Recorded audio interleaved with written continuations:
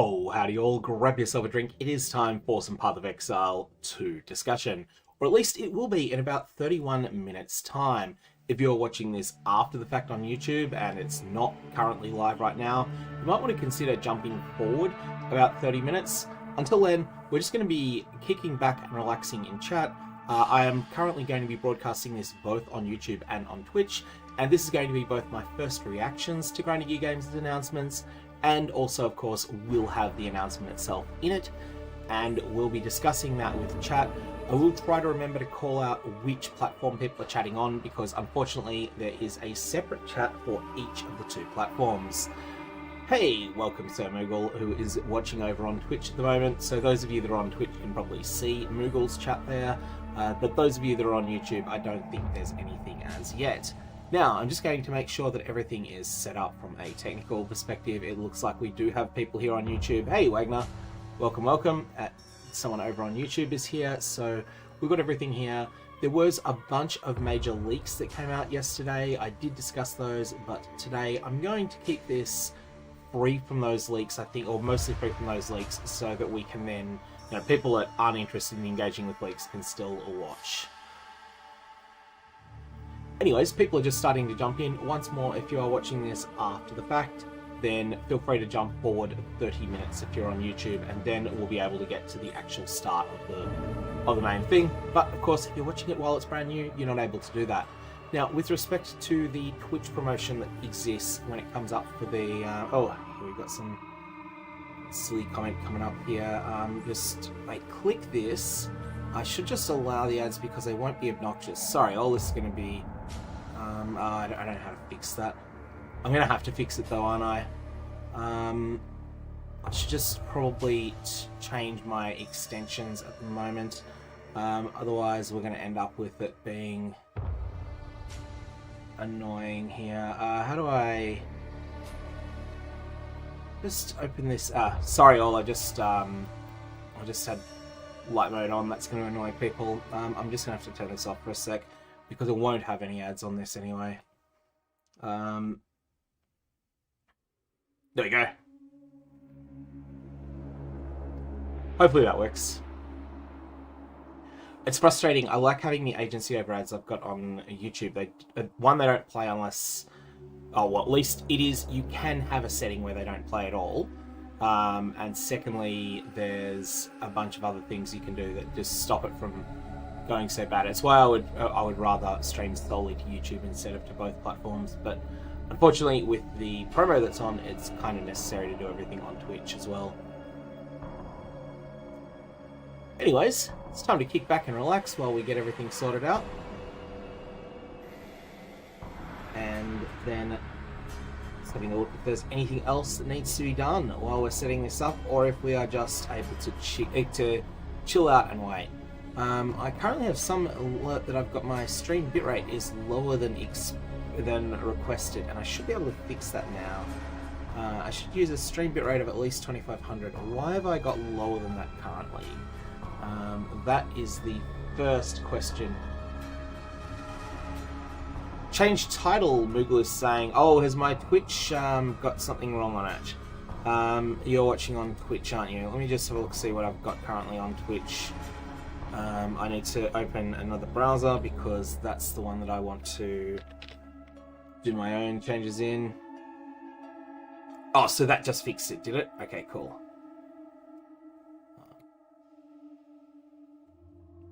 I'll just bring up my Twitch dashboard while I'm at it as well. There's so many windows open in the background here, but... alrighty. My Twitch numbers are really wrong here at the moment. Moogle, thank you for the resub as well. May your Varlorbs have interesting results. New updates in POE2. Jared, let me make sure that I've got that right. If there's a mistake with that, edit stream info. It should say POE2, the big reveal. Make sure that everything is right over in POE1. There was an update 2 months ago in POE1, but... oh, sorry, you're mentioning there's a very small quality of life change. Yeah, that is right. I might actually just quickly discuss that for those that are interested. That is something that is... I'm surprised... But it's a good change. I'm just surprised that they did it now.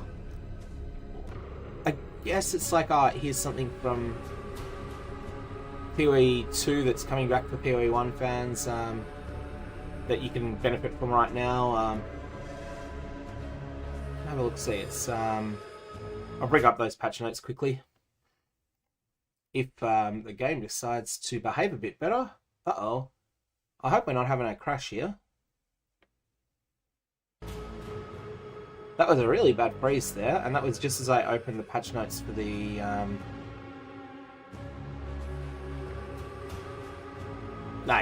there's the new POE1 patch notes there.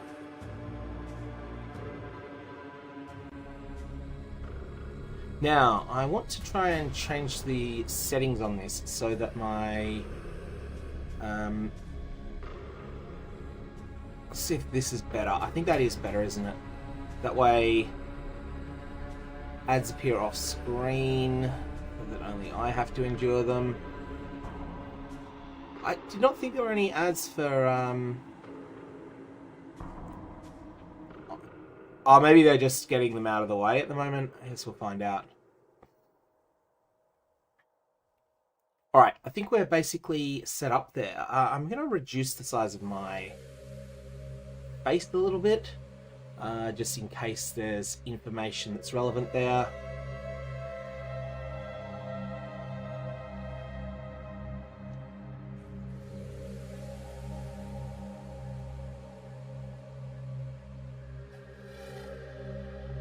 Now it is, the only thing that's left is trying to figure out, hey, Bulbathor, thank you for the Prime sub.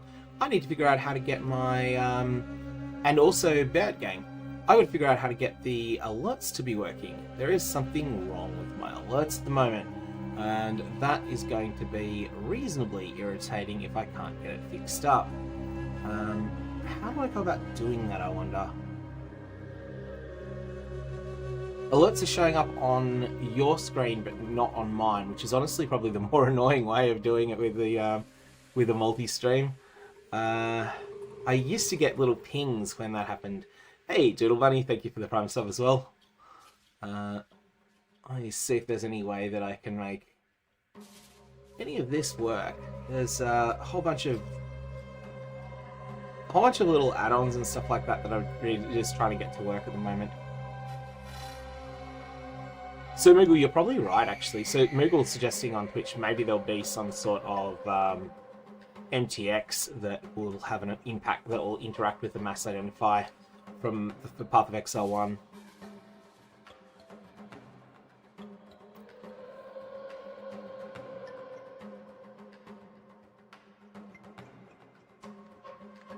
That is the thing I might need there to try and make... No, that is not going to be the solution. Hey, Science Face, yes, it is indeed very, very early at the moment. Fun times. Like, me and waking up early just do not... this is just not a thing. This is not a thing at all. And... not a thing at all.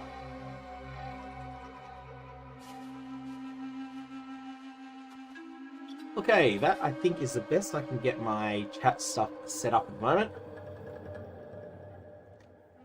Unfortunately, on my screen, there is a huge thing for Hype Train that is actually blocking out messages I want to be able to see. But hey, that's the annoying thing. Bird is the word. I am on Twitch as well, and I've got a little comment down in the description, but basically, I'm going on YouTube and Twitch simultaneously now. Twitch changed their terms of service, so you're allowed to do that, and I finally got the tech for it set up. So this is multi-streamed. I am on Twitch as well, and the link is down in the YouTube details. I'm going to mention that a bunch once the drops actually start, because the drops don't start until the countdown finishes. But yes, if you are here, if you are wanting to get the free MTX promo, you will only get that if you're watching through Twitch, which is annoying, but that's just the way it is. So, time-wise, it is 5:30 here for me in East Coast Australia.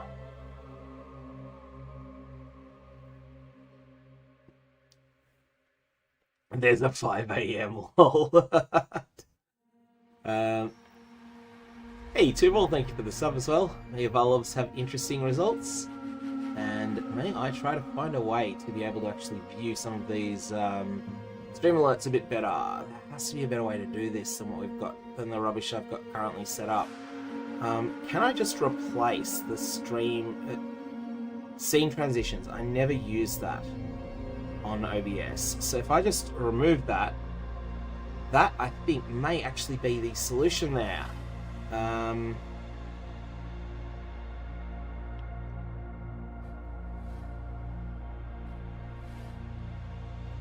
Hey, thanks, Tubo. Yeah, 10 PM is a more civilized hour, except the problem with the 10 PM league announcement is then, of course, that means you've got a 10 PM league start, and league starts are not what you want there. At 10 PM, I would much rather have my league start be at a nice civilized hour.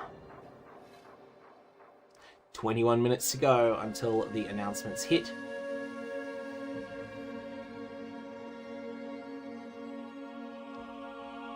So now we can just kick back and relax and try to wake up. I do think the best time that, yeah, like the best time zone to be in will probably actually be the time zone that New Zealand are in, where league start is at 8 AM. Maybe I'd prefer actually an hour later. Yeah, Trifecta, we had a blast of lag. Trifecta on Twitch is commenting about last time a bunch of stream lag. There was a bunch of lag a little while ago, I think was at my end, but I think that is solved now. There was at Grinding Gear Games, there was some problems there.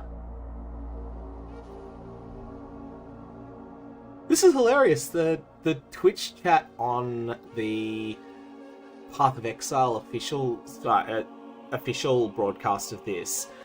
People are commenting about Dungeon Crawler Carl books. Tim is asking whereabouts in Australia I am. Tim over on YouTube. I am also in Melbourne, mate. I'm in the southeast of Melbourne. And yes, it's been really cold, but it was yesterday that was really cold. Today is much more reasonable, thankfully. That's like it is. It's on the sort of more mild wintry weather here in Melbourne. Fiven on Twitch is asking, what do I think of the chances of Druid making it in for this patch, or maybe for this patch, maybe for launch in general? I think it is, like, I thought on, 2 days ago, I thought it was looking absolutely certain. The most recent leaks, I think it's less likely, but still plausible. One thing I always find funny, talking to people from a global audience, like we've got at the moment here, is people talking about temperatures and saying, oh, it's almost 39 degrees here. And I don't know whether that's someone from the US saying it's about as warm as the inside of a refrigerator, or whether it's someone saying, oh, it's a heat wave here. In Celsius, like 39 here would mean it's hot.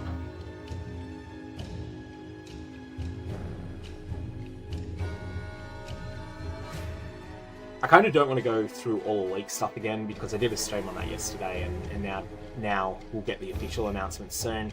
But the thing I am most hyped for is actually in the leaks.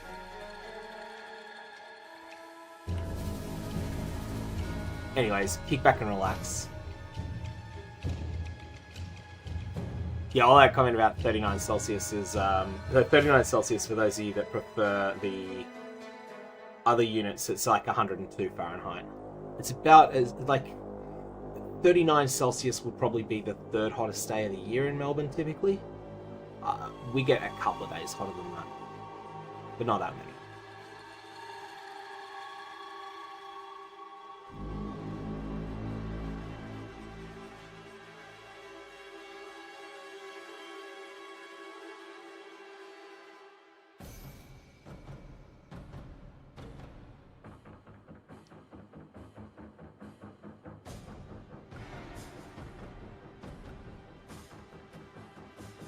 Alright, well, it's going to be another quarter of an hour, so kick back and relax. It is time for some caffeine, of course.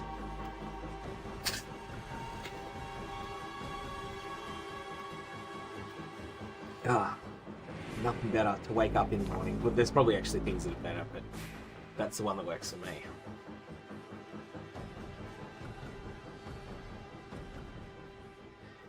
Is definitely the case. Like, people talking about humidity is everything. Like, the most I used to really love hot weather. Like, I was the sort of person that even when it was in the low to mid 40s in Melbourne, which is really, really rare. Like, most years you don't get a single day that's 42.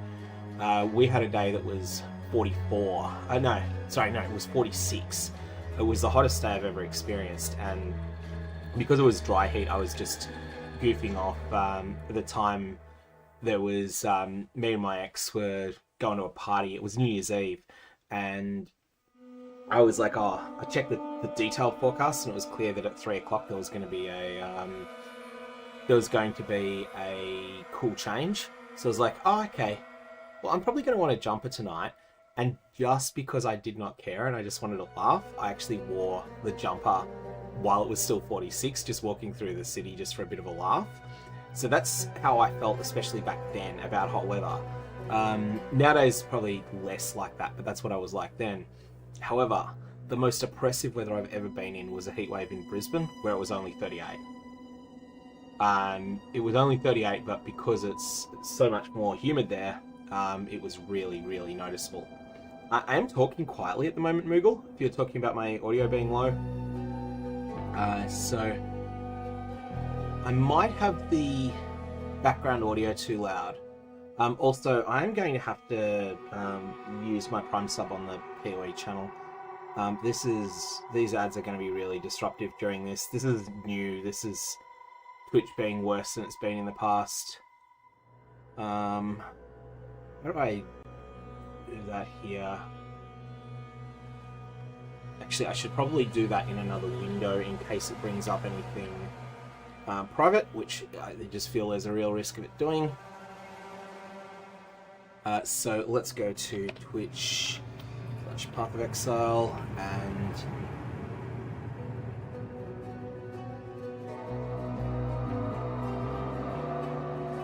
sorry about the echoes you're hearing at the moment. I'll fix that in the short term.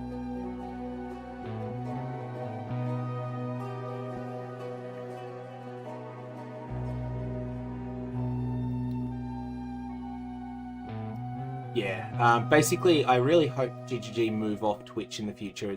This is becoming much more obnoxious. And like, yeah, Vanesco on YouTube is mentioning watching on YouTube, but has another window open just solely for the drops. I think that's going to be more and more common.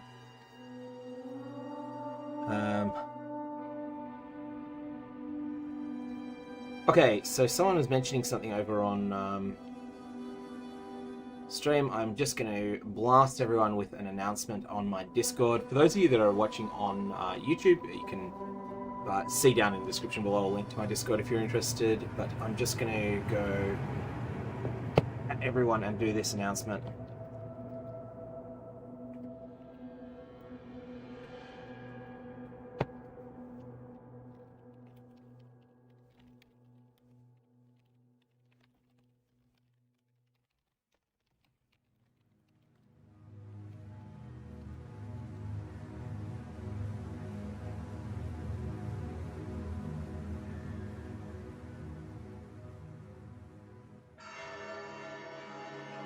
Okay, cool. Sorry, I'm just spamming everyone with an announcement over there, which I don't do very often, but this one needs to happen.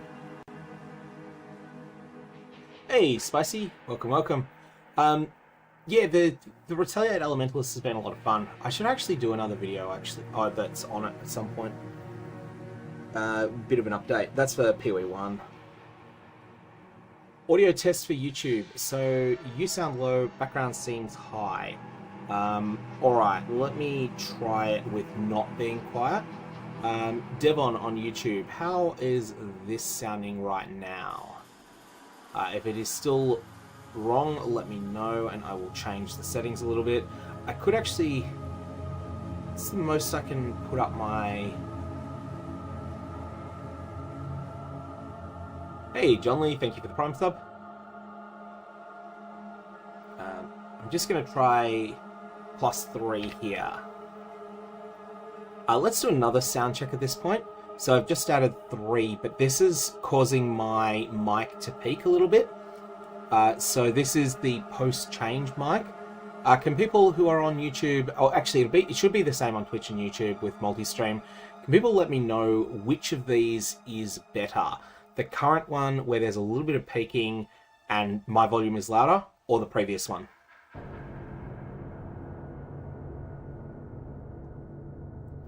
Nico is asking, is there a non-commented version on YouTube? Yeah, there will be a video, a VOD version of it on YouTube, but it might not be there at the same instant. Okay, so people prefer.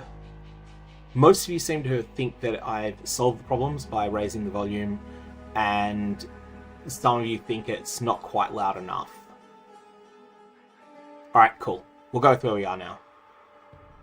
I'm only seeing the peaking in the waveform. I'm not really sure it's making any problems. Yeah. Okay, cool. We'll leave it at the +7 setup. Actually, maybe let's try +9. Let's just try something else as well while we're at it. I don't think it'll hurt to just experiment. If this one is terrible, we shall know about it. Okay, we are now at +9. The previous setting just 10 seconds ago was 7, and the setting 2 or 3 minutes ago was 4. Do people prefer 4, 7, or 9?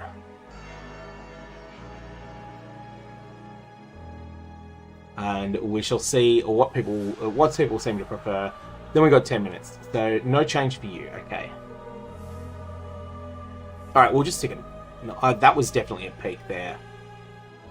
I think I'm going to wait another 15 seconds just for the delay to come through, because I did definitely have some really noticeable peaking then on the waveform. Okay, cool. Well, for now, we're going to stick with 9 unless people say that the peaking was bad. Mic positioning's been reasonably constant, Devon.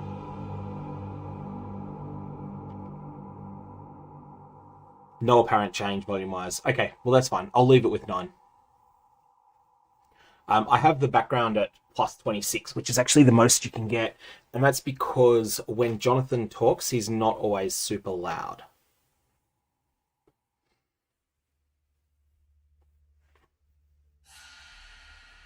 All right, well, let's kick back and relax. Those of you that care about the Twitch drops, remember that you can only get those on Twitch. That's if you're watching this on YouTube, there is a promo Grinding Gear Games are running with a free MTX that is Twitch exclusive. So you can decide which one you prefer.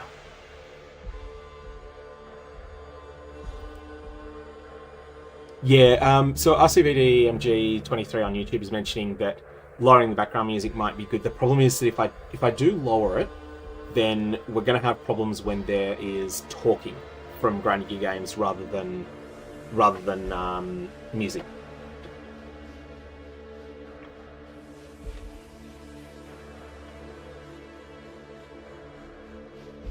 Exactly, yeah. As Chris is mentioning on Twitch, that the volume can be very different.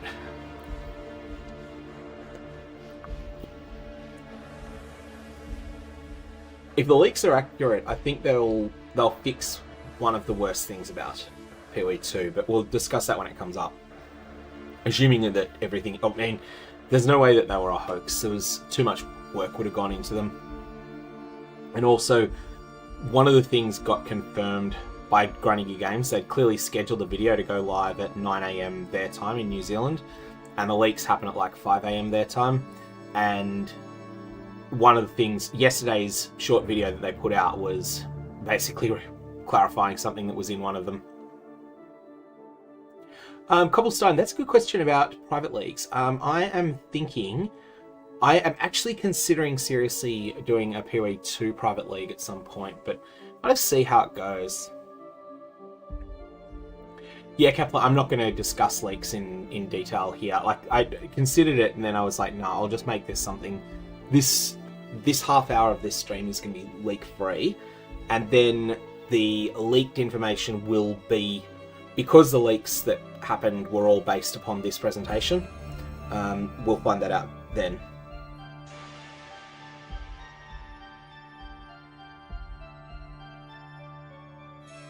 Yeah, I believe POE2 private leagues were added a while back.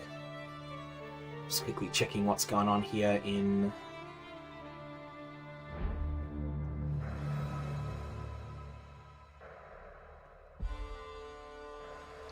Just going to have a quick look and see if there's anything over on... Well, have I got a bunch of comments on Discord at the moment?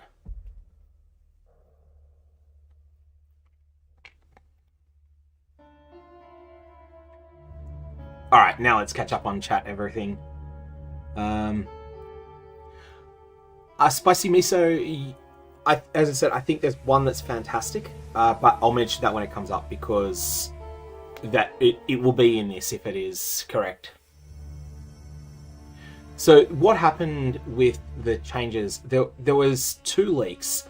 The first one is less certain, so I'm just going to mention the scope of the leaks here and how the evidence for them.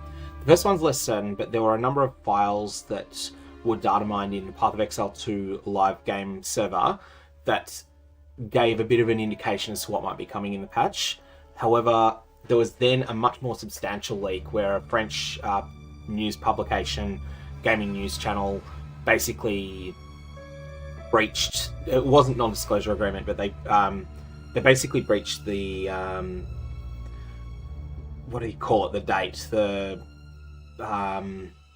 there's a name for this, and I'm not thinking very well at the moment because it's morning. It wasn't NDA. It was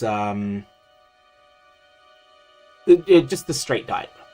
There wasn't actually a formal contract for it though. Blackout date is the one, yeah. So there was a press blackout date that was breached, and there's this whole discussion: was it a mistake? Was it malicious? And you know, people have different opinions on that. I know what I think, but I also don't know that I'm sure enough about it to mention that. So basically, that was the problem. Yeah, embargo date's the other one.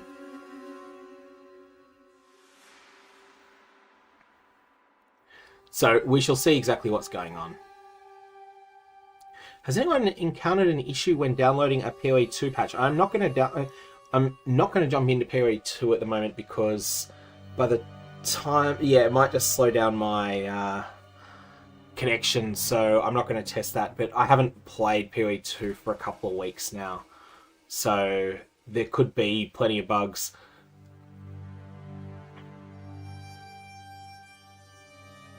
Yeah, I agree with Toporoko. Like, being the one to leak things is going to result in you not getting stuff to cover in the future.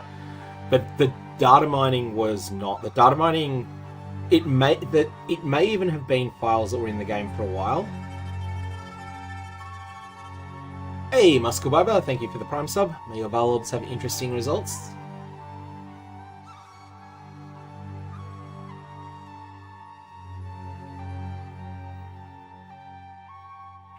So yeah, the data mining came from files just being found. That there was a lot of audio files in particular that were like really quite informative of what was going to be coming, or at least put it this way: Grinding Games had done a lot of work on a content area that was evidence of that.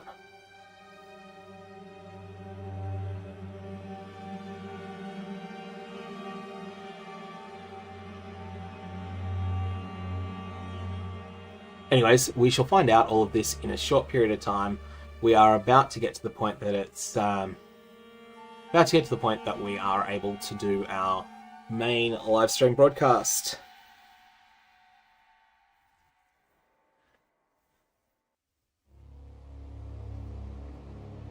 Now, where are we? Is there anything else I need to quickly set up before we get going? I don't think so. Do I need to check anything on the YouTube analytics side? Have a quick look there if there's anything that needs to be said. Oh, that's what I need to do, is just swap that over. Cool. There's not that many people viewing over on YouTube, which is actually a good thing, because those of you that are on YouTube, you probably want to be watching on Twitch just for the MTX promo, and there's some details about that. I will have to mention that in a sec.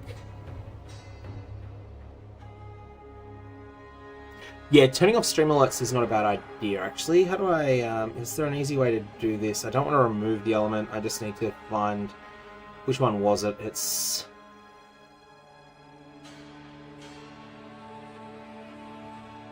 Wait. It's one of these that slid up? Which one is it? Oh, there it is. Okay, cool. I'm going to turn off those stream alerts for a sec. POE Dad over on YouTube, that's definitely a good name there for what you're going to do there. Van Black, I think the negative comments about POE2 are that, like, there's a very passionate fan base of POE1 that don't want the sequel to be different. They want it to be POE1 done, like, the same gameplay loop as 1, whereas I think it's good to have them be quite different to each other.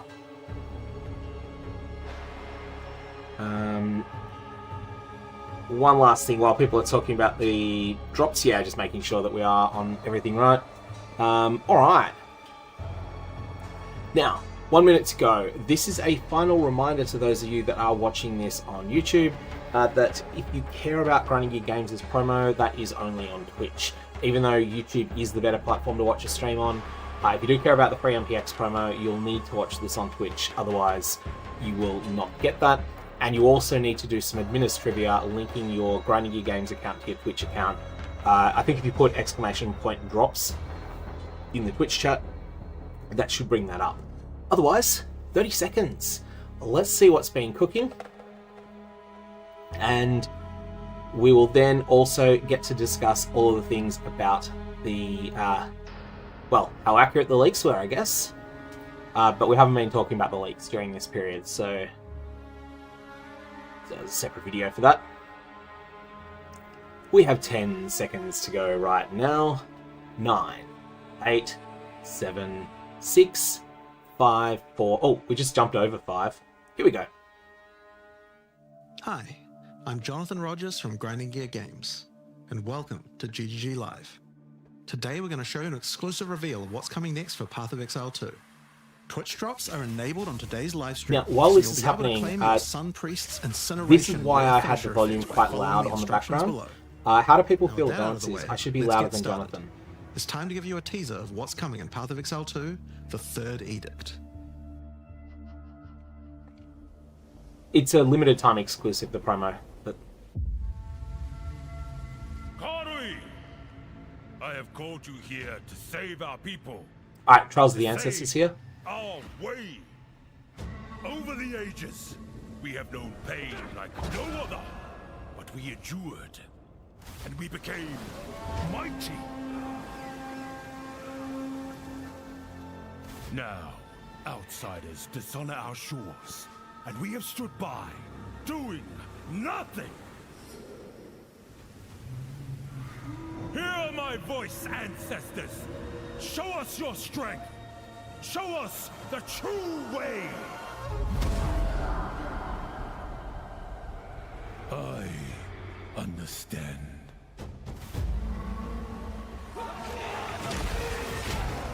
I have fixed those ads in the future. I'm just going to mention that in chat.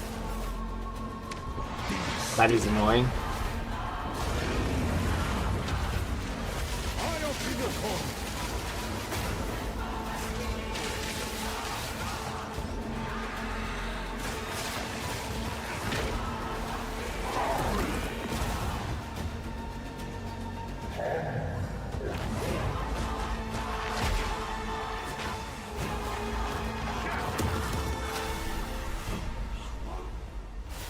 The true Makura Makoi will rise.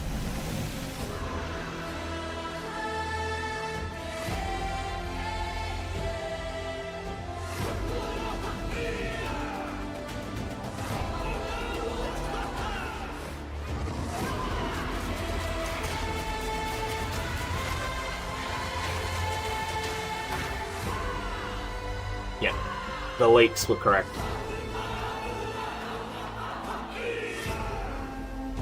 And there's the sprinting. Ah, new trade system.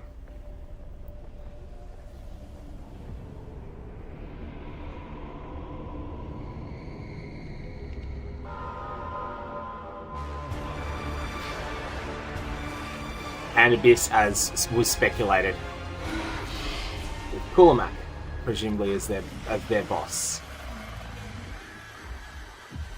Yeah, that trade system thing is going to be huge.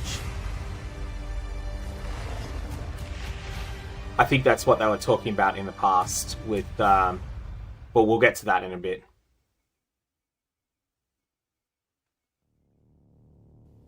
Now, as you can see, there's a lot going on, and we have a lot to reveal today. We'll start by going over Act 4, the next chapter in the Path of Exile 2 storyline. But that's not all. There's also 3 new interlude acts to get you to Endgame, which means we're removing Cruel Difficulty too. After that, we'll be going through the massive changes to characters. I'm super excited to show you how I've overhauled the entire support gem system, added new skills, and yes, there are buffs. Next, we'll go over the Rise of the Abyssal, this season's exclusive league mechanic. Note there's a We'll talk about the crafting new system rewards, tied to it. crafting systems, areas, and bosses that it adds. After that, it's on to changes we're making to the endgame. Then it's time to talk about items, crafting, and oh yeah, trade. That's going to be a big one. We'll then go over our new supporter packs and finish up with a live Q&A session where Ziggy D will ask Path of Exile 2's game directors, myself and Mark, your questions from Twitch chat. And after that, at 4 PM Pacific, hatch notes. They're not quite complete, but they should give you some nice details to chew on. 4 PM We've got a Pacific, lot that's to cover very today, soon. but first, another announcement. When the third Edict launches on the 29th, we'll be having a free weekend for Path of Exile 2. That's right, Path of Exile 2 will be free for the first time without requiring an early access key. The free weekend will end on September the 1st, so you'll have plenty of time to give the game a try. Alright, let's get started with Act 4. That free weekend is The going to be story huge continues there. from the end of Act 3. Doryani has agreed to help you find an ancient weapon that can be used against corruption, the instrument of the Third Edict. The weapon was broken in ages past, but he believes that the pieces may be found in the Karui archipelago, the home of the Karui tribes. You will need to journey to Kingsmarch, hire a ship, and set sail. When you open the map, you can choose to sail anywhere you like. Act 4 is completely non-linear, and you can visit the islands in any order you choose. Will you visit the pristine beaches of Whakapanu Island? The Karui whisper of a curse that afflicts all who travel there. Perhaps it's related to the weapon you seek. Or maybe you will visit the volcanic shores of the Isle of Kin. The Kin have been more restless recently, mining for sulfite and driven by some dark force. Perhaps you will choose to consult with one of the local Karui tribes. Their ancient wisdom could hold clues to finding the Third Edict. No matter where you choose to go, you will fight dangerous beasts, find fabulous treasures,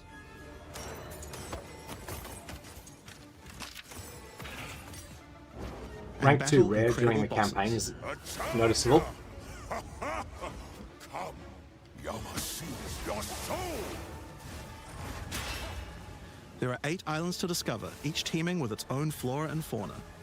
Act 4 contains over 100 new monster types, 16 new areas, 12 new bosses, and plenty of other interesting encounters. There's a huge amount to show, but we're not going to spoil too much here. We want to give you a chance to discover it all for yourself. What happens after Act 4? Well, until now you had to repeat the entire campaign again before you could face the endgame. But This is after adding Act 4, ingenious. the game is far too long to make you do that. We needed something else to do in between the end of Act 4 and the endgame. So what else could we do? Add 3 new mini-acts, of course, and we're calling them the Interludes. The Interludes are a set of 3 temporary side stories that will be included in the game until Act 5 is released, that will take you to level 65 where the endgame can begin.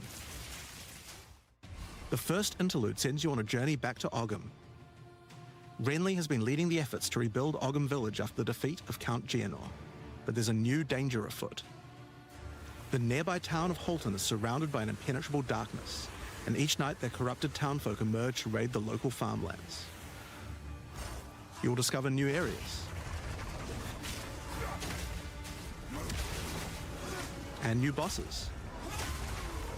I'm curious how much of this You'll need to stays in find the your way game through in the Act darkness. 5 and 6.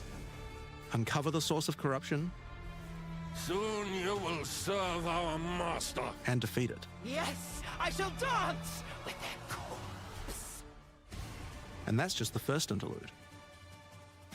The second interlude will have you return to the Vasteri Desert, where Asala has been given a sacred duty. When the skies align, the gifting of water requires a chosen Sekima to meet with the Selkari, guardians of the sacred water, but they're nowhere to be found. You will need to track down the Selkari. Yeah, all these new areas Find are going to those stay in the responsible for game disrupting the gifting. to be used as maps. Fight even more new bosses. Discover the secrets of the ancient ritual. Discover new locations. And ultimately help Asala carry out her sacred duty. Now for Interlude 3. As Royal Thaumaturge of the Vaal, Doyani had plans within plans to save his people from the cataclysm perpetuated by Atzeri's lust for power. One such plan involved sealing a group of willing Vaal deep in a great mountain vault near the home of the Asmeri, deep enough to survive the cataclysm. Even though thousands of years have passed, he believes that their descendants may still live, and may be key to defeating the beast. The journey up the mountain will be dangerous. New foes stand in your way. And the further up the mountain you venture, the colder it will become. This feels like it's probably just part of Act Explore 6. caves of ice. And enter the vault itself. Who can say what you will find within? The interludes are 6 to 7 areas each, and generally include 4 boss fights as well. When you put that together with Act 4, that adds up to 35 new areas in the campaign, and 24 new bosses. It's worth making clear that the interludes are temporary. When Act 5 and 6 are added, the interludes will be going away. These are side stories after all, but don't worry, the bosses and areas that make up the interlude are all part of the endgame. We're not just going to throw them away. And with that, we don't need cruel difficulty anymore. We do know that it was a pretty big chore to have to play through the campaign multiple times on each character, and this was a huge reason that the campaign could feel like a bit of a slog when playing through again. But we do also have another new feature to address that particular concern as well. So let's talk about sprinting. This is a god tier change. This In was 030, when you hold down the dodge roll button, your character will go into a spoiled sprint in the after leaks. they finish the roll. This is available on all character classes, and there's no limitation on how long you can sprint for. The primary purpose of this feature is to make navigating areas faster when out of combat. Because of that, if you do take a hit while sprinting, you'll fall to the ground. The best idea is to use a skill when you see monsters. That'll break you out of the sprint so you can engage with no danger. If you do need to run away from monsters, just hold spacebar. You won't be vulnerable during the roll, and you're faster while sprinting than basically any monster in the game, allowing you to retreat from combat. Sprint is a pretty significant change to POE2's gameplay. What I like most about it is that we can accelerate the pace of the game for those who want that, without having to compromise on POE2's more visceral combat systems. Yeah, that's Okay, exactly it. So that's the new extensions to the campaign, but there's a whole giant league to play through as well. I'll leave that to Mark to talk about later. And that's because what I want to talk about now is the new stuff for your characters. And probably one of the biggest new systems here is with the support gems. The buttons will be annoying. Now, though. support gems are one of the most interesting elements to creating a build. They're what enables so many interesting mechanics and different ways to play. But POE2's support gem system has just never been quite right. One of the major issues is the limitation of only having one support gem of each type on your character. We didn't want builds to just become using the same 5 most powerful supports in every skill. The problem with this design, though, is that it's actually working against using multiple skills in your build. If you can only use each support gem on one skill, it means that you're encouraged to go all in on that one ability. And we want to encourage you to combo your abilities, something needed to change. So with that in mind, we've removed the restriction of having one of each support gem per character. You can I don't now think use this is going to work as well as you they're like. talking here. A lot of people have been really This should hyped for this. I drastically don't think increase this is the a amount of good possible change. builds and increase the amount of skill diversity. Unless they gut the There are a numerically lot of potential good builds that skills. suffered from the previous restriction. Supports, I mean. For example, a poison build previously couldn't add poison to more than one skill. Poison They did couldn't use need it, stacking though. poison on more than one skill either. This severely limited your ability to combo with anything outside of the specifically designed poison archetype, but now you can. Many utility skills previously couldn't scale to endgame, because the supports that would make them scale were more useful to use in other skills. You would never speed up killing Palm with martial tempo, when you would much rather use it on your primary skill instead. There are more examples like this all over the place. I think In some addition to skills that, needed though, this, but we not, thought there not wasn't some enough feeling supports of need this, progression of but the not supports as you everything. went through the game. Black damage supports need to There were just only 3 get tiers gutted of now. supports, and Otherwise, many of the they're most just going to be important ones really were given out at dull. Tier 1. Also, there were no strict upgrades, meaning that upgrading supports when you ran out of sockets required quite a lot of thinking. In order to solve these issues, we now also have multiple levels of many supports as you go through the game. For example, double barrel support gives you an extra bolt, but at the cost of 30% less reload speed. At tier 2, the penalty gets lowered to 20%. But then at tier 3, the support gem gets something new. It now reloads automatically when you heavy stun an enemy. Yeah, I don't think In that some cases, one the is highest tiers necessarily might the work right a little call, but differently, and you'll have two to I think decide would if you have like been the upgrade better. or not, depending on your build. For example, Rapid Casting. The first couple of levels gives 15, then 20% increased cast speed. But then at tier 3, it changes to a new approach. For each different spell you cast in the last 8 seconds, you get 10% increased cast speed, which could be a pretty big bonus if you use a lot of different spells. The So that's numbers pretty on good that for one are upgrades to pretty the low, campaign, so there may but be we wanted to add a not little more spice to the absolutely endgame for nuts. supports too. And that's where our new system, Lineage Supports, comes in. You can think of these like unique items, but for supports. These are There are awakened supports that are supports. only available at endgame, but they're much more powerful. Like Ratha's Assault. It's an upgraded version of Double Barrel that reloads your skill as you dodge roll, as well as increasing the number of bolts it can hold. But it does mean that it's the only way you can reload the skill now. Now, unlike regular supports, you can't find these through the uncut support gem. Just like unique items, many of these can be found from specific bosses. And there's a ton in the regular drop pool too. Some of them are fairly rare, And they clarified that others the fairly common. Enlighten and Power Enhanced one is pretty rare. Some of them are build defining. Others are just straight up power upgrades. The Rekiata one is All in all, ridiculous. there's around 40 lineage supports being added throughout the endgame, so there's a lot of power to find out there. Now, the new support gems are certainly going to open up a lot of builds, but of course we have a huge range of improvements to individual character classes as well.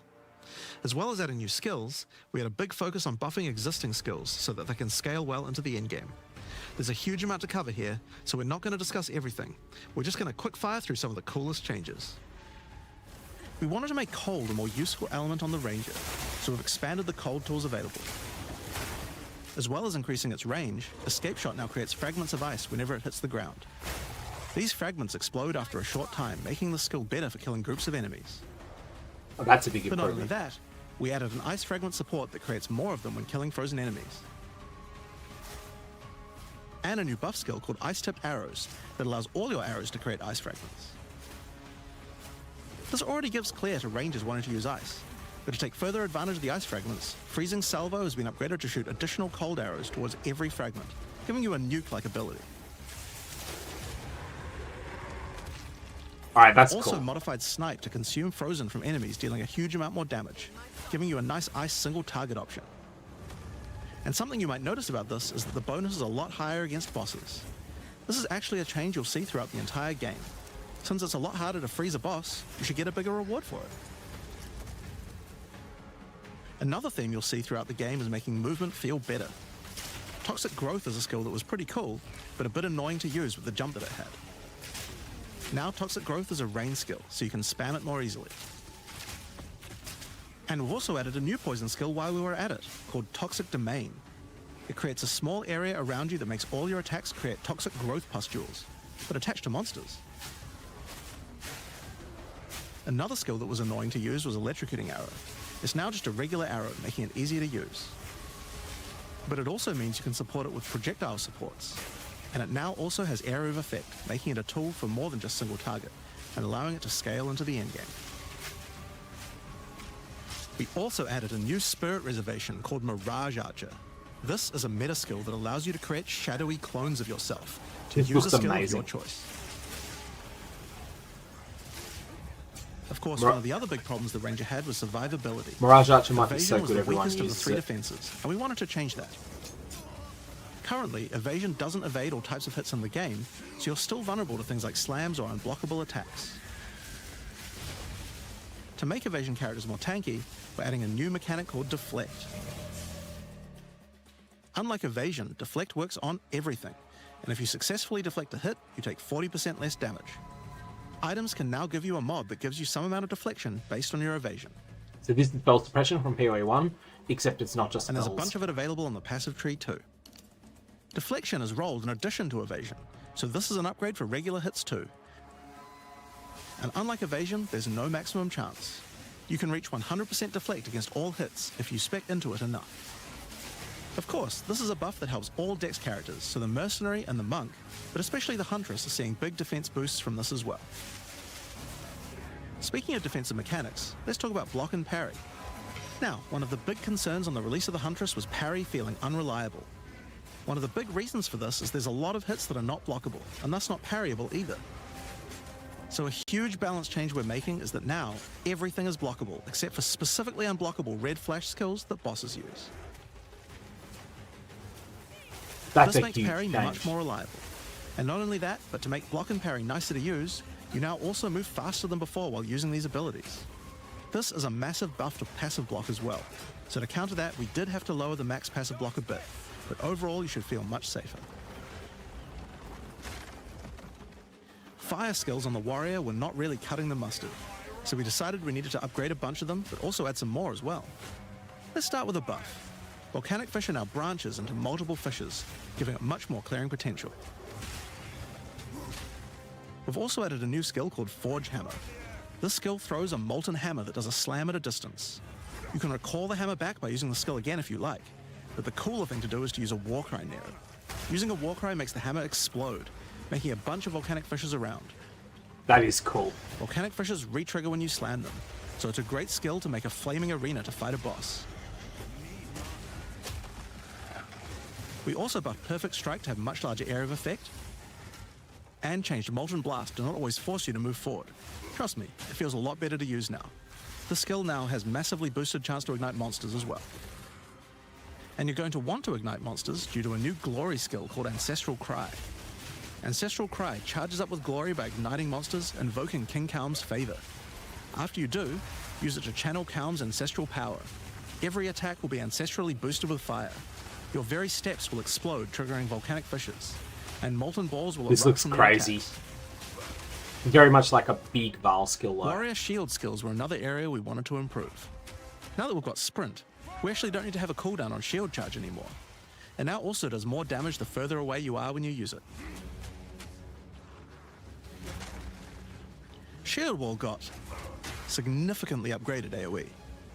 Also, you can shield charge right through it to trigger all the walls. We also added a new shield Warcry. Fortifying Cry gives you a defensive buff, but it also builds up charge on your shield that empowers your other shield skills. And Magma Barrier now doesn't require timing in order to use. Just wait for your shield to charge up and block. Seismic Cry now stuns enemies that are primed for stun. And we changed the Sunder interaction with Armor Break. It now also gives a Sundered Armor debuff that makes enemies take 40% extra physical damage. Great for bosses. Ancestral Warrior Totem has undergone some pretty significant changes too. We wanted the skill to feel more like using an ultimate. That summoning an ancestor to fight for you was a big deal. So we've changed this totem to require 3 endurance charges to summon, and massively buffed its damage. It also now scales your weapon damage too. There are a few of these ultimate Since skills. there's no limit anymore, now. if you build around generating A few endurance more of charges, them. you can summon an entire forest of totems. In order to make that updates easier, 9 days, we added some right, new sources on of YouTube. endurance charges. There's now a support to make Perfect Strike generate charges, and a support for generating endurance charges from heavy stuns as well. Speaking of totems, we wanted to upgrade the Warbringer. Among the other changes we've made to this class, Answered Call now gives an extra totem, and the spirits have just been generally buffed in many ways. Use it with your limitless ancestral warrior forest to make an army of Karui that would make Tukahama proud. We've also merged the Great Wolf Howl and Warcaller's Bellow support, so that you can get all the benefits with 1 point. And Encased in Jade no longer removes the Jade when getting hit, making it a much better defense. Next up, let's talk about accuracy. Accuracy was always intended to be something that warriors didn't need to care about very much so long as they're in close combat. But unfortunately, that's not currently the case. This was particularly annoying with skills like Bone Shatter, which you certainly don't want to mess with. So we significantly buffed your chance to hit at close ranges when you don't have much accuracy. Warriors shouldn't require any accuracy investment in order to hit with close range attacks. I wonder if this affects monsters as well. We also wanted to improve armor. Now, one of the major weaknesses of armor is the inability to defend against elemental damage. In order to mitigate this, we're adding a lot more of the stat that allows your armor to defend against elemental damage. It's now available on items and in a lot more places on the passive tree. That's going to be a big deal there. One of the most important improvements we've made in 030 is to declunk the action and flow of shooting crossbows. You can now reload crossbows without any movement penalty. But not only that, all skills that can be used while moving now slow you for a shorter amount of time. Spells don't need This change accuracy, they benefits need mana everyone, recovery not though. just crossbow skills. With both of these changes put together, the run and gun playstyle feels much better. It's hard to explain how important this change is for the feel of the class. The Mercenary is also a good chance to talk about how we're rebalancing to make comboing skills much better. Take Shock for example. It buffs damage and lasts 4 seconds right now, but that isn't really giving you enough time to take advantage of it. If you're going to add a lightning skill into a build that otherwise wouldn't use one, we need to make mechanics like this much better. So we've increased shock duration on monsters to last 8 seconds. And skills like Plasma Blast, which are intended to be good at shocking enemies, now increase the damage bonus by a lot more. You'll find changes like this all around the game. Chill now lasts 8 seconds, giving you more of a reason to weave in cold damage. Freezing skills are better at freezing. Burning skills need to cause burns that last longer. But making skills like Permafrost Bolts and Incendiary Shot double down on how they're supposed to be used, it makes using them in your build alongside other skills much more likely. We're also making sure to buff specific combos too. The freeze explosions from frag rounds now chain to nearby enemies. And using high velocity rounds with armor break will now fragment the opponent's armor. This causes monsters to take a portion of high velocity rounds damage with every subsequent hit, even tiny pellets. So that means following it with a shotgun blast is way more effective. Now there's a lot more buffs to crossbow skills, but for now I'm just going to talk about the new one we added, the Mortar Cannon. This one lets you socket any grenade skill, and using it will summon a cannon which loads and then fires the grenade you choose. Oh, that's cool.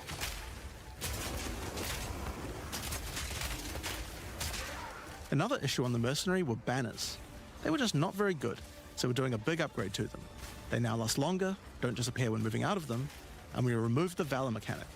They now just give a much more consistent and stronger buff, and you can use them when you get enough glory. There's a few things that are going to interfere with that. On which because one of there's the a few main uniques focuses was tied to making Valor. various minion types more useful to use together. Melee minions in particular were just not that great compared to ranged ones. As a starting point, we just straight up removed the requirement for minions to have accuracy. Attack minions now always hit, which makes them way better. Brutes got some good numeric buffs, but we also added a new command skill where they do a war cry that intimidates enemies and detonates any frozen monsters and allies around you in a big cold explosion. We've also changed the Frost Mage's command skill to an ability that adds ice armor to your other minions, adding a layer of defense. And it makes them deal cold damage back to the attacker as well. The ice armor also makes the minion count as frozen, so the Brute's Warcry can detonate them too. That's such a cool change there on the skeletal An boss Earth was mage. changed to work on corpses of your dead skeletons, allowing you to summon the minions more easily in boss fights. And they also got a new jump ability, allowing them to get into combat faster. Ray's Spectre was also feeling pretty weak for the spirit cost they have. Jump is a solution To be honest, we were a little afraid of these when we melee's first getting in balanced there. them. We've both Oh, decreased the melee spirit minions cost is for a huge. large range of monsters, and have significantly increased Spectre damage too. They should feel a lot more impactful. There's also a lot of new spellcaster weapons with newer cult skills, but I'll just talk about one of them that I thought was particularly cool. The Reaping Staff is actually a wicked scythe that gives you a new ability called Reap. When an enemy is low in life, you can dash forward and rake enemies with the scythe to cull them instantly, healing you. It can also inflict critical weakness on enemies too.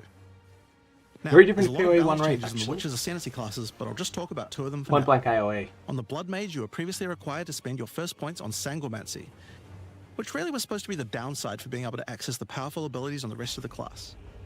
In order to make picking the Blood Mage a better early option, we've made Sangomancy free, unlocking the power of the rest of the class immediately. On the Infernalist, the Demon form wasn't something people were really using because you lost your weapon stats while transformed. Well, you no longer do, so it's a much better option now. The real problem with that is that weapons are just On the Monk, up the too wind skills important for your needed a big damage, upgrade for sure. and certain weapon Staggering mods. Palm can now stack up its duration if you use the skill multiple times in a row, so you can keep the effect of all your skills throwing up wind much more easily. Wind Blast had the purpose of building up to dazing an enemy, but dazing just wasn't worth all that effort.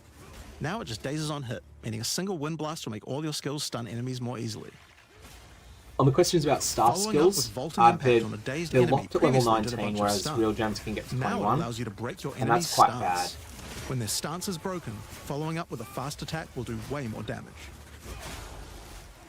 A cool build that certain people always enjoyed in POE1 was hand-to-hand combat, but until now we just didn't have a real way to make it viable.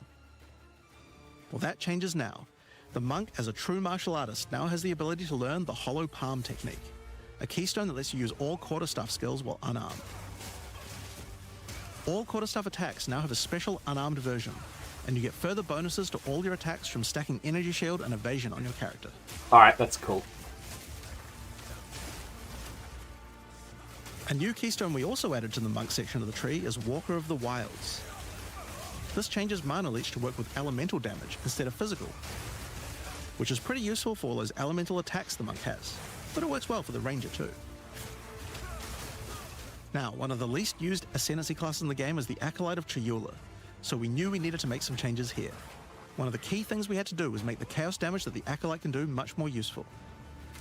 So we've added a new skill, allowing chaos damage to ignite, shock, chill, and freeze, embracing the elemental prowess of the monk in a truly chaotic fashion.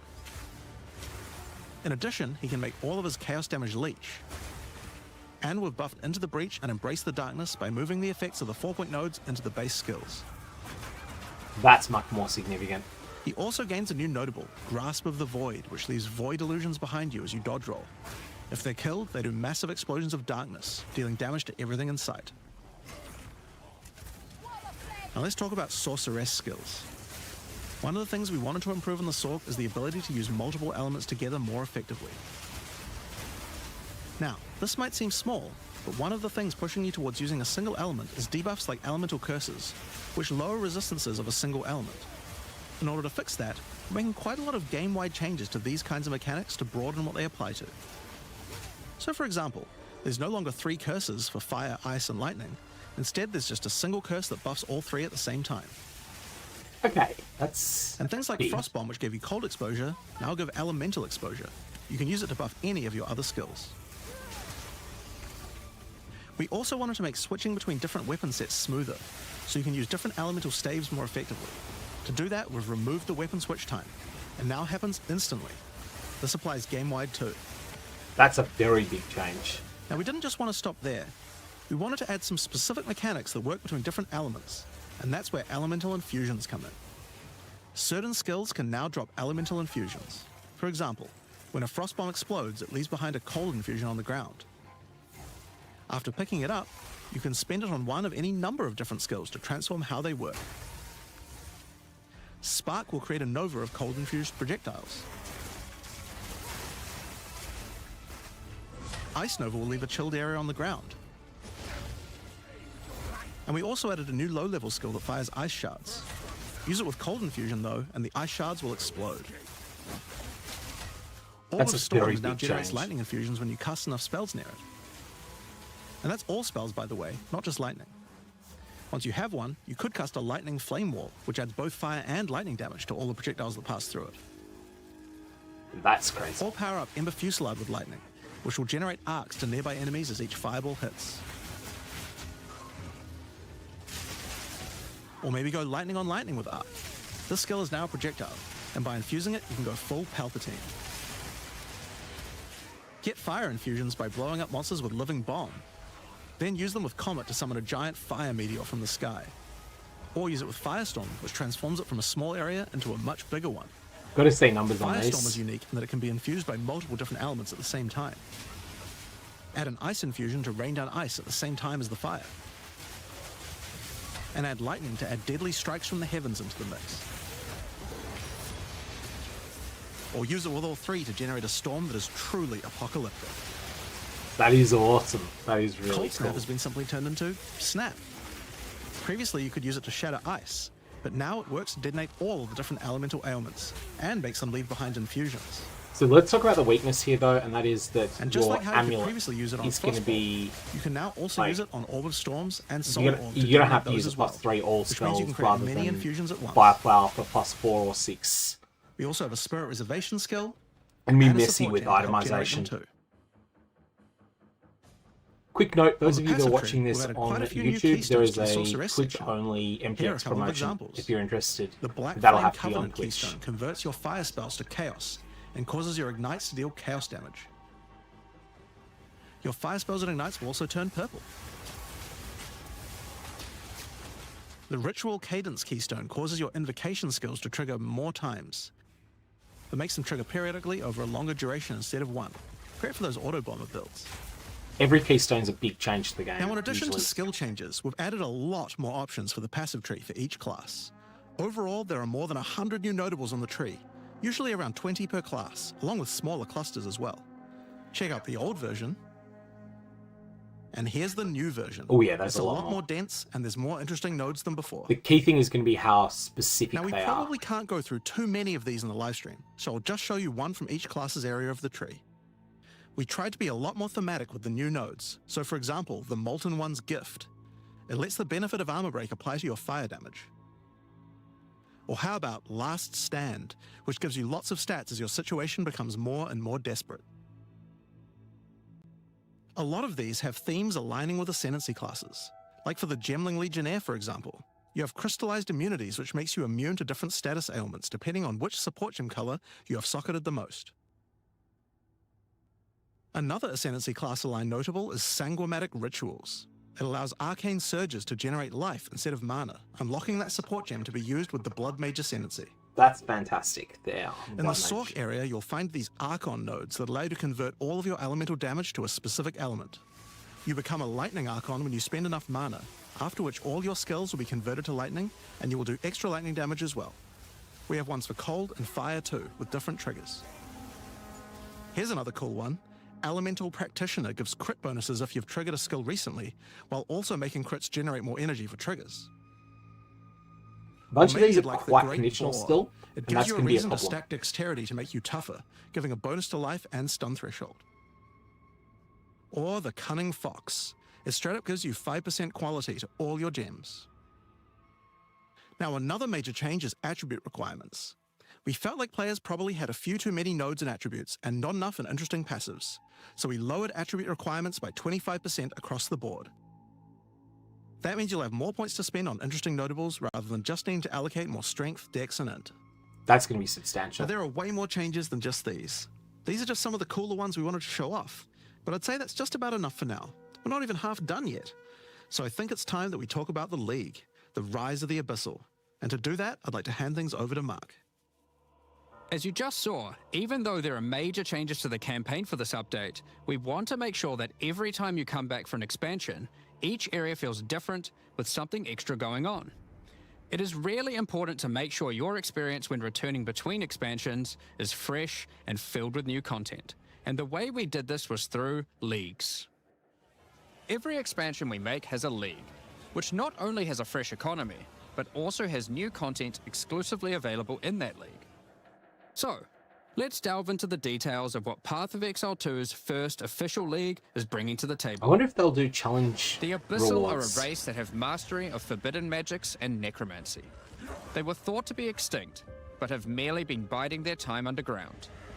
You first encounter signs of the Abyssal in Clairfell, where you discover that during the night, weaker members of the Undead Legion have been attacking the encampment. The townsfolk require your help to investigate where the monsters are coming from and put a stop to their attacks. Out there, ancient creatures, lurking beneath the surface. As you proceed through Rayclast, you'll find fissures in the earth connected to larger pits. The monsters normally inhabiting the area are being affected by it, harmed by it even, having their souls eaten to strengthen the Abyssal underground. As you defeat the monsters, the fissure closes and Abyssal emerge, angered by you killing their food. Once all those fissures have been sealed, the pit activates, and more Abyssal pour out. This is where the larger and more dangerous monsters reveal themselves, as hordes of Abyssal spew out from the pit to take your soul. If you kill a magic pack, then magic Abyssal arise. If you kill a rare, then a rare monster will emerge from the pit, having absorbed some or all of its modifiers for itself. This means the monsters emerging will generally be more difficult and more rewarding, as each modifier gives better rewards. If you are able to kill them all, the pit will seal shut. As each pit is closed, it reveals a potential reward.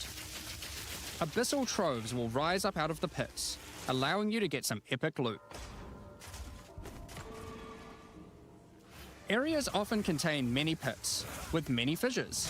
Again, and the tier amount 2 goes up rares as you during the progress through campaign, game, something you just getting more almost intense. never saw in 020 It doesn't stop there. first When release. monster mods are absorbed, they have a chance to become infused with the dark necromancy, transforming them into abyssal modifiers. For example, you defeat this monster with the Mana Siphoner modifier. Their soul is eaten by the pit, and a rare monster emerges. The Mana Siphoner modifier has transformed into Soul Siphoner, and is now amplified in danger and reward.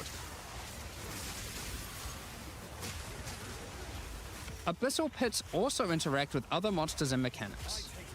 If you defeat a rogue exile that's near one, it'll be revived as a Lichborn that has multiple abyssal modifiers. I hope this isn't pushing Lichborn us to exiles even have their own unique jewel they can pull them drop, there. if you are lucky enough to encounter and kill them. If an abyss spawns near a boss, killing it will summon a gigantic Giga Larvae creature. Oh, cool. Monsters imprisoned in essences near abyssal pits are affected by the abyss too. They will come with an additional new essence item that can be used to craft your items. So, that's your bread and butter of the Abyssal League. Kill surface-dwelling monsters, kill the emerging abyssal, close the fissures, overcome pit encounters, and reap the rewards. There's a lot more to this league, however. As you complete abysses, you can find ancient pieces of bone, preserved from the remains of fallen Lichborn. These are one of the many rewards for your mission to seal the pits. You can use this on a rare item to imbue it with abyssal magic, adding a special hidden modifier to your item. But how do you reveal it? In Act 2 of the campaign, you'll encounter a new area. This area is overrun by the Abyssal and the Lost Men.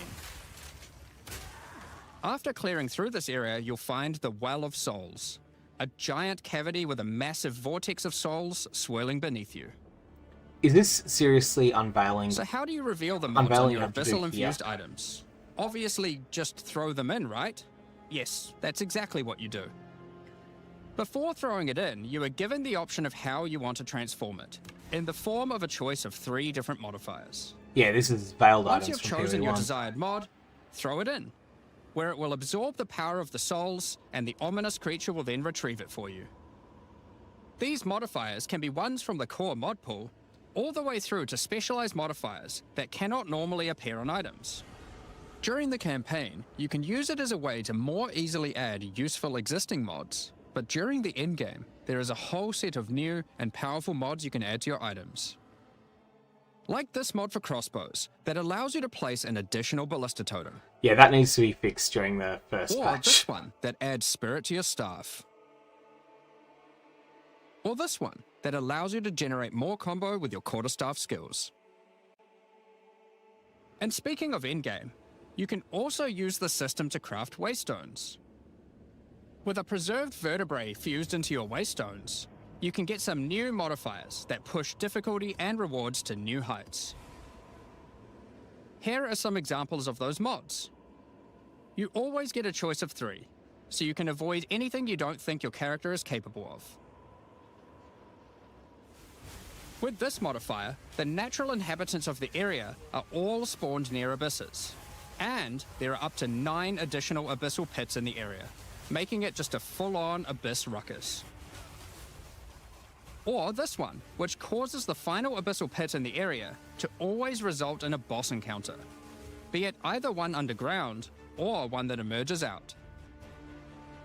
There are dozens of these waystone modifiers in total you can get from this crafting. That covers the new crafting mechanic, so what's left?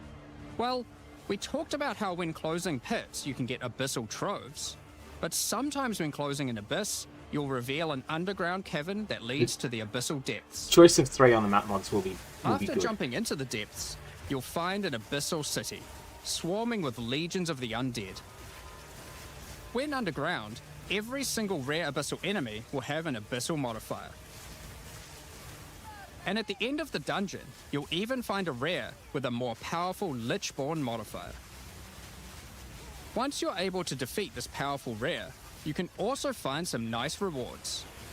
Aside from the entire area being valuable due to the Abyssal modifiers on the monsters, Greater orb of it has augmentation? its own specific drops too.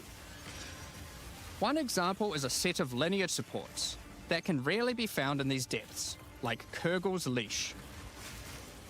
This support empowers both you and your minions when you command them, granting unholy might to you both. Another depth-specific outcome is a set of omen-like items that amplify your abyssal crafting. Additionally, we're adding some new socketables that can drop from the abyssal depths. Take Ullaman's Gaze, which can be socketed into your armor. These are a bit special in that you can only have one equipped at a time, but give some pretty powerful effects. Think of them as almost a unique socketable for your equipment. In the endgame, where you can still find depths, you also start to find a different type of underground chamber. In these areas, you'll find an ancient spire, a device being used by commanders of the abyssal factions to plunge Rayclast into a lightless void. Feels like there's a lot of different Your things goal going on in is this. simple. Kill this commander and destroy the spire. There are 4 bosses in the Abyss League, and there are some pretty cool uniques available from them. An example is this belt, Darkness Enthroned. It has 2 sockets, but hold on, socketables don't work on belts. That's awesome. Well, this belt has a special mod that allows it to count as a different slot for the purpose of socketables. This one, for example, counts as a helmet. I kind of want one that counts as a body armor. I wonder how rare that one is. You can also find this unique jewel, Undying Hate. This jewel transforms part of your passive skill tree into an abyssal version, and has multiple depths. The deeper it goes, the more of your passive tree is affected, allowing you to fulfill your fantasy of becoming part Abyssal Lich. Now the last thing that It's not Abyssal the greatest commanders jewel can in the drop world, is a it's just a Finger of the tribute. Lich. But what use do you have with a random undead finger? Well, the next time you return to the Well of Souls, with the finger in your inventory, your character will almost feel compelled. To do what though, you might ask? To jump in. The items you threw in came back more powerful, right? So what's the worst that could happen? Well, you will just have to find that one out for yourself. Along with the introduction of Act 4 and the Interlude, we will be adding 25 new endgame maps. These maps will contain all the new monsters and bosses we're adding, improving variety and giving you opportunities to experience the new boss fights many times. Let's take a look at some examples. Rock Pools is a map where you explore a shallow rocky coastline, surrounded by coral and filled with sirens. At the end is a giant Goblin King boss, ready to eat sulfite and squish you like a bug.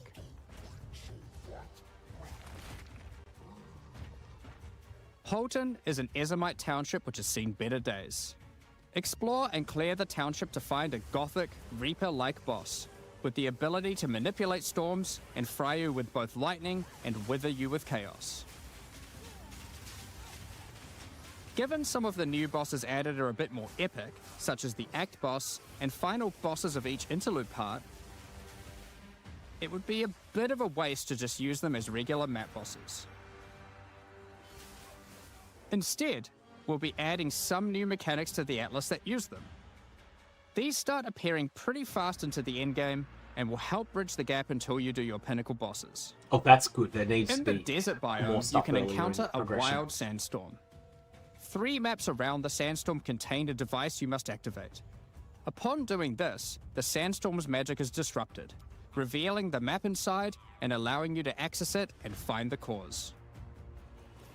This presents itself in the form of a boss, similar to the existing Citadel bosses.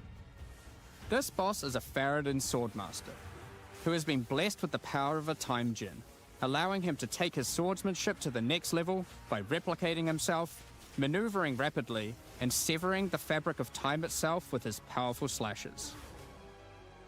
In the water biome, you'll encounter a giant maelstrom, where one of the maps surrounding the water biome connects to it, but the connection is obscured.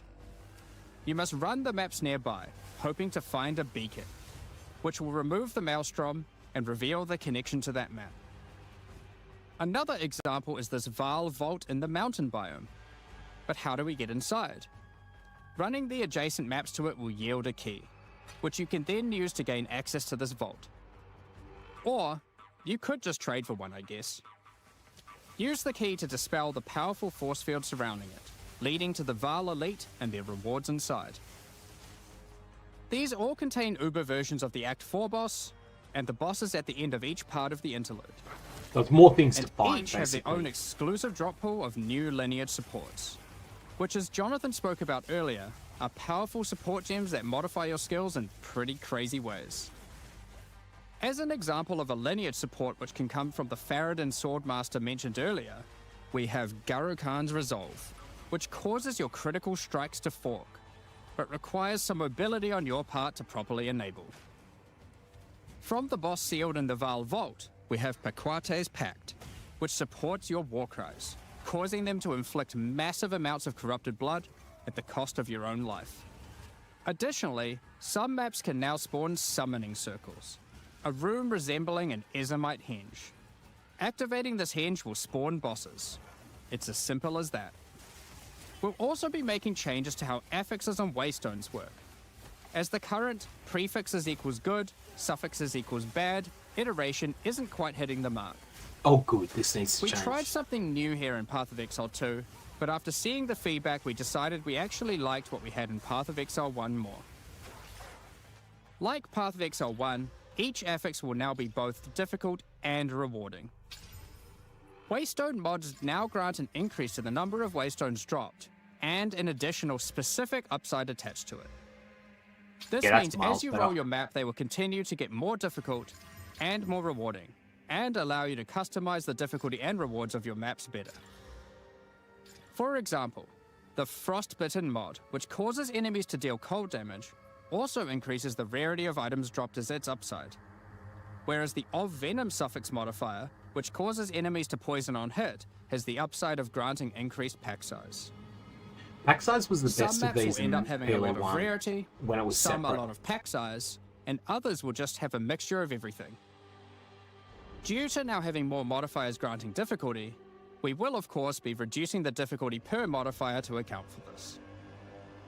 So, that's your Atlas, maps, and Waystones, but what about Breach, Ritual, Pinnacle content, and others of the sort?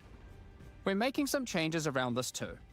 The first change is that you'll now be able to invest 2 points into your specific League Atlas trees before having to run the Pinnacle content. Oh, that's a huge improvement. There will be a specific objective for each type of content which grants you those points. For example, in the case of Delirium, it's simple. You just need to find and kill one of the bosses in a map, Omniphobia or Kosis. The rest of the points for each content come from the Pinnacle content, but we're making some changes to accessibility here too.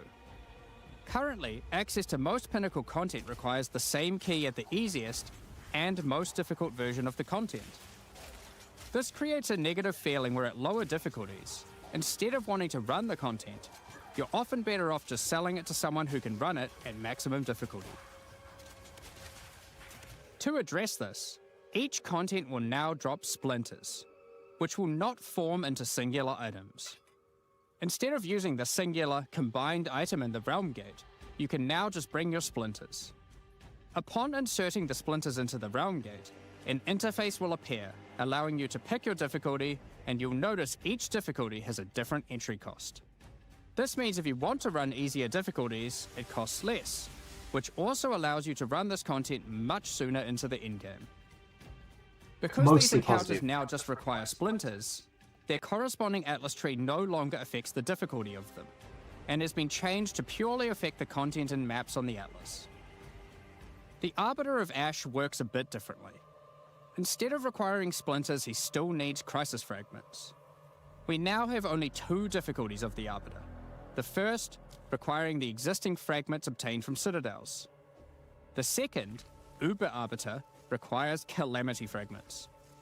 These come from Citadel bosses also, but only once you've allocated the maximum number of points in your boss atlas tree, ensuring those citadels are at their highest difficulty level. Since we're talking about pinnacle content, we also felt that the leveling curve in the late game was a bit too steep. We've smoothed this out a bit so that it's easier to get to the mid-90s. We've also added some new in-game unique items. Let's take a look at a couple. This will be interesting. Thunderfist is a pair of gloves that grants Crackling Palm, a skill which empowers your unarmed attacks, granting the ability to call down the storms themselves on enemies you hit. Right, so that's Put for mine. simply, literally every monster you hit with your unarmed skills will be struck by powerful lightning. Pair this with the aforementioned Hollow Palm technique to embrace your true unarmed prowess in combat. Another unique we're adding is Henekura's Sight. Equip this amulet to be granted the power of the Mother of Death herself. This is reflected by granting you a skill called Foresight. While you have Foresight, your dodge roll no longer avoids hits. But instead, being hit while dodge rolling restores you to full life and makes you unable to die for a brief period of time. You'll notice when this does occur, a copy of your character appears and takes the full damage. This is you seeing that future, as if you hadn't been wearing the amulet. Ultimately, your in-game experience should be more streamlined. With new content to find, you'll be able to invest in your Atlas trees sooner, engage with pinnacle content faster, have less FOMO running said pinnacle content, reach higher levels easier, and do all of that while finding many new chase endgame items. One Talking drawback about though, finding items that is one is thing, that but what about the crafting new them? changes to pinnacles might We've make you taken a want to step do back the low and looked ones. at some of our crafting systems to make some notable improvements. Let's start with essences, which suffered from an issue where the regular essences were effectively useless and didn't give players the tools or excitement that a crafting system should provide. Regular essences To just got alleviate power these creep. concerns, essences are being changed in a few ways.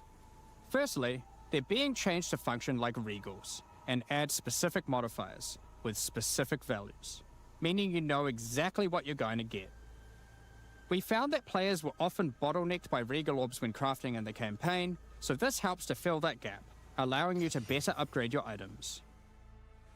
For example, this Lesser Essence of Flames, which will be able to add a flat amount of fire damage to your magic martial weapons. Secondly, we're adding many more tiers. That Lesser Essence of Flames, for example, has a regular variant and a greater variant too, adding even more fire damage with each upgrade. The intention of this is so that when you find one early on, you don't worry about holding on to it till later to use on a higher level item. You should feel free to use them as they come to get powerful upgrades during the campaign. Lastly, our highest tier of essences, now called Perfect Essences, will function like a Chaos Orb instead of a Regal. So it will replace one of the modifiers on your rare items with the specified mod. Such as this Perfect Essence of Flames. You'll notice this one doesn't just add flat fire damage like the ones before it. The Perfect Essences often give something a bit different, with some opportunities to be pretty damn powerful. There are many different essences, each with many tiers, covering many of the more core modifiers you'd want on items early on, through to chase specialized ones for in-game. So this deterministic Speaking way to of get in-game, middle tier we gear, really which is wanted to really expand good. our crafting options for late in-game crafting projects. You might have noticed that at in-game, you get way too many transmutes. Wouldn't it be nice if some of those didn't drop, but instead you got something a little more powerful? At higher levels, you can now find Greater Orb of Transmutation and Perfect Orb of Transmutation. These can be used on normal items to upgrade them to magic, ensuring that the modifier generated is of a minimum level. This That's is similar to intriguing. how you find higher tier items on the ground, but for crafting. This means These scaled higher items are tiers really will good also now. exist for Orb of Augmentation, Regal Orb, Exalted Orb, and Chaos Orb, meaning you can get all of the orbs required to take your item from normal rarity to a fully completed rare with guaranteed high tier mods. On top of these new core crafting currencies, we wanted to make sure there are powerful crafting bases to use them on. Now in endgame, you can start to find exceptional items. These are items that drop at normal rarity, and are perfect for your from-scratch crafting projects. They can come with extra quality, up to 30%, or an additional socket to use your crafting socketables in. And yes, they can be corrupted for yet another socket. You can also get exceptional unique items. To add even further to your crafting arsenal, we've added a whole suite of new omens to ritual content, and removed some of the more unimpactful ones that weren't being used. Some of the new omens include the Omen of the Ancients, which will cause your next Orb of Chance to not destroy the item, but generate a random unique of the same class. Or the Omen of Sanctification, which is my new favorite. This will cause your next Divine Orb used on a rare item to reroll the values of its modifiers, allowing it to exceed the normal minimum and maximum values, Oh, like a Valor. raising the ceiling on the new most powerful rare items in the game. This Omen will also cause your item to become sanctified. Sanctified items cannot be crafted, just like corrupted ones, so consider carefully when you use this. Yeah, that's just a Another is Valor. the Omen of Chaotic Monsters, which will cause your next Chaos Orb to reroll all modifiers on a Waystone, allowing you to fix your maps if you get some modifiers that are not feasible for your build. Besides these examples, there is a huge variety of new omens for you to discover in your ritual encounters. The key thing is, do With they the release remove of the Act busted 4, stuff? Oh, notably Healers. taking place in the Kardori Archipelago, you'll be able to now find a new currency item, Henikora's Lock. Henikora, the Kardori goddess of death, has the power of foresight, and is able to see many futures, including the outcome of your next craft. So, imbuing her lock onto an item gives you that same power too. For example, you'll know whether or not to use an Exalted Orb on your item, as you will know exactly what the outcome is. So, with all these new crafting improvements, it's safe to say you're going to be making some epic items, and not necessarily just ones for yourself. So given that, it's time to talk about a massive one. Yeah, this is the Trade. big thing. I think it'd be huge It's here. finally here. The moment we've all been waiting for. Fully asynchronous trade. Over the years, the way players trade with each other in Path of Exile 1 has morphed from using the forums, through to the in-game chat, all the way through to using the website.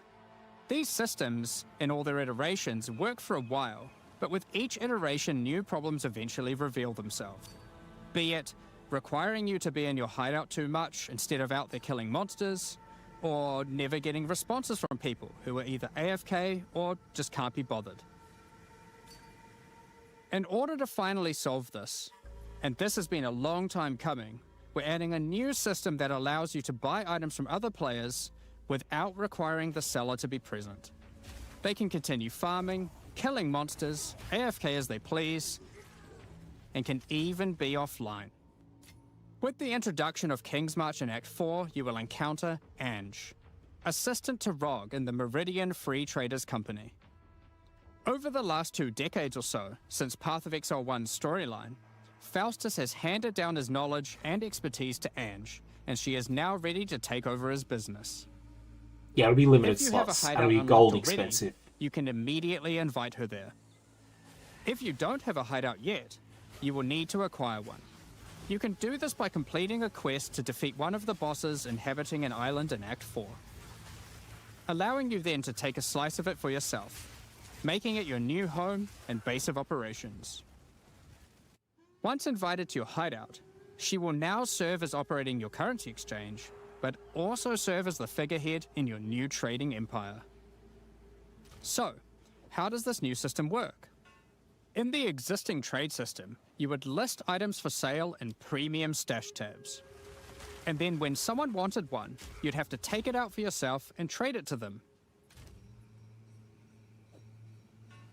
Now, instead of using those, you can give your items to Ange so she can sell them for you.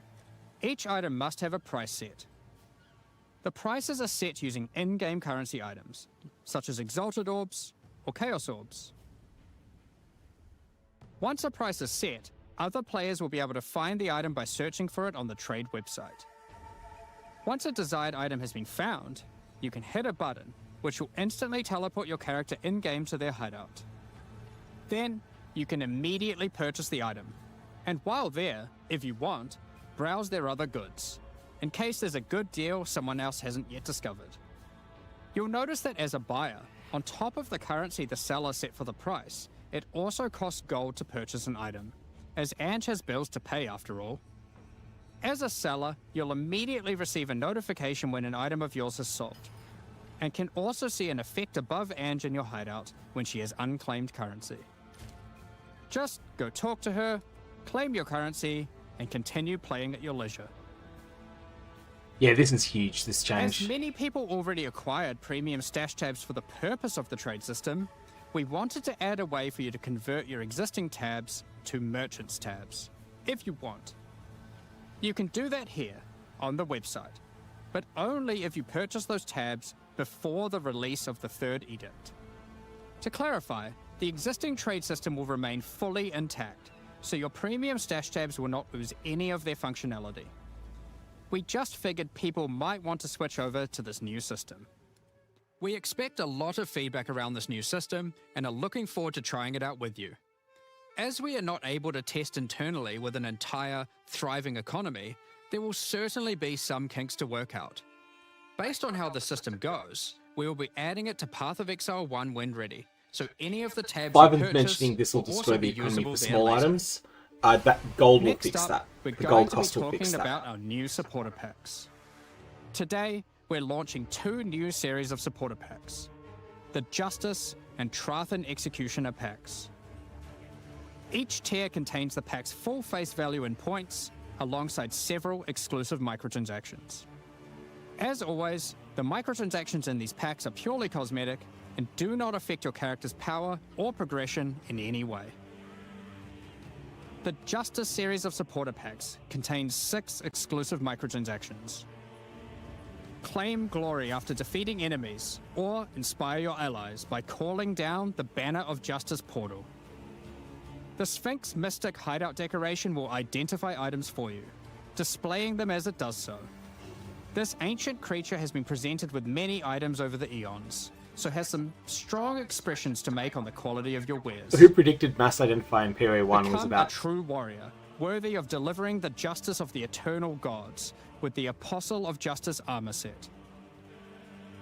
This armor set also comes with a matching back attachment, containing a set of scales to measure your worth. that back attachment's cool. With the Apostle of Justice finisher effect equipped, the Goddess of Justice herself will appear to decide on a verdict for slain unique enemies. Witness as she decides the fate of your slain foes. Will they ascend to be amongst the gods, or be banished to the underworld? The Griffin fledgling pet will be your courageous companion as you journey throughout Rayclast. Take your place in the skies in the Plateau of the Gods hideout. This hideout comes with many different sections for setting up your home or base of operations. Very Veritania feel on that. In order to travel between them, you simply just need to walk off the edge. Like a true eternal god, you can float between the mountains on the clouds themselves. Okay, that's cool. The Trathan Executioner pack series also contains 6 exclusive microtransactions. The Trathan Executioner finisher effect is a brutal display of Trathan might, crushing slain unique enemies as if they were bugs beneath your heel. As a Trathan Executioner, you're the perfect master for the ever-hungry carrion raptor pet. It has taken a particular liking to the taste of other pets, and at your command it will swoop down and eviscerate them, proceeding to satisfy its hunger by feeding on their corpse. Okay, that's funny.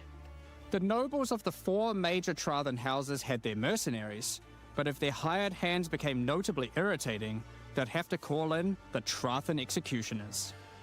You can now embrace their methods and become brutality incarnate with the Cruel Trathan Executioner armor set. The matching Cruel Trathan Executioner cloak will shroud you in scarlet as you crush the skulls of your enemies and leave a trail of blood behind you as you build up a kill streak. Or use the alternate variant to simply put a skeleton on your back. Be bathed in blood as you mutilate monsters with the Cruel Trathan Executioner character effect. The swirling blood increases in volume as your spree of slaughter continues. Both this effect and the cloak use the same kill streak for tracking how much blood is shown. After a long and tiring day of executions, enjoy a relaxing game of dice with the Goblin Gambler's Hideout decoration. They'll definitely be playing fair, right?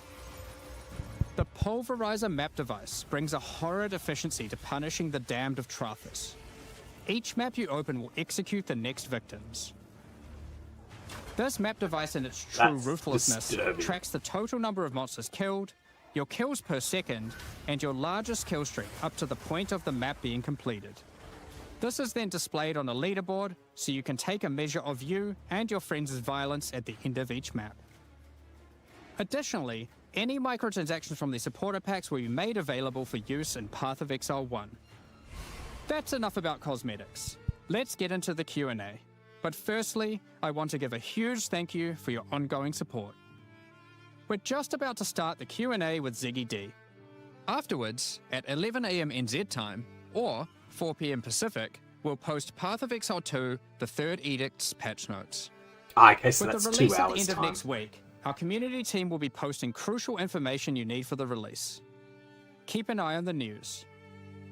Let's Thanks for quickly joining us today mention and the thing checking with out our trade. latest developments. The trade We're stuff looking forward is to going to have seeing a your huge impact experiences on with low-end Act 4 and stuff, its new but it will be bosses, throttled a bit fighting by the Abyssal, gold trying new if they've got the builds, gold and costs crafting right. new items. I hope they're willing We'll to begin the up Q&A gold costs shortly, if they need so to, please because get your POE2 questions gold ready. is very cheap. Because, yeah, like running one map, you get 50,000 gold or so even at low tier. So hopefully it's like, if you want to trade for an item that's a genuine endgame item, not even necessarily pinnacle level, but just something that feels solid to equip in red maps, I think that should cost at least 250,000 gold. I'm not going to be able to fix it.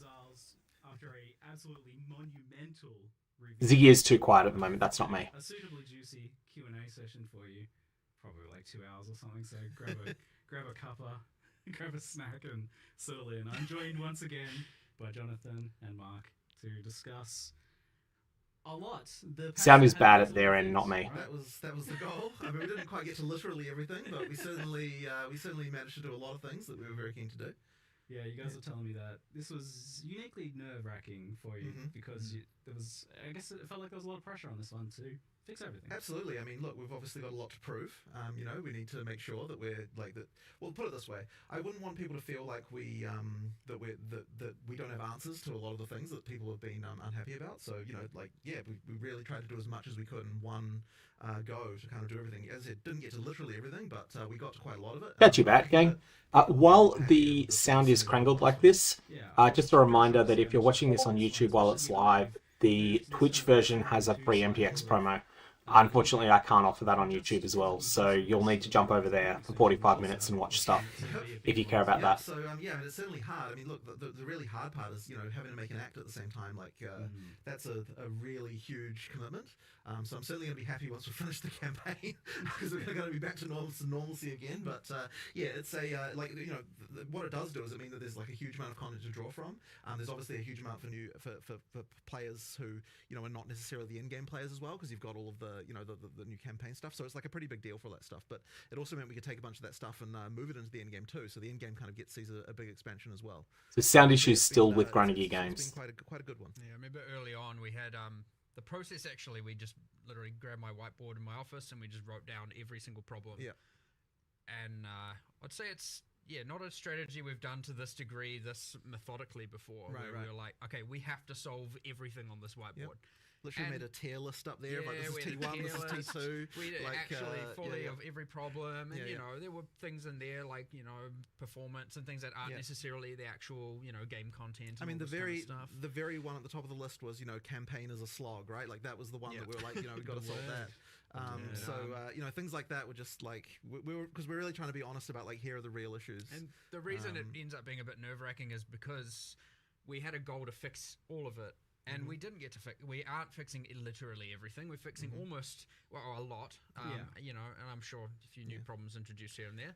However, obviously, you know, as we're watching Twitch chat, there was a huge amount of stuff about towers. You know, we had a plan; it was on the list. It just unfortunately we couldn't get time to sort it. So yeah, that's one of the. It's probably the notable one, I would say. Yeah, With this clarification, major tower changes are planned, but they were not able to get in. They prioritized trade and stuff over it. Like where you want to go with that. But we should also mention just the other elephant in the room, or the lack of the elephant in the room, with the druid. No elephant form, but the joke kind of works. Yeah. So it seemed that druid has been uniquely challenging to get shipped. It's been something you've been working on for a while now, and just getting it right. What has been the challenge with druid and getting it out? Well, I mean, okay, so we started believing that we were going to have druid in this version. And that was the case for at least 2 months of the 4 months of development that we were that we had here.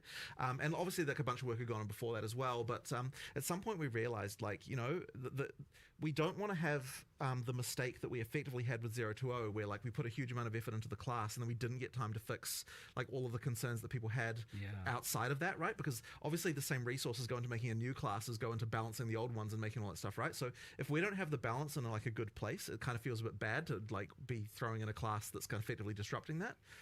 So then what that meant was at some point we're like, okay, since we don't believe we can get both the class and all these other balance changes we want to make in at the same time, it's actually better to cut the class and then have the balance changes instead.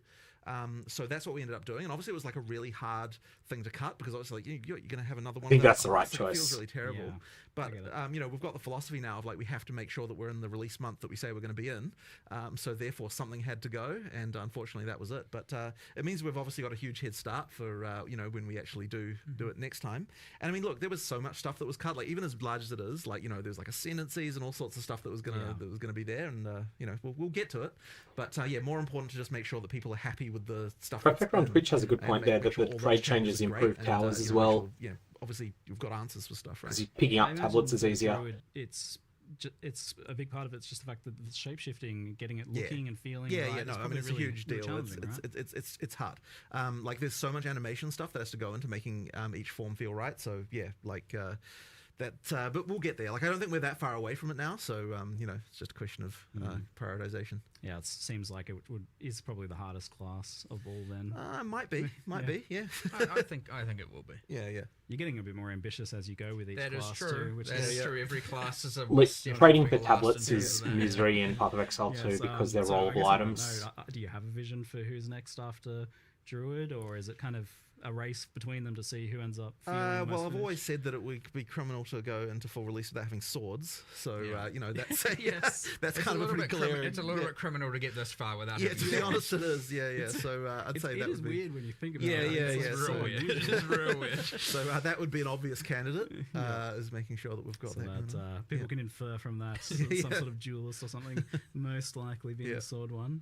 And as you said, the ascendancies are just kind of the same boat as you weren't satisfied with where they were at to be able to get those in. So that's the things you missed, but that's like the list of the things you missed. They were working on ascendancies and they got pulled. So that would explain the POE2 leaks. We'll jump into Endgame first, since I know the towers and stuff have been a hot topic for people. So we'll talk about the Endgame. This wasn't ostensibly supposed to be an Endgame update, from what you were telling me, but it still seems like a pretty big endgame update in the end. Yeah, I mean, well, part of that is because we obviously get all the content that we produced for the campaign. We get to make all the endgame versions of that. That obviously adds quite a lot, but we did want to make sure that we weren't just being like, okay, so we're adding a bunch of bosses. Like, we wanted to make sure that the more epic ones that we added to the campaign have some new mechanic for them on the Atlas as well. So that's where we had those various mechanics with, you know, like the sandstorm and that kind of stuff. Like, you know, those kind of like Atlas events. And it really does contribute to the feeling of exploration to have more of that stuff.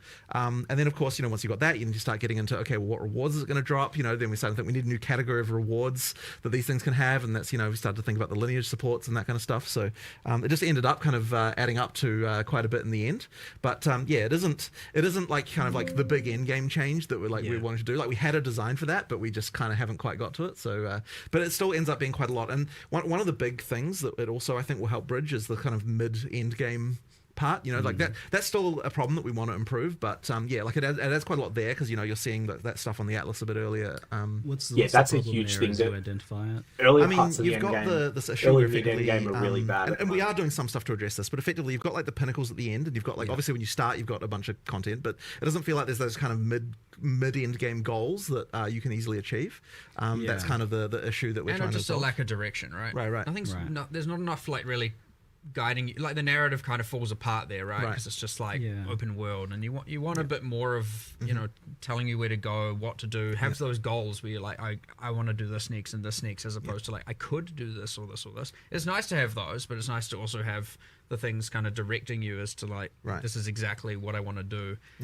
The boss I want to get to. So there's kind of just a big gap there. We want to add a whole bunch of stuff in the middle there. We have a huge plan, but again, it's like, we need to you got this working on a campaign, you've got working on the end game, and you got all these like, how do you juggle all of these things? It is brutally difficult, and you end up having to think. So I would expect, you know, next expansion to be way more end game centric in terms of fixing all of this, because you know, it was on the whiteboard. But we did do some stuff with what we had. So like that splinter change, I think, is going to be quite a big one. Like it doesn't look like much from what we showed, but what it does mean is that you've got pinnacle fights earlier in your in the experience, and of course you've got the thing where you know, we're making it make more sense with regard to the difficulty, the access to the different difficulties, by having it so that it's cheaper to get to the lower tier ones. So that helps quite a lot, and I think that'll improve things quite a lot even just from that. So I agree with that. That'll be a big improvement, unless they stuff up the league design. You know, the Wisps were Wisps.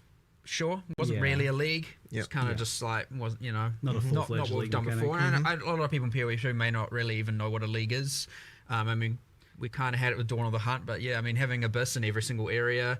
There are Abyssal icons you can find on the map. You can't add them because they are in every area, the Abyss. So, and you have, you know, different the waystone crafting and stuff like that. So there's a lot of endgame just added by the league's existence as well. Plus a lot more combination of the league mechanic with other mechanics the as well, which combination is something that I'm always keen for with leagues, is like have a bit more interaction. Yeah, so, you were telling me that you had specifically made it so that Abyss would have specific interactions with basically everything else. For sure. Like if a Rogue Exile's standing there, you get a special boss based on the Rogue Exile. So that's a rather interesting extra combination stuff there. It is interesting because this is a league mechanic. It's in every zone. It's guaranteed, but it's part of a league mechanic. But does this also have like Atlas tree integration in the way that it would later on as it becomes like a core element? No, not the way that's kind of handled is through some of the waystone crafting. Yeah. We, depending when the league ends, you know, we obviously do the whole again more for people who maybe don't know what a league is and how we handle this stuff in POE1. I'll over-explain it a little bit, but generally we review the state of it at the end. We see what changes we want to make. Sometimes we add it to the core game immediately, sometimes later, and then we add it to the tree and decide how we want to invest into all the different things. But we try and have the meta progression, so to speak, of a league within the leagues itself, and not connected to the like core tree, because you could have a separate tree. It is a thing you could do. But in this case, it comes in the form of the waystone crafting. You did an experiment with that recently in Path of Exile 1, doing that in a league, and you didn't exactly like the result. Different because it's not a separate tree, and that was during Necropolis, yes, and it felt like because it's in every area, you have to take it. Yes, exactly. So that didn't work. We're not going to repeat that mistake. It could be a separate tree, but we just did it through the waystone crafting stuff instead, and you can invest in the Abyss and juice the Abyss that way. And I mean, we'll see how we fold it all in as we go into the 040 though. I think a separate tree would be good. One of the longer kind term. of like, I guess, endgame issues that I've identified in the past was kind of how the Atlas trees worked and progressed and what they afforded, and it felt very top heavy. Like you had to beat the boss to get points to just scale. Well, the that's boss what I'm talking difficulty. about with the lack of mid-game stuff, right? Yeah, exactly. So that's changed now though. Like the league mechanics don't scale difficulty of bosses at all. They're just about what the content is in maps. Yeah, and you get the points way earlier. So in fact, you even some of them, we made some changes to that actually as well since last night. And thus it wasn't in the live stream accurately. It was talking about how you have to complete specific objectives like killing the Delirium boss and whatnot to get your points. It's actually just now you follow the quest line, and there's a point in where you get the tablet, which is after you find the league and you kill the, just do a Delirium, you successfully go back and get a tablet. You're also going to get the first 2 points there. Now I wanted to change it so that you can get like, if we have 8 points, you get 4 points before the pinnacles and 4 points from the pinnacles. Right now it's 2 and 6. We're still looking at this just because we made a change last night. There's a good chance we might end up, adapting this a little bit more. So it's even the first 2 points come even sooner and even more obviously. Like you don't have to RNG into finding a boss in order to get those first 2 points. Just on Bouncy's question, 1, 2, 3, 4, then the 3 Interludes. But we just want to really make sure we're smoothing that progression through, getting that stuff earlier, all that sort of stuff. So the other thing, was you've got this kind of world map. It seems to be exploration focused. The recent updates you did in Daughter of the Hunt actually, I felt were a big step forwards in that regard. There was a lot more exploration with the new unique maps, and even towers. I felt like when you're using them as an exploration feature, work quite well. Like they leapfrog you to your next. You see that next unique map over the hills, and that's like a cool motivator that pulls you through, and that helps with that mid game issue you were talking about. Is that kind of the goal? Is to make this like really exploration focused? It's certainly something that I really love, and the more things you add to the Atlas, the more it feels like you're finding things. But yeah, so we definitely appreciate the concern with towers being that you've got this tension between having to turtle in one location versus explore. Yeah. And so that's something that we need to look into addressing. But I don't want to kind of like talk explicitly about exactly what we're going to do here, just because there's like obviously a lot in flux there still. But yeah, it's something that we understand the problem, I would say. I would understand that there's an issue, and so yeah, we will be addressing that a bit later. Yes, the brand name of towers seems somewhat marred currently. Like it seems like almost no matter what you do with them, there's going to be some sort of maybe just delete towers because we have the bad association with it. That is a concern, but I have suspect less that towers, we'll still want to keep them at least for just better. vision. Like even if They we got rid of remove the the ability mechanic to and do roll other tablets. stuff, like we'll just keep them there. So I still think it's fun to just find a tower just to get a circle of vision around it. So I don't think that's the part that people are unhappy about with them. So therefore, it'd be fine to keep that and move like other power sources and other things that you can do somewhere else. And I even like the empowering the maps because that is an element of control, which is another thing people. Well, have issue I with mean, this I right still now. want something that does that. I just think that it needs to work differently than how it works. Yeah, So, I guess the issue seems to come down to, from what I see, and maybe chat might have other things that they mention about their issues with towers, but the issue, as I see it, is about that feeling that you still need to be stacking tower mechanics on top of other stuff, and if you're not kind of bringing all those things together, then it feels like you're wasting time. My fundamental issue with them is the way that you know that something sucks before you even run it, and that's always bad. Yeah. Like effectively, it's like, okay, like if you're running maps that don't have a tower around them, you're like, okay, well I know this is bad, or and so I feel bad because like I just have to get to the next tower, and then like when you've done one tower, but you know that 2 tower overlapping is a thing, then you're like, okay, well I feel bad running a 1 tower overlap thing when I know that 2 tower stuff is a thing as well. So there's just this problem of like that it sucks beforehand, and I think that's never a good thing. Like it's actually the opposite of the action RPG philosophy of like the reason you have random drops is because like any monster could be the one that drops the next thing. Exactly. And if you don't have that, then it's like you feel bad for playing the content because it's not the best already. So you need that like random element more. So there needs to be some adjustment to make that better.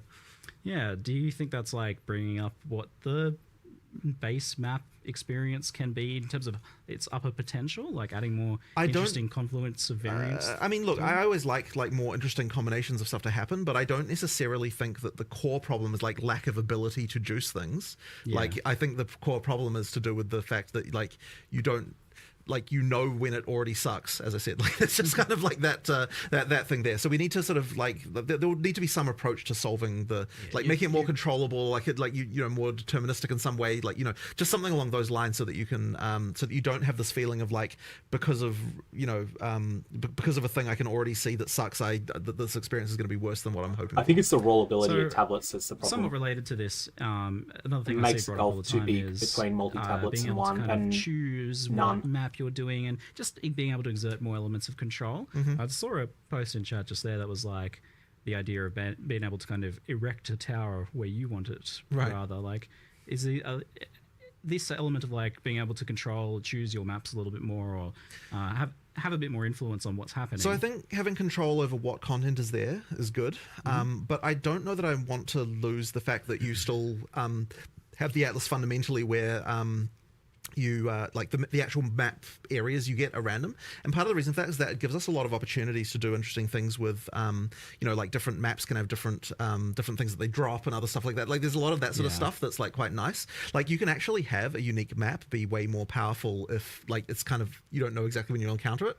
So that kind of stuff is quite nice, and we want to do a lot more as well on the Atlas, like just more stuff to find. Like when we get to 040, I really want it to be that like you really feel like there's just cool stuff in every map map that you might be finding that's like that's way more interesting. And as I said, that stuff, the problem is if you have full control over literally being able to run the same map every single time, like the same like base area, it means that you don't have the ability to say, okay, well, this map can randomly have this thing that's just like really awesome that always drops a unique or something like that, because then you're just going to run that map over and over and over. So I still like some ability to have to find the good stuff in the Atlas, but we just need more control over what mechanics you can spawn there and that kind of stuff, and like not having the experience of like, if I didn't get this exact overlap, then I have this bad experience. And that's where exploration actually comes from as well, is having some element of not having that control as well. So maybe it is the case more of just juicing up that exploration aspect of it even more. Right. Anyway, that's what it already felt like a big improvement with that last one, and we're getting the new maps and the new mechanics and things scattered in the zones as well. So it seems like there's a fair bit more going on. The main point, like we did what we could, 100%. I think the new maps are going to 040 expects a lot more improvements there. But again, we focus more on everything else. There's an insane amount of content there. It's we wish Towers was in that list, but it will be. Don't worry. These things are coming. We're aware of the problems. We are aware, like 100%. It was expected when we got to that section to see a bunch of. And I think a lot of people are going to be getting a chance to experience some stuff they didn't experience because it came later in last league, and maybe they had tapped out before then. So there's a good bit of extra stuff to explore there, maybe with this one. We'll loop back around to Endgame if people have more questions that they post and that we pull from the chat. But we'll move on to the Act 4 and the Interludes, because that's a pretty big thing. Obviously, getting rid of Cruel was a priority. You wanted to do that as soon as possible. There's been this problem that you were laboring over for many months about how to do that, how to add Act 4 without having to add the rest of the acts all at once, or do some weird thing. Well, you've come up with making more acts to solve the problem instead of So there was certainly some skepticism when I first proposed this about like how can we possibly do that? But basically, the main thing there was that so the interludes are not exactly the same as an act in terms of like each one of them is like a straight line, like you're going from here to here. There's no different. There's no complexity around the plot or anything. It's just like a single goal of someone's telling you to do this, go deal with it. There's bosses along the way, there's new areas along the way, but all of that stuff we can use in Endgame as well. So that means we're not kind of wasting any of the arts. The only thing we're really wasting is like a kind of like a little bit of like storyline structure around it. But as I said, it's not nearly the same level of like narrative structure as what you get in like a full act. I reckon some of this and that's something that in the acts ultimately what we realize is to get from the end of Act 4 to the Endgame level, all you need is like 20 areas roughly to kind of to bridge that gap. And so that means that I was like, like with 20 areas, I reckon we can do it if we're like, we're using a few mechanics from maps, we're taking some, we're doing a lot of art reuse, that kind of stuff. Like we can find a way to make something pretty quick, and it won't necessarily hold up for like years and years, but it will certainly be good enough for just like for a relatively short period of time. And by the time you get to that point anyway, like you're usually pretty fast as a character. You're like rushing through, just to get to Endgame. So I think that that'll end up being like pretty damn good for the time being. Plus, new bosses, new stuff to experience. Like, in my opinion, it was a no-brainer to do it compared to some weird thing like having to repeat Act 1 and 2 again or something weird like that. Like that just wouldn't have been good. And we really wanted to get rid of Cruel. I mean, like we never wanted Cruel to exist, right? It existed as a compromise. So being able to get rid of it is obviously something we were very, very keen to do. There was something.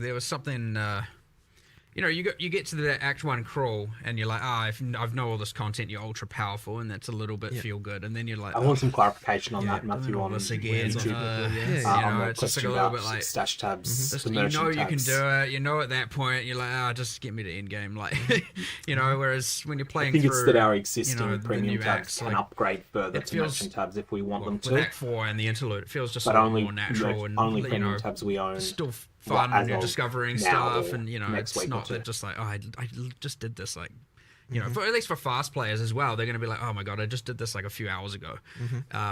It's like just too short of a time. But one thing about Act 4 and the Interlude, by the way, which I think is really cool, which is very different, and something you don't really appreciate until you play, is you get to Act 4 and you're like, okay, where do I go? Well, I have many places I can pick. I mean, Jonathan was talking about how, they're kind of interludes are kind of straight lines, but there's 3 of them. But there's 3 of them. You can do them in any order. There's a choice immediately there, right? You can do those in any order. You can do them in any order. You can do them in any order. Oh, When any you order. complete- That's cool. When you complete one or partially complete one, it levels up the other 2. They always stay, ahead, and they bridge the gaps. You can do them in whatever order you want. It'll be interesting to see the speedrunning strategies because there's different bonuses available. Like the spirit draft comes from 1. Yeah. Okay. Where another might be more passive point heavy and another might be more permanent bonus heavy, and another, there's going to be all kinds of crazy stuff going on there. So you go in Act 4 where you've got full freedom of choice of which island you want to sail to, and then you go into the interlude and you're like, which part would serve me best? And maybe the answer is do a couple areas of this part and then swap to another and do that one, and then who knows? Which is fine because again, as you progress through them and defeat the bosses, the other ones will level up and keep up with the level. So you can do half of each and then do the half of each again. You can do an area of each, and then That's wild. I didn't realize the interludes were sandboxy like that because I was planning on asking about how the fact that Act 4 is like a sandbox for the great portion of it there, and that's going to be super interesting from racing and speedrunning. Yeah, I never perspective as to considered what people take. that they do them. But also let you that do does them in seem any like order. it might help with the campaign slog. The repetitiveness of it if you can kind of do things in a different order each time. Is there some good reasons to do it in different orders as well? Like you mentioned, differences in rewards, differences in challenges too, I imagine, for different builds? Yeah, for sure. So, the reward thing is probably the main reason you'd change the order, depending on what's going to work best for your character right now. So, yeah, each one has got stuff that we're taking all the different fixed bonuses. I think that actually the fixed bonuses are different a little bit now, aren't they, than the way that they were when they were in Crawl? Did you change what stats they were? I thought you did. The passive point number is the same. Yeah. The spirit is the same, but the other bonuses, we've kept we'll still have the resistances that you got before, but some of the other bonuses from for example, Crawls, the snake in Act 3, I can't remember the name of these areas. We have internal names, the old snake chamber. The reward from that will be slightly different because not all 3 of those options are available, and they're available in different ways. Some of it might be, some of it might not be, and some of it will be in Act 4, some of it might be in the interlude, So it's kind of mix and match all over the place, but there's some pretty cool stuff in the interludes that, that you've obviously got your permanent bonuses, you've got your skill points, you've got just which bosses do I want to do first or last. That's all nice, but you have a little other things subtle. Like the first area of one of them, I'm not going to be as spoiler light as possible here, has a wandering vendor that sells, guaranteed rare caster gear, and you can go and be like, I'm going to go there, check that if I'm a caster, and then I'll go to the other 2 acts because that might have a straight up weapon upgrade. And then there's another act that sells a whole bunch of greater runes, and so you might be like, I need some runes, I'm going to go there, find that vendor, get some runes, and then go to another. And then one of them has, and you're going to have to find this for yourself, one of them has a nameless seer in it, and so go for it, find that. And I'm not going to tell you which. So do you know in advance some of these rewards so that you can make this decision? Maybe not those kind of secret ones. I think it doesn't. Does it say it on does it show it to you on the world map? You generally see the icons on the world map up to the point your character and the NPCs could reasonably know about. Okay. So it depends on the act a little bit. In some cases, it's no humans have been there, so you can't know until you've opened it, and then it will, or until you have been told about it or know about it or advanced the quest, and now you see all the icons. So some yes, some not, and It'll be a bit of a discovery process. But look, it's gonna players are gonna share information pretty damn quickly. But yeah, it's actually quite fun having all this different choice and different axes, and we haven't had this level of sure, you've got Path of Exile 1 Act 2 is go left or go right, and you got a little bit of that in Act 8, but you don't get this much parallel things going on like this in a kind of interesting way. So it'll be. It's going to be really interesting in group play. Last a little bit longer than we anticipate, given how we had to put this kind of 3-part thing together so quickly. Last a bit longer in terms of players finding it fresh and interesting. Yeah, that's the hope. Okay, good. All 3 interludes kind of appear on one world map, so you kind of got 3 parallel tracks you can see on one map. Cool. So yeah, that's how that works. It's cool. decision paralysis is going to set in. Where do I go? It's only I think a lot of people will just pick one just because it's the first one. Yeah. Probably. I bet that'll be the most common You'll choice. see stats on that, I'm sure. Yeah, It's yeah, like, yeah. oh yeah, 60% pick rate for the first. I hope option. they release these stats. Left to right's Would be mostly. quite funny. It makes sense. The order of the islands in Act 4 a little bit less predictable. Yeah. You know, one of those islands, like, there's four permanent bonuses kind of going on in one area kind of thing. It's like wow. a, you know, because... Go there first. I'm not going to tell you which ones, but Okay, we'll have to figure that one out, eh? someone will do it, figure it out. Make the progression guides. But I like the idea that it could be different for different builds too. That would be very cool if that ends up being the outcome, because that will keep things fresh long term. Yeah. There's a good reason to do it differently and doesn't just get kind of immediately solved. Yeah. So Act 4 was planned to have a new way of ascending, but that wasn't mentioned here, so it's not quite ready yet. Didn't quite get time for it. It'll be coming a bit later. That's but, unfortunate. You can still there's still a forward to quest to Coda. go to the place where that is happening.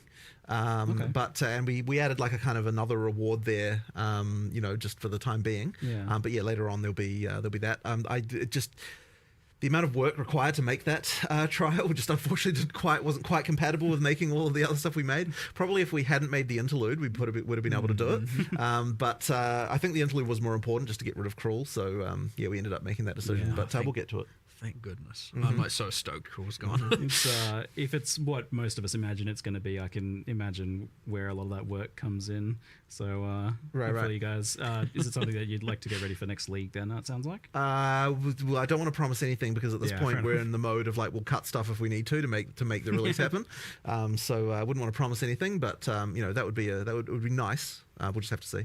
I guess the other question then is, do you think it'll be like different enough and appealing to people who don't necessarily want to ascend the other ways? Well, it's certainly different than the other ones Yeah, by a very significant different. margin. So yeah, like I think that'll be interesting. And what's the vision for how ascendancy works long term then? So is it the idea that you ascend once in Act 2, once and then again in Act 3, and then again in Act 4? I mean, you will You'll be get able to do 6 it that points way, but if that you way? want to do other, I mean, yeah, that's a way to do it. But if you want to, you know, just if you like a certain trial better, doing it that way is also fine too. It's just interesting because there's like not as much of a gap as there usually is between those first 6 Guess months not. that way. I Like they're guess quite not. rapid fire. So and then it would be a big gap until the end game and you do Yeah, your yeah. choice of fourth But, one. yeah, I mean, I guess we see that as fine. Like you kind of want to get your build locked One of in the key to some things I think degree they've by done the time with you get to the that. ascending I is kind of like it. making It's just everything different to how very it's been done bot in the past hostile before, where content. we had, where it was like right at Endgame you did that. Trail of too, the so Sekma's it's very bot interesting stuff. hostile. So a big part of this Trail of obviously Chaos is then quite bot hostile as continuing well.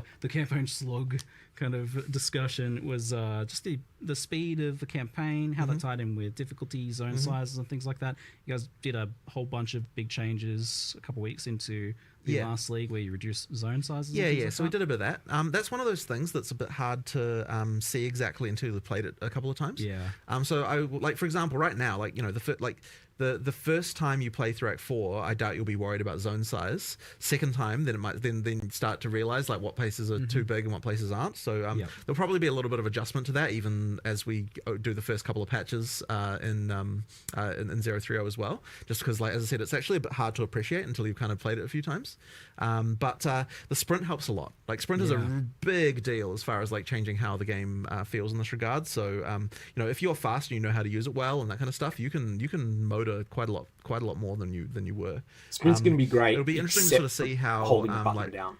how many people are using that all the time versus how many people are I've been kind of just using it using all the time. You have, well, yeah, but the thing is, you're an experienced POE player, right? Like you're gonna be But like like, that. there's a fun risk reward to using it that way, though. Like, if you are just using it to traverse or like backtrack or something because you go the wrong way or something like that, then it's pretty cruisy and it works well Right. for that. But it also is a very powerful like combat tool. You can use it like a boss is doing something, you can get further away than you could before. For boss stuff, you can, although it is dangerous, right? Like, I mean, if you screw it up, then you get knocked down. yeah. But I think the thing that I find kind of interesting about it as well is that like you can skip monsters now more Yes. easily, Yep. and that means that if you are overpowered due to getting a good item drop or something like that, you can kind of like motor through a couple of areas a bit more, like, you know, sort of then catch up to the point where you sort of feel about right as far as the difficulty, and then keep going from there, like more specifically. So you've got that kind of tool at your disposal. Not something I'd expect like new players to do, or like players who kind of don't want to engage with that stuff. But if you're talking about like, you know, like the person who's playing through the campaign the 5th time, certainly that's an option that you've got that can kind of speed you through a little bit faster. So yeah, that's something as well that it kind of does, just because you are faster than basically everything. So you know, you can skip past them if There you want. were a bit of like, you know, good players, like knowledge players knew how to move a lot quicker. You know, there's a bunch of skills, you get animation cancelling, you got shield charge. It's true. It's true. The speedrunners already have a way, but like no one really wants. Like, obviously, you don't want to be doing that all the time, right? Like unless you're like really dedicated to speedrunning. So.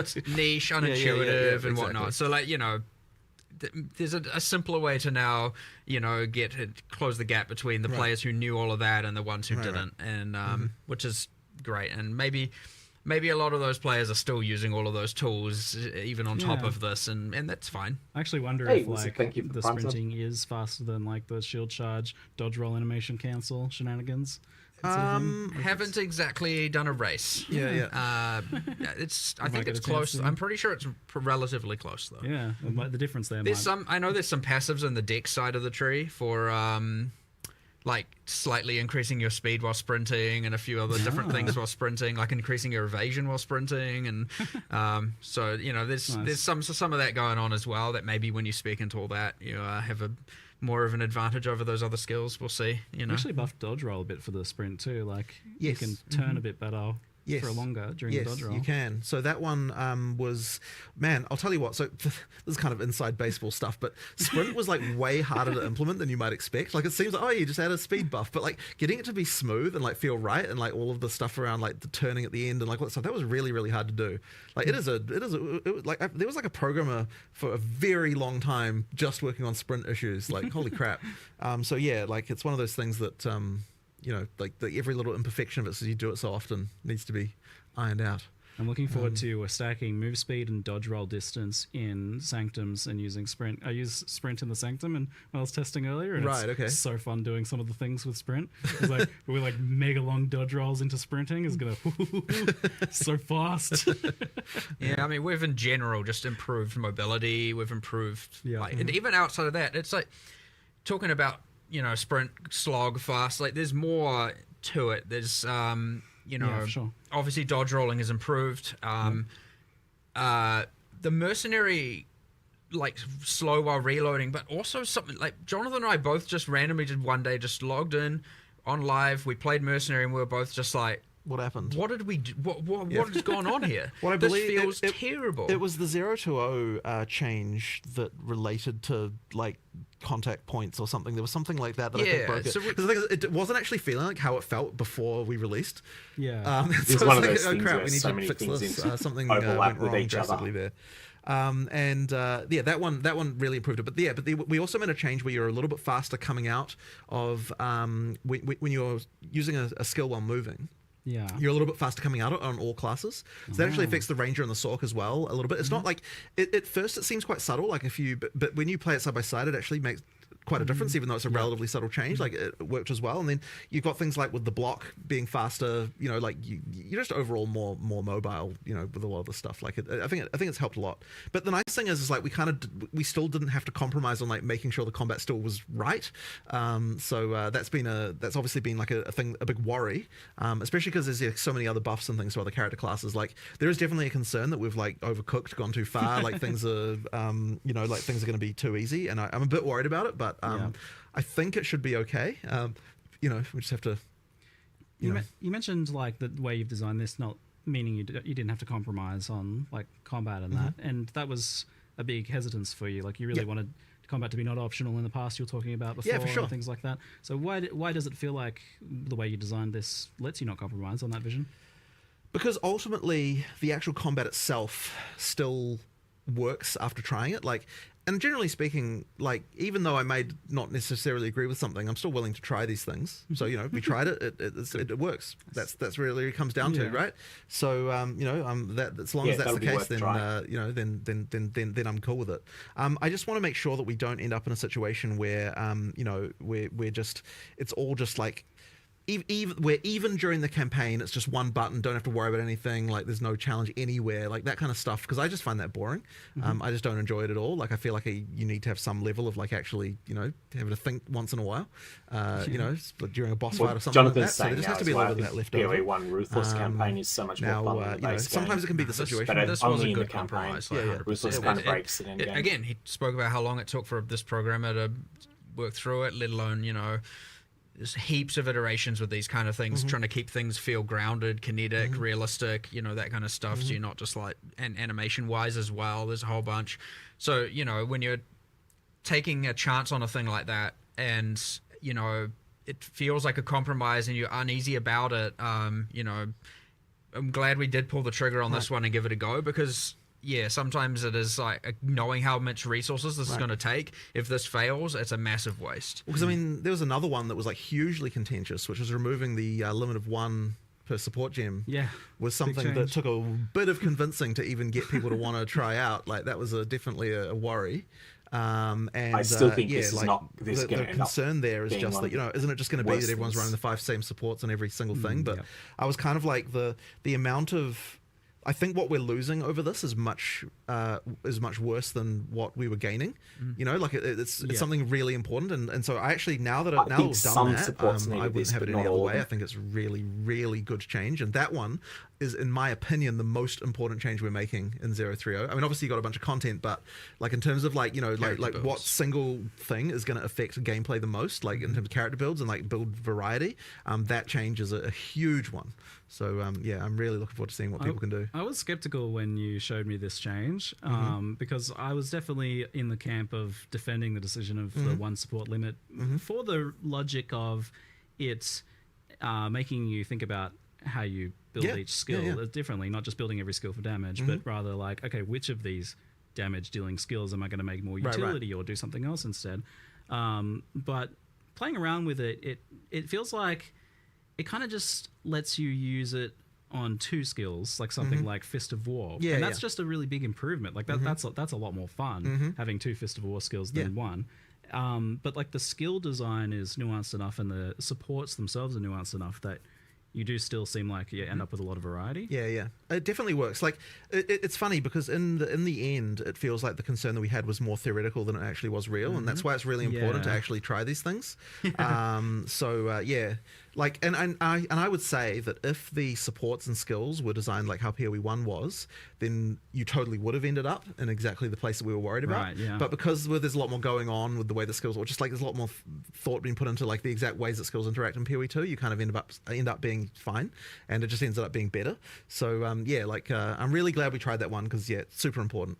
Yeah, and it seems like lineage supports take over the role of this 1 gem a bit more. They do. So basically right at the end, you've got the thing where you can only have 1 of each lineage support per character, but that's kind of like none of those are like... that's interesting. Okay, so that something like multiple projectiles or martial tempo, like these things are super important to kind of make skills even viable at endgame. Whereas the lineage supports don't have that same thing. So we effectively get to keep a little bit of that like interesting decision stuff, but only right at the end when you're kind of at the top end and you're thinking about like hyper optimizing specific stuff or like with interesting mechanics. So we still get to retain a little bit of that there. 1 lineage support wasn't clear before. This change, like I've been playing warrior, and I almost feel like saying the new warrior because. It's not any one specific thing. Like the support gem change, the sprinting change, the faster while blocking, being able to block everything, it was way more impactful than I expected. Weapon swap instant. Weapon swap is huge. That's like, it's the sum of all these small individual things. And honestly, it was quite hard to design the live stream, what we were showing for this reason. Because it's like, it kind of ended up being just like a huge scatter shot of like all sorts of little things. And it's sort of hard to appreciate the sum of it all, like adding up to a much better experience. But I mean, obviously there's like really big things. Like you've got the infusion stuff on the Sork, which is like, like radically, visibly, obviously changing the class. But it's like, when I'm making a case for like why is the warrior better, it's kind of like you got a few new skills, you got like a few different mechanics, but like together it just kind of comes into something that's like way better than it was. I've spent the better part of 2 days trying to put my finger on what it is exactly that is making that, because you were asking me like whether I'm worried that the warrior is a bit too strong. And I'm like, I'm definitely a lot stronger, but I'm trying to figure out what it is exactly, and it's like a bit that, a bit this. Everything. I think I have to start warrior now. Everything definitely feels like way more fluid, faster, smoother, chunkier all at the same time, because I've got more Fist of War skills going off. We like the instant weapon swap thing is huge as well. Like that seems like a pretty minor change, but all of a sudden you're not thinking about like there's no reason to not. Right. There's no- And that there's no reason removing all the reasons why people wouldn't use combos is exactly the focus that we had for a lot of the stuff, right? It's like, what is preventing someone doing a combo here? What can we do to fix it? So you've got like the shock change where that's longer. You've got like the change to chill and that kind of stuff. And oh yeah, there was a whole like thing with, we never even talked about Ignite because there kind of wasn't room for it. But Ignite has got a whole different thing where that it does now, where there's like every time you fail to ignite, it builds up flammability. That means your next ignite is more likely. So there's like that. There's like a bunch of changes just all through like the places, just these little things that tweak stuff. One of the ones I know is actually really big is the thing with the curse and the what do you call them? The thing that lowers resistances. What the hell? Exposure.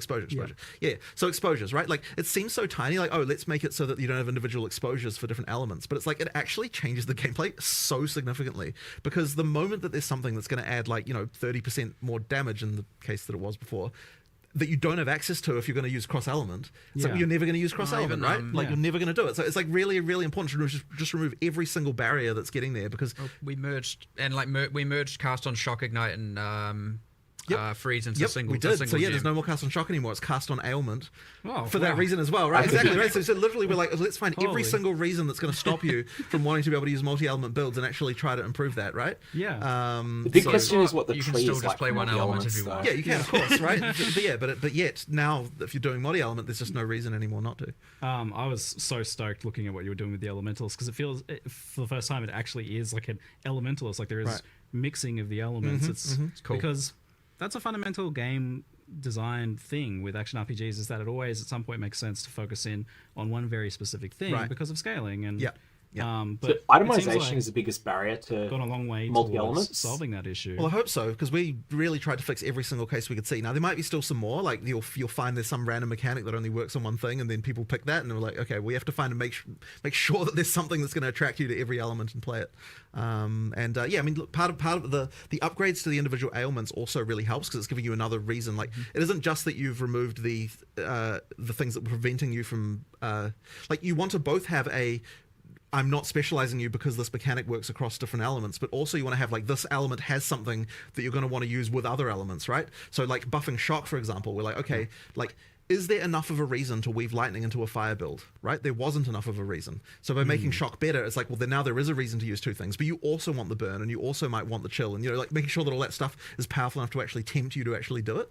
Because like 8-second shock, and you even mentioned bigger magnitude shocks. A number of the skills have a bunch of shock effect on it. So effectively, if a skill is supposed to be for shocking, then that skill will have magnitude on it, because the idea is that we really want to make sure that it actually works. But so that kind of stuff. It's the same with the fire skills that are intended for burning as well. Like if something's intended for burning, it's going to have some kind of duration or something like that. So it's like you want to use that one, then you want to switch to something else while that's burning away and that kind of stuff. Yeah, because I always want to do that sort of thing, but you feel a bit silly because it's just not enough. It's going to be really restrictive with a bunch of items. You're going to have two items now. Like even like once and again, you're going to get you wrap back in the support changes where it's like, okay, like why would I want to use this other mechanic when I can't do this as fast, or I can't do it as powerful as I could have been doing on something else. You get a plus 5 fire one. Like it's like that as well was contributing. It's like the whole lot was just all a bit of a mess in that way.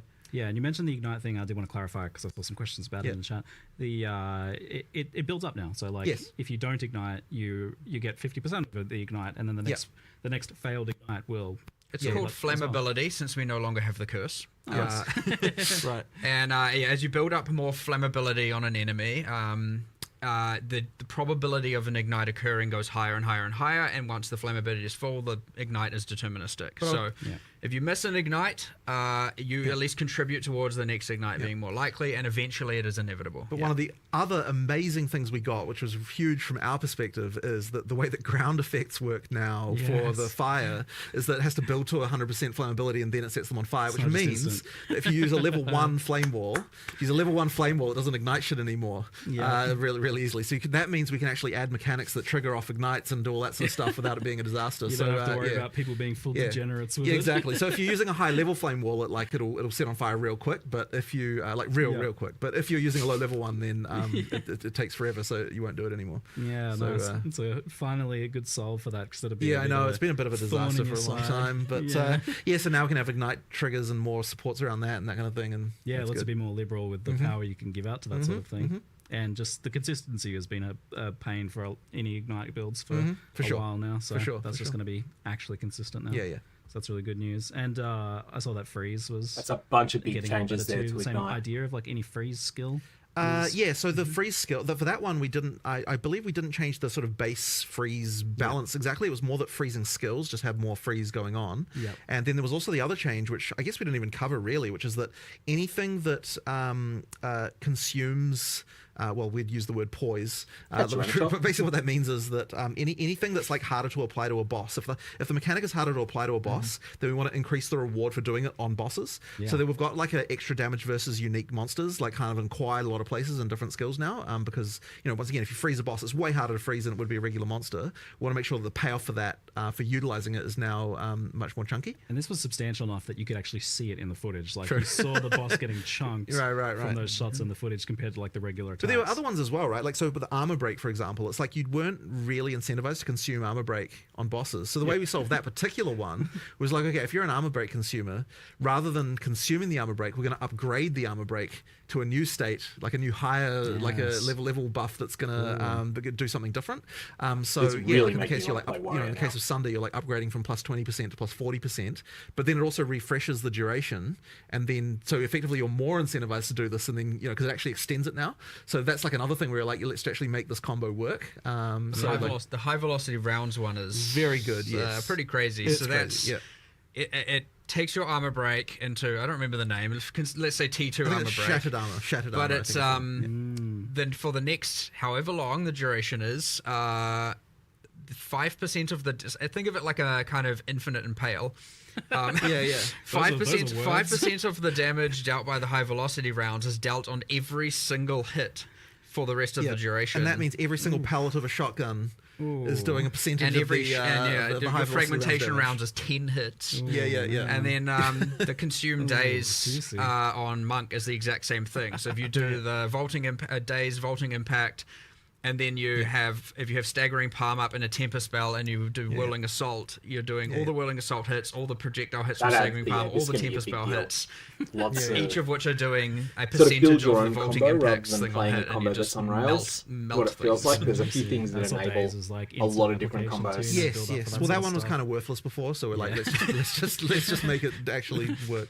This idea of like buffs that get escalated into tier 2 buffs is like a kind of cool concept. I like that one. And the other funny thing about it that's like less obvious but really good from our perspective is that it means you can't repeat the combo piece immediately either, because once you've upgraded the armor break, it's extended the armor break, which means that you can't just reapply the armor break immediately again either. You have to do something else. So it actually kind of generates that rotation kind of naturally, which is kind of a nice one. It's chunkier and it feels like you're not an idiot for doing it. Right, exactly. Before it's like, why would I want to remove their broken armor and make them tankier again? It never really made any sense. That's a good one. But it also like prevents some of the weird edge case stuff that is a pain for you guys. So huge improvements there. There's a lot to take in with the supports and skill changes and things like that, but it's like with the amount of supports that are getting added now, and now tiers of supports and lineage supports, do you feel like there is a point where it's a bit much for players to like take in? Like, well, so I've got something. There's some stuff around this that I would like to improve, which is that first of all, we did a full pass on recommendeds to because there was a lot of terrible recommendeds right now, and so we did like a full pass on that. So basically, what I'm hoping is that now that's the recommended support, at least all the recommendeds are not bad. Like I was kind of trying to really answer the question of like, are these 3 supports the truly best supports that this skill could have, right? And previously we had this extra constraint that kind of screwed this over, which was that because you could only have limit 1, there was always this thing of like, but would you use it on the skill or would you use it on a different skill that we were always kind of working around. Now we can just be like, what are the 3 best options, right? With no other constraints, right? And so that means that like that immediately makes it easier for us. But I think the other issue is that what it was, the whole like, there's too many supports thing, part of it was because since the recommendeds were bad, you kind of had to go to that other screen where you've got all this other stuff. It's like, if you actually rely on the recommendeds to be good, it's like, the fact there's a bunch of supports doesn't kind of matter as much. I remember we had a ranger with, the 10 skills, 50 supports, and it was 2 out of 50 were recommended, I think, for the skills they were on. I'm like, yeah, it's a bad sign, right? And so if that's a bad sign, if your in-game ranger is that, it means that if the player who's following the guide that we have given them is not only not being rewarded, they're being punished because we're making them make wrong decisions. Yeah, so I'm sure there'll still be a few that are incorrect on there, but like hopefully it should be way better. And the other thing as well as I'd really like to do is I think that we might want to get into starting to recommend more stuff, or maybe even like recommending stuff based on the previous stuff that you've already done. Crazy. Which might be just get a bit complicated, but I'm kind of like, I feel like we maybe should start thinking about that. That sounds like a nightmare to code. Maybe, but then it's kind of like, or maybe like if you've got this other skill on your build, then this becomes an option, or there's something like that we might have to do, because I think there's more we can do there. But whatever. For now, it's just at least we're like, here's the 3 best shit. Oh, but also the names. I know. The names are so much better now as well. Yes, right. So we did a pass of like making the names more obvious. Like, because there was a lot of supports that just kind of weren't like search for there's this thing or that they're does renamed. what is it called? I don't know. Actually, I don't know. Whatever. Subtle but a big improvement. Yeah. Like there's something that does an explosion with armor, but what's it called? Well, that one should be obvious, I think. But armor explosion. Yeah. Yes. But yeah, that's what it needs to be like. No, I'm pretty sure it is called that now. Yeah, good. But yeah, I remember just being like, if I'm struggling with this, so many people must be struggling with this. Like I remember to build or whatever. Right. Yeah, it was not the most intuitive of systems for sure. So massive step forward in the UX, the understandability, all of that stuff for sure. I'd say as you play it and as you take it as it comes, it's not overwhelming. It's easy to look at it in this context and go, oh my god, 100 in support and whatever the numbers are, lineage supports, and oh my god, there's so much going on. The lineage supports really should be treated more like uniques, so they kind of just go into the big pool of like, stuff that at end game you're kind of like, potentially working on. But I mean, a lot of the lineage support things will end up probably being like, oh, this build guide says, this is the thing to use here, so and here's the boss you need to farm to get it. So I suspect that it obviously ends up a lot of that way with uniques a lot of the time. But there being so many options for this stuff, actually, kind of like, so there's this thing that ever since kind of the internet, we get we're spoiled, right? We're inherently spoiled for everything. We have the build guides and all that, and there's a lot of fun to that as well. But we obviously lost some of that kind of mystery of your own self-discovery. But I feel like you're almost forcing us back to that age a bit, because there's just too much for guide creators to really cover. I don't know about that. Like, people will still converge on things. But even if a guide creator like creates a build, even if it's like quite well optimized, there's usually like a few other options. Well, that are ideally, almost yeah. as I mean, optimized, that's part of the fun, right? Like, over time, people come more stuff, and ideally, since we're shaking the meta up each league as well, like, there's still new stuff to find. I mean, that's like, I think that Path of Exile is actually a game that still has that, because of the fact that there's enough stuff and there's enough meta changes to actually cause it to be that there's still cool stuff to find that no one's discovered yet. With that. Which is, there's not many games like that really that still I don't really think I get that as much from POE1 anymore, but POE2 is getting that. I guess so. But I mean, that really just comes down to the amount of meta shake-up that happens, Yeah, I guess so, yeah. For sure. So with the sheer amount of like supports and things, have you taken a look at how we obtain like sockets and get a 6-link, and how hard it is to do that, and how many we get? So there have been some adjustments. Actually, this is probably a good time to cover a topic that was probably not obvious in the live stream, which is that we now have a system that allows us to effectively. And I don't have a good way to phrase this really, but it's like, so I'll take the transmutes as an example, right? Okay. So in the live stream, we're like, it's dropping too many transmutes. We want to instead drop these more powerful ones. The way that actually works is that as you get higher level, it specifically takes like some of the juice, if you will, of the transmutes that would have dropped, official term, and then instead drops higher level ones but less often.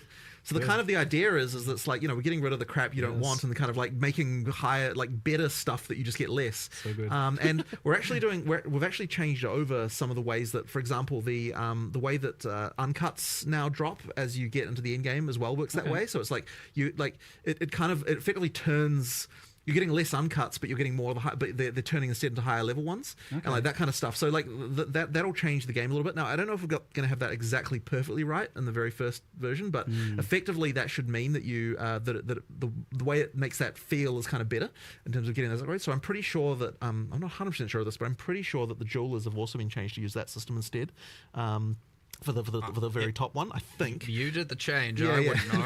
I think that one's been changed. But there's effectively like so what you get there is we're still trying to make it so that you get enough of the low level currency that you can still do map crafting, because obviously you don't want to burn the higher level ones on that. But what it does mean is that you won't need to do as many crafts. Like just the bulk of the number of crafts you have to do to get decent stuff will be better, and you won't just get as much just the crap that you don't need. Now, I will say that the perfect exalts are not common. They are quite rare. And there's also the drop rates are, to an extent that's much larger than previous stuff, because of the way that works, are much more controlled by the level. So at the difference between the eye level 78, 79, 80 is quite large in terms of the percentage that gets converted. So there's a little bit more going on there. And then eye level 81 and 82, like from rares and uniques. Yeah.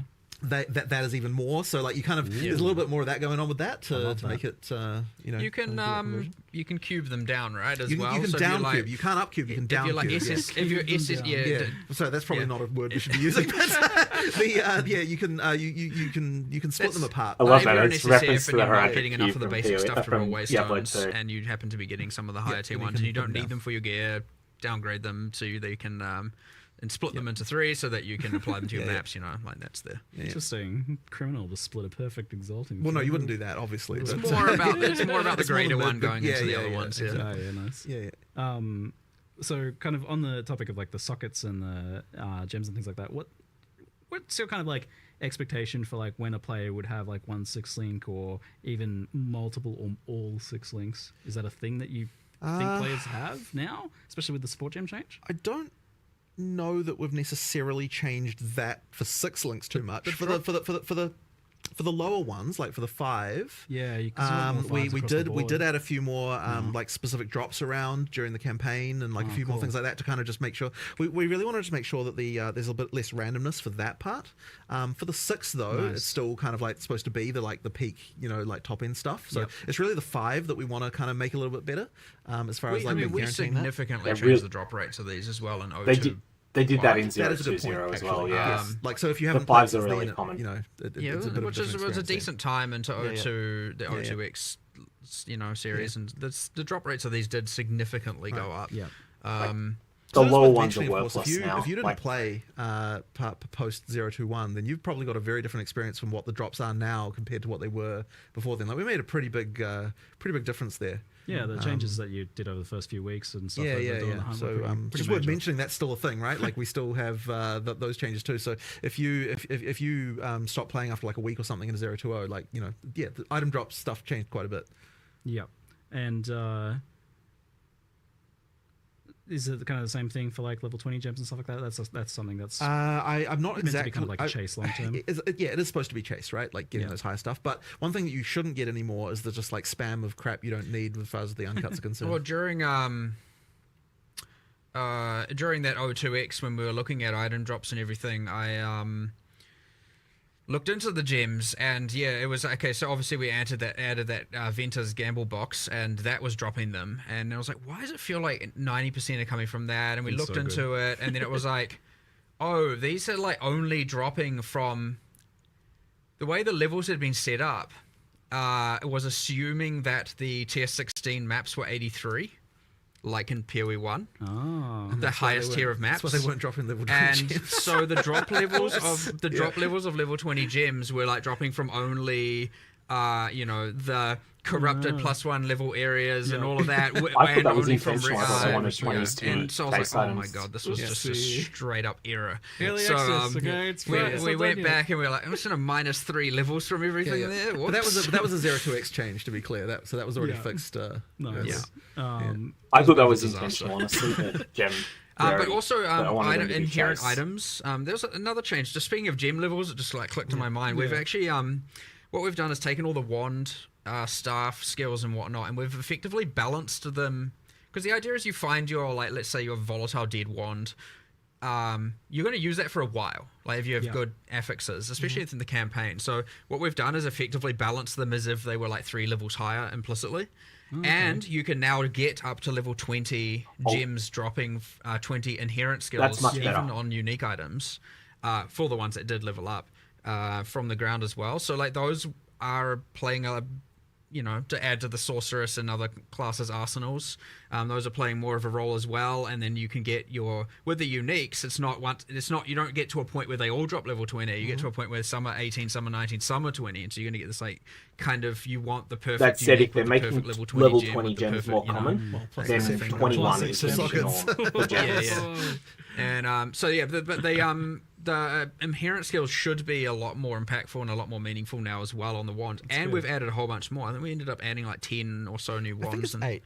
Something I think like there's that. 8 new inherent skills, I think was the number. Exsanguinate was done Some a quite while cool ago, stuff so in that there may as well well. be in here.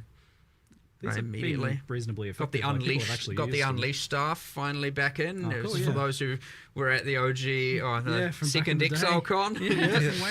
So that's been removed off Chronomancer, and a new making new level 20 gems has been added more there, common and, is going to so make loot it's- worse, There are a bunch of other because Ascension level class 20 changes, by gems the are way, like that we this didn't cover. explosive Just balance things. All explosive the loot existing drop stuff that you seems could to get have that, gotten touched quite a people bit. always wanted, But especially in and the they're just, Ranger, if they're going to be more Warrior, common, that and basically Elementals, ends up it being seems. every class got changes. Yeah. I think. Sweet. I don't think there's one big that we patch were notes coming like some later less, today then? sure, some less than others, but I'm pretty sure every single class got a change. Yeah. So I think it seemed that you get the access to the level 3 uncut supports pretty quickly. Like it was like Act 3 I found one. Yeah. So effectively you get So now those there's aren't effectively rare. a tier per act. Those are rare. Like No. yeah, like so because that's what I was thinking. I was like, oh, these tier 3 ones. Yeah, but bear in have, mind like, we've sort of different rearranged effects everything, right? Because we've got things that level up. So effectively in tier 2, you're often getting things that are level ups from tier 1, and so then we can push a couple of those up to tier 3. But then in tier 3, there's some of them as well. So you kind of it's sort of spread out a little bit more evenly, and the extra levels kind of mean there's more interesting upgrades. And one of the other things I just wanted to mention is there was this and part of the issue with the supports before is that there was kind of this decision fatigue you had a little bit with them as well, where it's like you didn't want to remove something to add a new thing. Like you'd more likely wanted to just all in on the thing you already picked. So having some level ups like that kind of actually just eases that a little bit, where it's like there's a really obvious upgrade sometimes if I just pick this, and sometimes it's just nice to have that. Gives you a little break. Yeah. I really like the new tier per act. I actually really value the fact that no matter what, when you get to that new act, obviously the interlude is kind of considered one and a bit act, so it's not you're not getting 3 tiers of supports there. But I really like that no matter what, obviously you get to the new act, you start seeing all the new base types, and now you have this new tier of supports, and so every time you get to an act, you're getting just like straight up like, all right, let me just get a bunch of power upgrades straight away. Yeah, it seemed like there was a much better breakdown in the progression now, in terms of both skills and well, like every second act you get new rune tiers. Every second act you'll get new every as well, can't remember how that's split. I feel like that's 1, 2, 3, 4 and interlude, and then Endgame for essences. So like there's a lot of you get to Act 4 and you get a new tier, you get a whole bunch of new base types, you get a new tier of essences appearing, and so on and so forth. It's like just feels really good getting to a new act and getting all the power from it. We'll talk more on specific archetypes then, but first, so like on the skill topic, thing that comes up often from chat and earlier questions I've gotten is like about the overimportance of plus levels across the board for a lot of things, and also the impacts of mana costs on that. Like you guys did a pretty big adjustment on that recently. But it's a very important important question about where mana costs are at and plus levels. We have lowered the exponentiality of mana costs like pretty drastically, especially level 20 plus is going down a lot, like an absolute huge amount reduction. We're trying to keep the campaign relatively intact. There's another, you were talking about the importance of plus levels. Like one of the reasons for this is that a lot of endgame builds especially ended up using something that was using flat damage and thus scaled strictly from gem levels and not from your weapon's damage itself. And as a result, what a lot of people were using was, what's this magic weapon with just plus whatever the number is, 7 or something. We've actually changed quite a lot more things to be weapon-based scaling around the place. Obviously not on the sword. What's kind of like an example about that? Like, everything that was flat damage, all those unarmed skills, all the obviously different. With hollow palm gives you damage a different way. But with Shockwave Totem, all of the stuff. We're just generally going like, nah, we just want weapons to matter. Yep. And this whole just using a single affixed weapon at the end is... it's not going to fly. Now, that being said, plus gem level, still pretty important, and especially in the case of casters. But yeah, the mana costs just got kind of out of control. Manageable in some cases with some builds, with others, nah, not at all. So yeah, that's come down like a lot. I don't have the exact numbers. We were looking at a lot of the models yesterday of what the numbers were changing to, and I was like, look, I'm happy with the 21 plus, but there were some changes towards the later campaign that I was like, no, I don't do those, undo that change. So we're fiddling with the numbers a little bit, so that the intent was to obviously have it so that when we post the patch notes, we have something that's relatively correct. But of course, we like to tweak these things all the way through to the end based on testing. So we'll see how it goes. But yeah, 20 plus in particular, way down. Cool. Great. It got out of control, like actually out of control. But I know that conversely, you do want mana to be a thing that you actually interact with. So where do you kind of want mana to be on a build by build basis? Like, what's the expected kind of like player solve? Or and as you can see from something like the new keystone we added for leech applying to elemental, like ideally, especially right side of tree, you can spec into some leech. You got your monk, you got your ranger kind of thing. Ideally, being able to just solve your mana problem with leech almost entirely. Nice. You have obviously attackers in general are meant to have cheaper costs and do have cheaper costs. It is something an int character is supposed to have to deal with. To at least some degree, and I'd say that is relatively the case most of the time, especially when you start to get gem levels. It's just part of that puzzle for those characters, and that is intended. Now, it was to extreme, obviously, so that's come down, but it is still, you can't just get away with not investing into it at all. I generally, when I try and play on live, try and play the thing people will play in the least. So that I'm most equipped to be able to deal with the rebalance of it. So I just played a sorceress for the last league. I actually enjoyed the solving the mana thing, but yes, then once you have your plus, I can't remember all the values, 6 on your wand and 3 on your amulet and all of that stuff, you're just like, oh my, this is insane. And then certain skills just become completely non-viable. And, all of a sudden the triggers are just like, goodbye all your mana. And then you have, all that. And I was like, I had mana on every single slot, mana regen on every single slot. I had probably a third of my tree in mana, and like my damage wasn't a problem, but I was like, okay, this is just going too far. And then I'm still doing far less damage than, whatever, some other build that's had to not care about it in the slightest. So, missed the mark for sure on that one, but, it should be a pretty drastic course correction on that front now, yeah. I like when you actively suffer in game for us, Mark. Good changes come out of it. Well, the trade suffering got to a point where it's like, nah, this needs to stop. It got so much worse last league for me. I was like, seriously, just like, I'm so really done bad with the in the AFK. last. Just Since please, Faustus, can more of you be at your honestly, computer? And then it's like, well, we have this worse. plan, we have the system, let's just bloody get it done so that we don't have to deal with this ever again. But let's talk about trade then. It's been a long time coming, much asked for. It feels like we don't have a thing to ask for now. Like, I don't know, I feel a sense of loss almost. For now, we'll find out. But Every trade system eventually becomes a problem somehow. So we'll see what happens. But yeah, obviously the intention was to try and fix all the problems that people currently have. This has been a big thorn in our side for a long time as far as issues are concerned. So I'm glad we've finally got something that we're kind of happy with.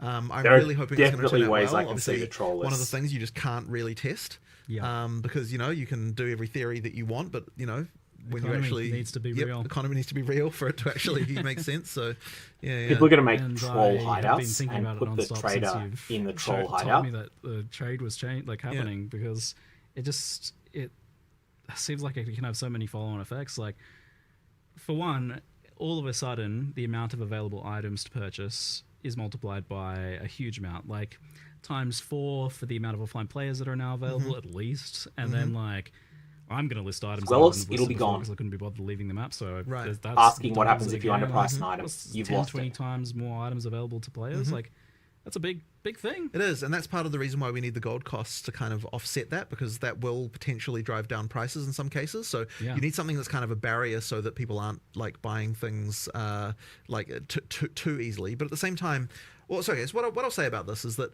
so the gold costs are there for that. One of the other big, really important things with the gold costs is it means that it doesn't screw your progression up too much as you're going through the game.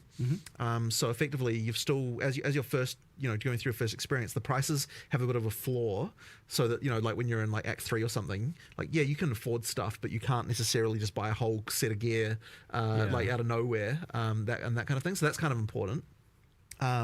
And then the other thing as well is it stops any kind of well, maybe not completely stops, but the hope is that it'll stop botting of like high frequency trading, that kind of thing, because that in order to be able to flip items you would need to run maps to actually get gold, right? Because you can't get any other way. So effectively what that means is that you can it's going to prevent that kind of thing from being an issue too. So the hope is that this should be a situation where we don't get like catastrophic hyperinflation or something annoying like that. And if we can achieve that, that'll be really good. We did pitch the gold prices on the high end to start with, because we're a bit afraid. If it turns out everything's fine, we can lower them down a little bit, but they'll be a little bit high to start, just because we're a bit afraid, and we don't really want to have to jack them up after they're like when they were low. So you said this that they were pitched on the high end, but then when I asked you about how much gold it actually costs to buy something, like what amount of gold does it cost in terms of time or maps? The discussion was that buying a rare should cost you about 1 map worth of gold. That's like, seems like nothing to me. That doesn't. Yeah, Hero was thinking it should be 20 maps for a rare. Like it's you enough end up with a lot of gold. It's a lot for a botter, but it's well, not exactly, much for right? a player, It's a lot for a right? botter. That's the thing. Yeah, sounds perfect. A little bit earlier in the game, this a little bit different, because you want to make sure that that you're not screwing with the progression too much. So it has to be a little bit adjusted. But effectively, that's kind of the goal. Just it's enough of a barrier to stop the flips, basically, because you still actually that sounds low enough that the currency cost of the items is more likely to be a. Well, that is the part that the players receive, so you'd want that to be something that matters. But like as I said, the floor shouldn't be too bad. But it's gonna be very interesting to see how it develops. Like I honestly have no idea really. Like I don't know whether the prices will be lower or higher on this system versus the old one. Like I actually don't know whether that's what's going to end up happening there. Like I've got theories, but it's like there's counterexamples too. Like it's very interesting to sort of to think about that. So yeah, normally you have this effect where like prices bottom out for like usable, decent to bad items. Like they go down to 1 alc. But the problem is then at the same time people don't want to make those trades, so their minimum price climbs. It goes to like 5x or 5c or whatever. It was like the minimum that they would even leave a map for. So that kind of created a flaw before. But then on the other hand, kind of gone now. On the other hand, if you're just filling up all your stash with a bunch of crap, like that's like as a seller, you don't necessarily want to do that either. So like you've got that element going on. And this is something I love about this system, is that it's going to give you a very real feedback of how things are selling, because you're going to get in real time those. A bunch of people are going to turn up in your hideout. If you underprice something, a bunch of people are going to turn up instantly. They're going to be there. So this is my favorite when we talk. You told me how this works.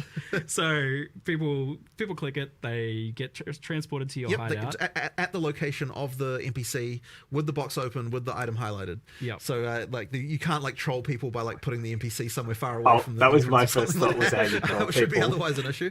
But like you get like really popular items, and you got an active shop. You can have like 20 people in your hideout. Yeah, you can. So we actually popular. So we actually had to do a thing where effectively there's only 24 slots for people who aren't your friends or party members.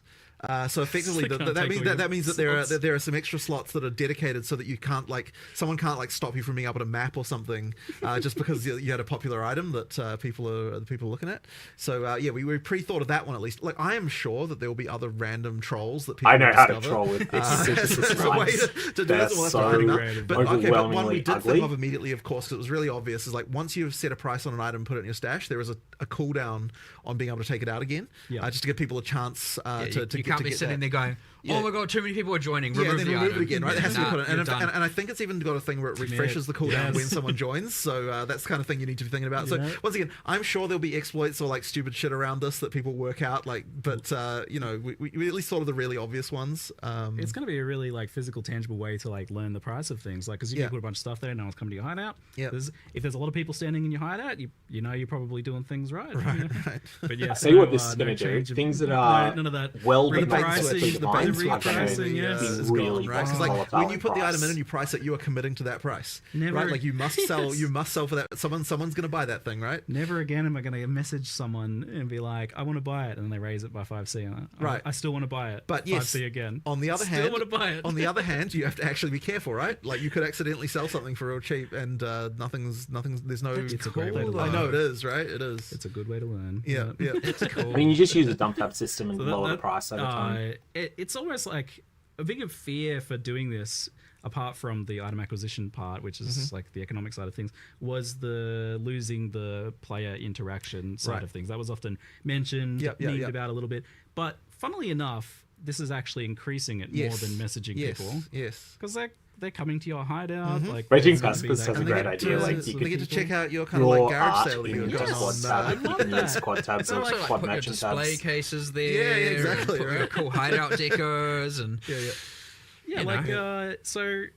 we're adding a we're going to be adding a new hideout decoration that's effectively a set of security guards. Yeah, yeah. And so people in your party, they'll let you through, and Yeah. people It's not in your party, yeah, they yeah, won't. yeah. So It's you can like a have a little, bouncer. you can have a Not on little the list. trading. Yeah, you can have the your VIP trading area of a section. hideout. The VIP area where only the people with some class. gonna be funny. Only people with class are allowed in Oh there. my god. So that'd be So you can sit behind your security, just Yeah, watching yeah. all of them. There's so much fun stuff you can do with this. I love it. But yeah, never before would I've like looked through a seller's like other listings.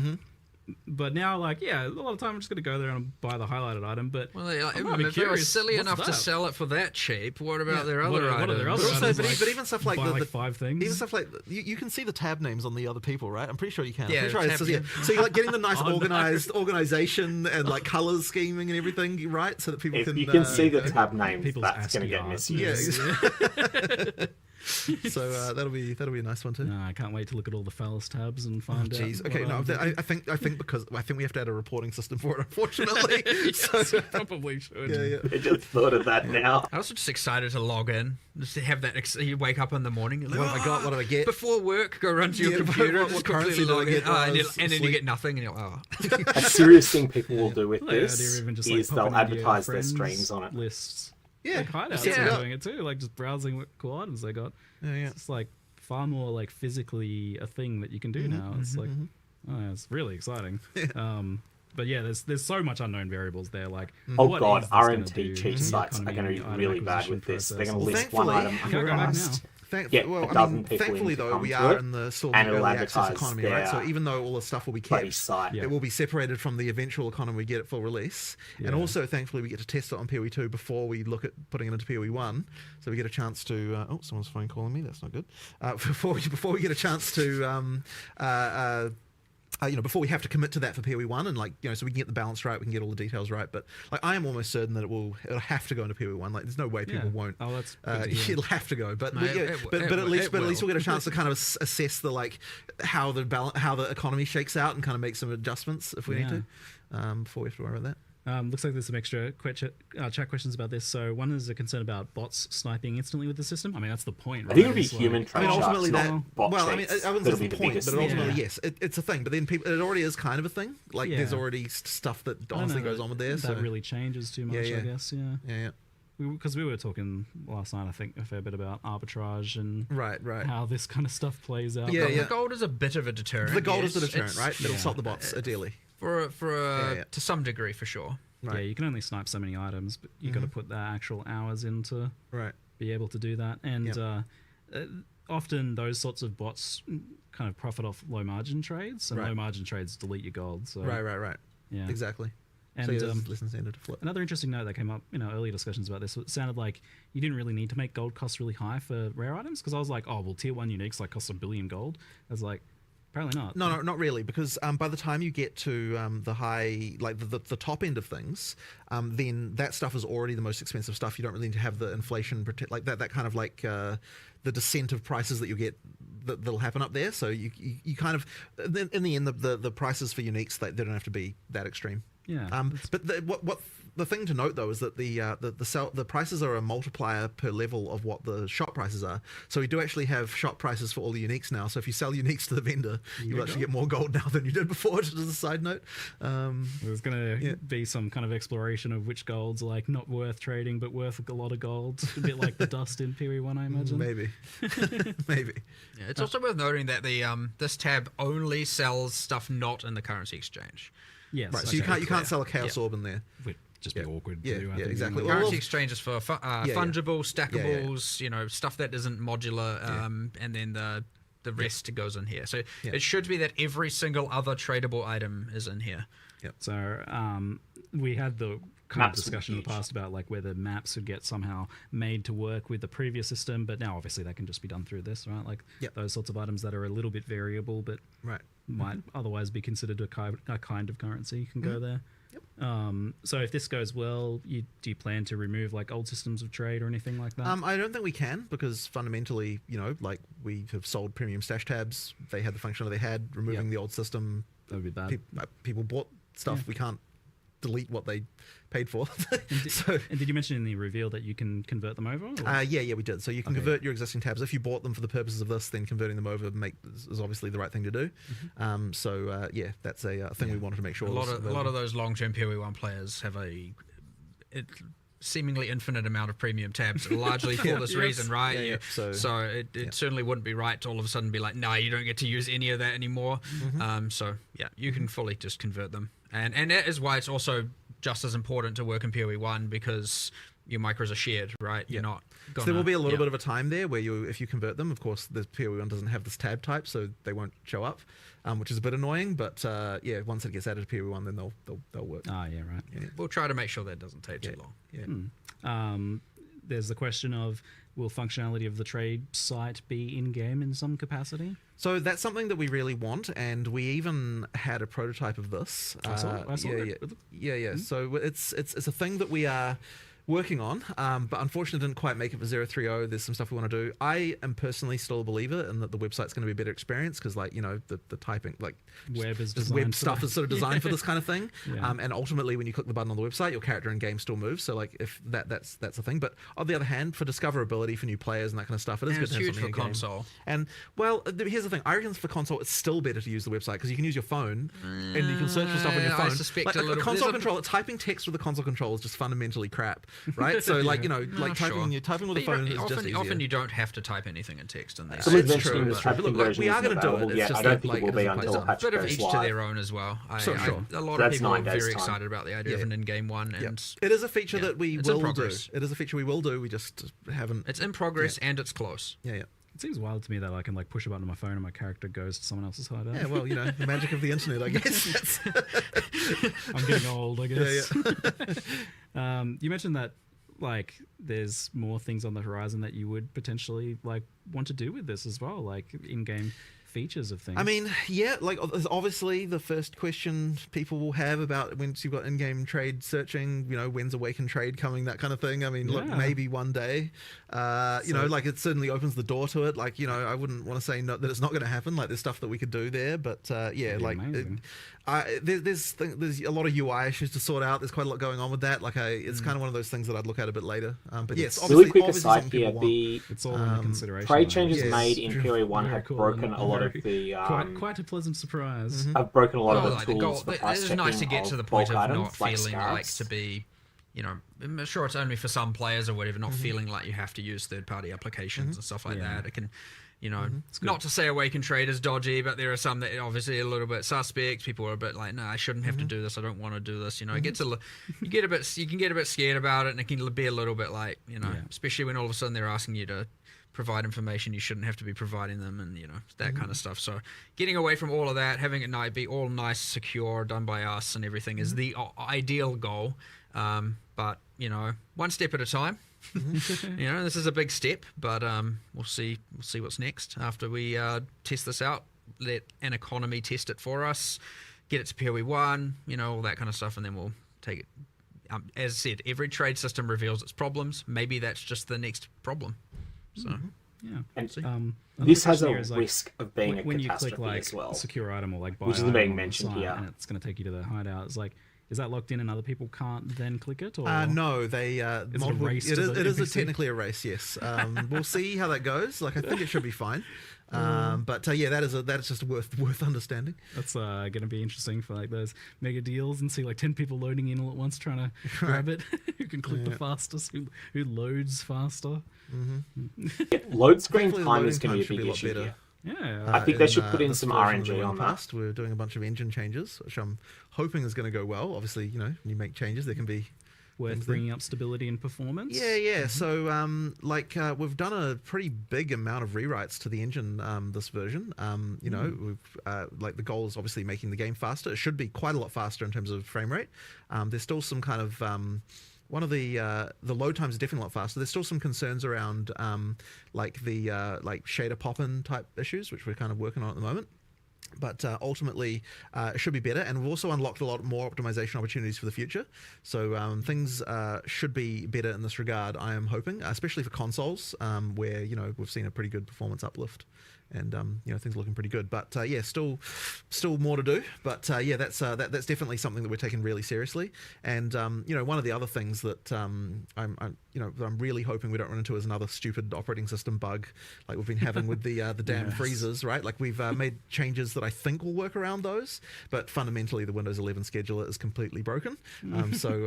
Ultimately we just kind of have to do what we can there. How fun for you. Yeah, I know it's very annoying, but that's the just the life, unfortunately, of a game developer to deal with that. But hopefully the full OS freezes will we basically managed to fix them for almost everybody, but they were still happening to a few people. So I'm pretty sure we should be sorted out now.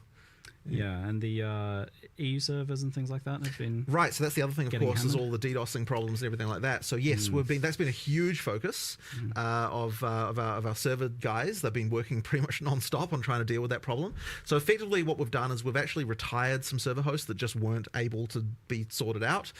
We've got a lot more anti-DDoS protection stuff going on. We've been working on that. It's been a huge amount of work to get it to the point. But effectively, as we go into this free weekend we're about to do, free weekends. We made sure that every single server provider that we have is armored up. That we've got things in place for. Because there's DDoSes and then there's it does just mean that there's a couple of locations that we accidental couldn't denial of find service when it's not adequate an solution attack. for that had to get cut. But we've tried to make sure there's other options with just almost as low latency nearby, and overall things should just be significantly improved over what we've had in the past. So it's really sucked that the previous launches have been so decimated by this stuff. So I'm hoping that it will be a big improvement for that stuff. You feeling nervous for that free weekend? Certainly it's a concern. I mean, one of the big things we've been doing recently is we've been DDoSing ourselves to test that the actual DDoS stuff is working. We never did that in the past. We just kind of relied on on whatever the solutions people had. But now we're like, okay, when we do this type of DDoS against ourselves, this one doesn't work, this one does, that kind of thing. So that's been a thing. It should be fine now. But free weekend, there's a lot of players we could potentially be getting here. We need to make sure that we're up for the challenge. So but then at the same time, part of the reason to have a free weekend in the first place is in fact to test that all that stuff is good. So I'm hoping it'll be all right. It's Speaking of gutsy new doing players, the free weekend at the start. How do players on board with the new trade stuff? Is that introduced in some way that helps them figure it out? Because it was never really the case that people were explained how to trade. To be honest, we haven't really had any time for tutorialization of this stuff. So is it we'll something have to you want see. to do? Honestly, I have to see how it goes. We'll have to see for that. But it's to be honest, right now we don't even have a sprint tutorial in. It's been, we probably need to get that in there at some point. But the focus right now is get the features working, get them good, get the people testing them, and then we'll get we'll make sure that we've got the onboarding for that stuff. We'll circle back into a big. What do we need to tutorialize again? Maybe a zombie chase you at the start of the game or something. I don't know. I have to think about that. See, the harsh reality of tutorialization is unless you put a big red wall in front of the player and say, no, you have to learn this. Which you literally then they literally won't. So, Yeah, I always appreciated the like kind of lighter tutorialization. I do as well, approach but of sometimes PoE like that- something that's so you gotta important. have to- Tutorializing the trade system will be a little bit more intuitive and easy, at least for the sake of Yeah, purchasing. Once we have an in-game I searcher. wouldn't have even said to do it before because it didn't. It's like you go to this site and do Well, this. but also if the tutorial tells you to go buy a microtransaction, it's probably not the best thing in the world. So but for purchasing, right? Like I mean, ultimately, once we've got the in-game version, it's way more easier to tutorialize that because then you can be like, look, here's the place where that is. So. Okay, that makes sense. That tutorial's kind going of to on the break in economy thing, I SSF was or that thinking unless about they it. remember to turn it off. So another thing is in POE2 at the moment in particular, there's been some pretty wild exchange rates of currencies and inflation and things like that. I believe the current price of apologies is a little bit off. It's a bit hard to track down exactly. It's like 2,000 exalts to a divine. Right. That's quite a number. Like, yeah, I mean, like part of the, when we were looking at this, actually, one of the reasons why we did the whole like higher tier currency thing was partly to add stuff in the middle between divine and exalt, but also like absorbing some of those exalts into other things by having the higher tier ones be dropping and that kind of stuff. Like there was a little bit of thinking around that, but also the implication of this is that we're not syncing enough exalts. So there's something that we'd have to think about whether or not we want to start doing some more syncs for that. But I'd say that's probably the main thing is like that exalt exchange rate would be the. I'm curious from your perspective, like when do you look at something like this and consider it an issue and why? And when I think do it you was want up to to No one cares that alchemy orbs and 969 binding orbs before, are and then more we than were like, 2,001 against divine in I PoE1. specifically remember the screenshot that was sent to me of the exchange rate, and I was like, oh okay, this is bad. I also wonder whether it's just that the divines, people are wanting to value those more, like they're sinking more of those into uniques. Maybe. I was surprised that they ended up being valued as much as they were in PoE2 because of like the way vials work. But if we're talking about this, Divines saying aren't like, well, the that idea is valuable maybe at the compared to the highest mirror. end you do sink a bunch of divines in case you land a socket, and now you've got the exceptional items too. Like, maybe divines become even more valuable. Yeah. I don't know that's a problem, but the other thing of like exalts being devalued maybe is a problem. But I don't know. I'm curious. I expect exalts will be not that valuable still, and that's I also fine think because ideally the more common, especially in-game high trade rate, will be the higher tier ones. There actually will be a slightly more sync for exalt in the way the map mods work now because you've actually got a reason to go up to 6 mods every time. Yeah, so that'll sync a few more exalts that way. So I guess we'll see how that works out too. Yeah. I'm curious, like, so when you look at the number, you see 969, you're like, that's a problem. I'm curious, like, what from your perspective is the problem with that? I'm curious what the delineation is between something just being a market phenomena. And it's like, that's the way it is. Your average player, like, it's a bit different when it's a mirror. And it's hard to explain why necessarily, but I guess, most people can probably relate with that. But when you all of a sudden are seeing something not like over 900, you're like every now exalt you find is just nothing. Like it's nothing. It's you. There is a threshold. I don't know where that exact threshold is, and the threshold will be different for each person. But like at least if you to be able to quantify it as like I've found 1% of a divine every time you find an exalt, assuming 100-to-1 ratio. Yeah. You still at least that feels like something. Feels like something, right? And now you're like, okay, I'm getting every time you get a 0.1 chaos and now orb, it's it's 8% of the 0.05. You're like, what are we talking about here? We're just in a point where like every exalt is, you're getting into filter it out territory kind of thing at that point, which is not great just because the value is so. I mean, you're talking about it being like worth a Reign of Chaos card from PoE1 kind of thing. The higher tier ones. I mean, look, I'm really interested to see what the trading dynamics end up with the higher tier ones, like where the stuff starts to get priced in greater exalts or something like that. I'm curious to see. I have no idea honestly what will happen, but we'll see. There's not a set currency to price your items in. Like, what are they going to be? Like, all different things? Or it'll normalize into something. There'll be a thing that everyone knows to do. I'm curious about like so let's say you go to someone's hideout to buy an item. Obviously, you'll know the price of that item, so you can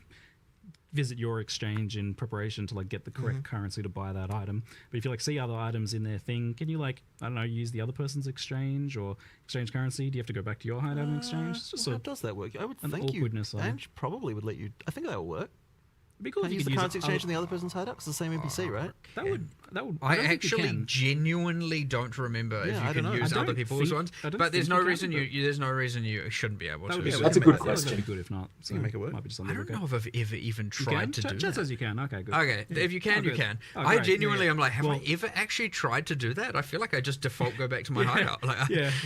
Here's my advice to sellers then is to put your currency exchange person next to your vendor so that you can get a few extra impulse buys. Oh, they're the same person. Oh, really? Yeah. So Oh, it's yeah. We okay. moved it to her. yeah. And they're are they both the long neck boy or wait? No. That's a different thing. No, that's a different thing. It's Ange, the person from King's March. It was one of the MTXs that you can get the long neck boy to Yes, identify that's a stuff. different thing. I was enjoying that people were like calling it a good doggo. Such strange. Yeah. That's fully separate. Okay. This is Ange. You find her in King's March in Act 4. And you get, if you haven't got a hideout, you get a quest to go get a hideout, and then once you claim it, so you don't have to get your hideout in the endgame now, or from buying a micro, I guess. And now you get it in Act 4. She's there straight away. You can immediately engage with both systems. So before we had like currency exchange on all the NPCs and all the towns. Great. I actually think we might have kept it there just on random NPCs in the interlude and stuff, just so that you don't have to go to your hideout every time. I'll have to check in on whether or not we did that, but I'll eventually, Ange will just handle all of it. And So this means you don't gain access to like item trading until the same time as you would gain access to the currency For the exchange? first playthrough in the league, yes. Yep. But the subsequent and then playthroughs, get you your can. hideout. Yeah. That makes sense. Great stuff. Something I wanted to bring that's up actually is- not true, by the way. Subsequent is not the case. Oh, really? Because otherwise you have an advantage over new players, technically. No, but subsequent in the same league. Oh, in the same league. Yeah, in the same Yeah. league. Per league, yeah, you it's have not to. like Per Simon league, Unlock. you have to, or you have to have fair ground with Yeah. new players and existing. You Yeah. have to unlock it at the same point in time. Yeah. Yeah. Okay. Yeah, within the same league, completely fine. Yes. Fun fact, they Right. don't apply that Something to the that I wanted to Psion bring up as well is POE1. build diversity. That's a thing. We talked a lot about like how there's a lot of buffs for the other archetype stuff, so that's obviously going to be helped by that. But I'm curious, like your thoughts on like the point if Lightning Spear is 46% of the top 1,500 players, I think it was, or 15,000 players, or 75,000, or something, whatever the number is for PoE Ninja. So 46% is pretty big. I don't know that we've ever gotten that high. Maybe with Nah, we Spectral did Throw? Legion League Cyclone. Cyclone, and maybe Spectral Throw. 51%, I think, of Cyclone Slayers. Yeah, okay. Or something like that. Yeah, Yeah. yeah. Like, that so was maybe So we're not quite there yet. Not quite there, but obviously It's that's just as bad. It's just that's as the bad. extreme To be end. fair, that's I'm only encountering one class there. Actually, Lightning Spear is across many classes. So maybe yeah. it is the worst it's ever been because that's just the skill gem itself. across both games. Yes, true, Yes. true. Well, either way, it's bad.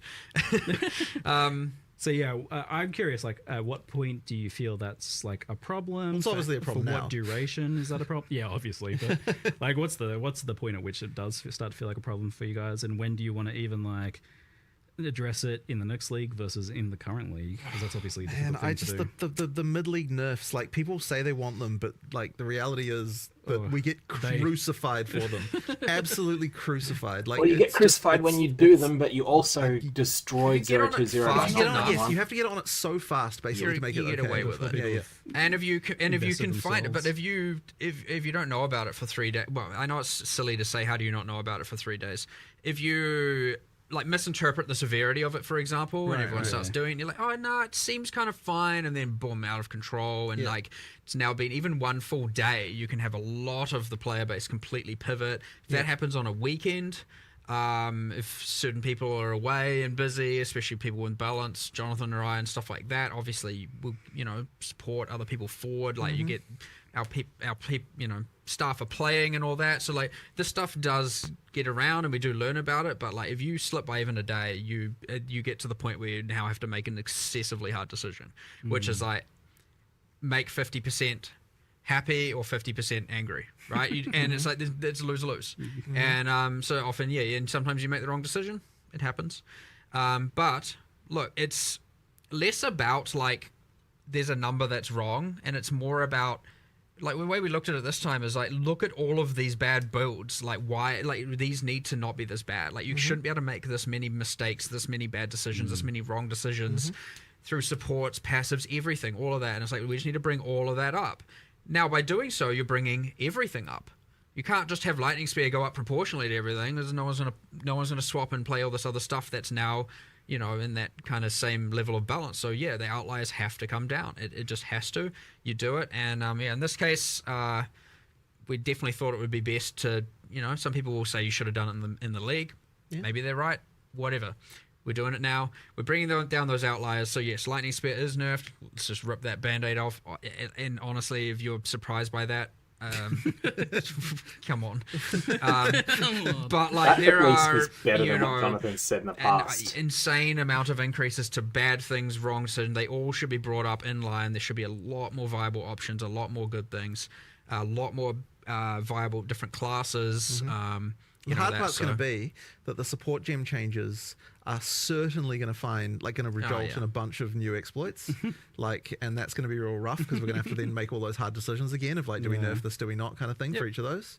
You eventually get to a point of stability, but when you're adding this much and having to change this much, you're going to have a number of things still go wrong, a number of things still be abused, and we will try and stay on top of them, and we will try, but there'll still be some stuff I'm sure we'll have, and hopefully it's not 47%, and hopefully that number's less, and over the time you get more stability, more equality in the classes and the balance and the different skills and all of that, and you know, but it's mostly honestly important to not just be like, I want to play a caster, and then you go and later find out that you picked the worst class in the game, and sure, there are still some builds within that are, you know, you could say competitive to some degree, within some threshold, but it sucks to learn that like you get to level 65, which for some players may have taken tens of hours, and then you're like, oh, you're telling me I literally picked the worst class that no one's playing, and I could have just been throwing a lightning spear this whole time and, you know, doing 5 times more powerful. That is a real terrible feeling to have.